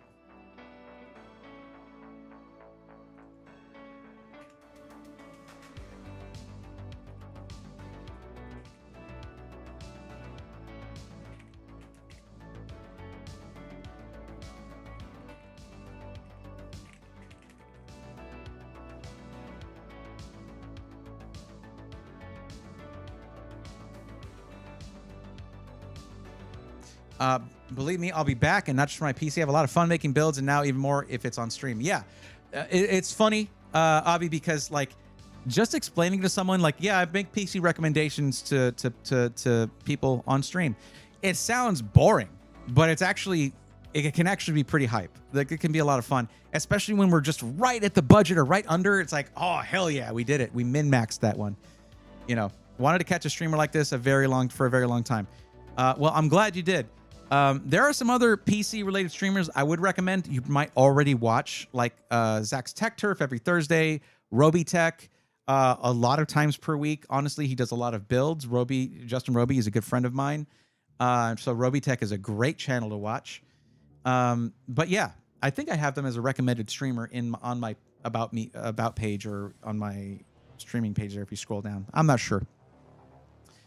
It said it after I filled out the form like 2 hours earlier. Oh, okay. I'm sorry, Cybertron. I must have missed that. But I do appreciate you being patient. I'll be picking up on these on Thursday. It's just really late. Oh, snap. All right, hold up. I guess that's happening.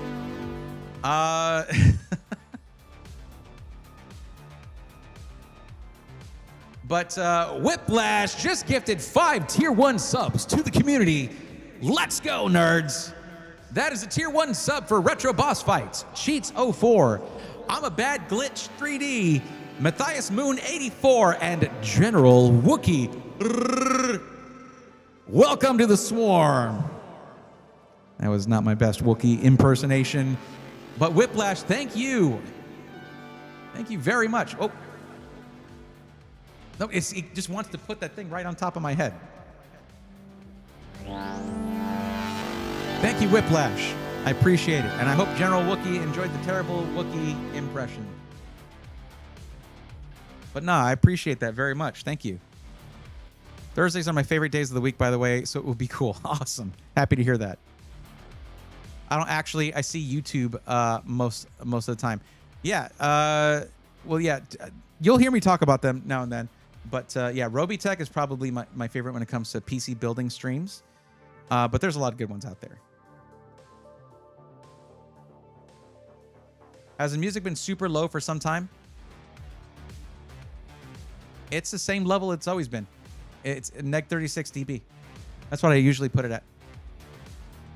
Oh, hold on. Let me look on OBS. No, yeah, about neg 36 is what I do. A la carte every stream.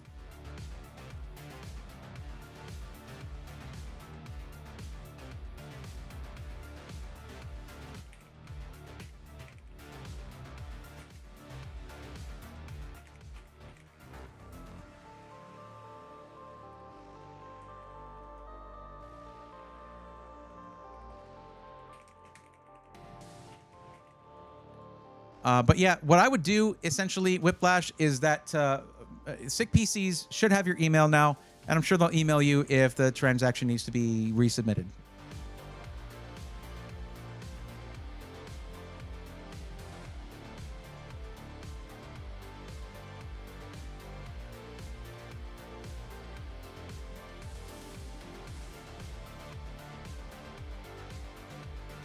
Okay, I think it's been long enough. I think I want to raid one of my favorite streamers, content creators out there. And you guys know it's some. I've learned that some of you have just started hanging out there when I'm not streaming, when they're streaming, which is great. But that is Manly Reviews.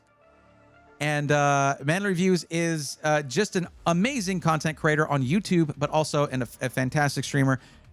Of course, one note I want to make before we raid anybody is that I have this arbitrary thing about myself where I don't cuss on stream.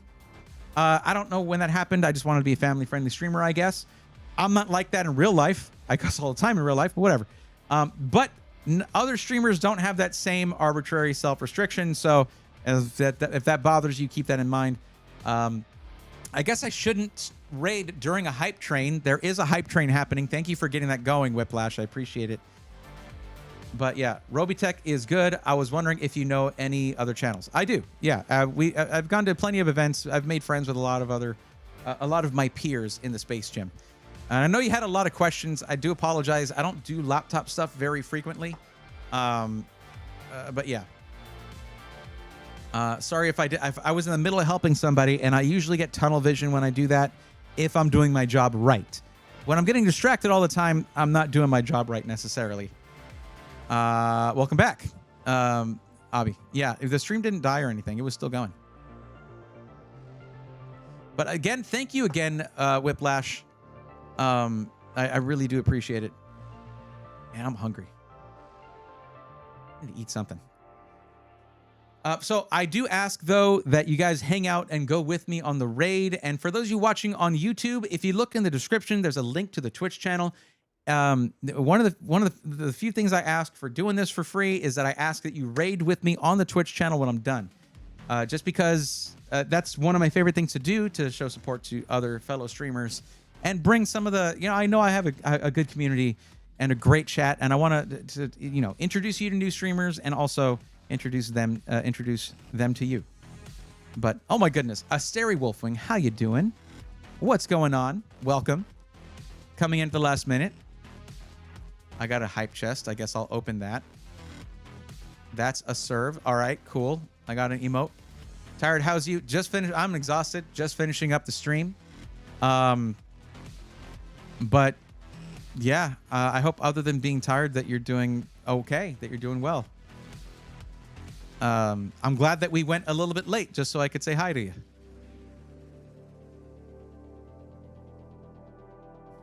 But either way, also for those who are watching on Twitch, you do get extra channel points for sticking around for a raid, and that's always cool. And I am going to be having more channel point redemptions soon.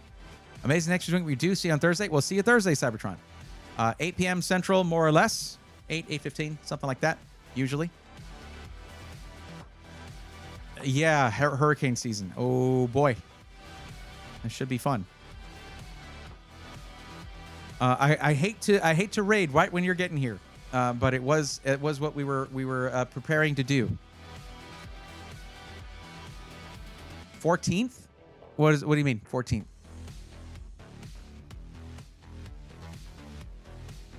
14th what, Avi? Is this really just not gonna?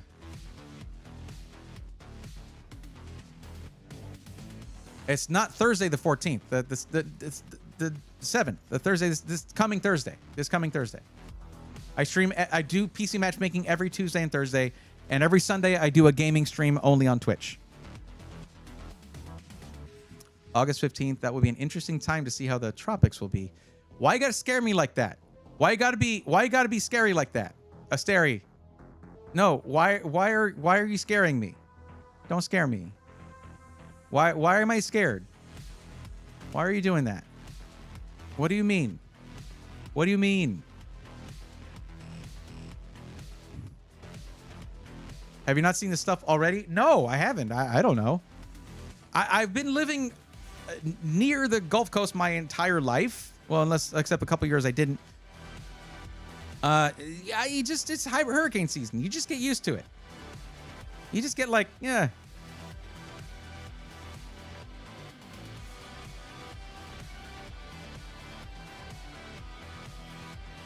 Oh, right. What's up, Silo? How's it going? Welcome.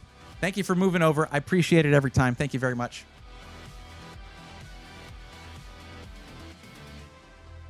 I don't get used to it since I literally live on the coast and not inland. Fair. Yeah. Okay. Well, okay. So I'll have to keep an eye on that too. All right, guys. Now I'm gonna go look at the weather. So we are gonna raid Manly Reviews, and a good friend of mine. So say hi, even if you gotta go. Say something nice, I guess, and tell him hi for me. I'll say hi myself. I usually stick around a little bit when I raid him. But he's playing LA Noire, an absolute classic.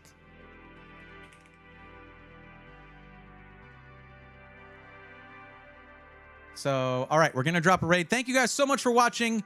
I will catch y'all on Thursday around 8 p.m. Central. Thank you so much for being here, and I will we'll see you then. Till then, take care.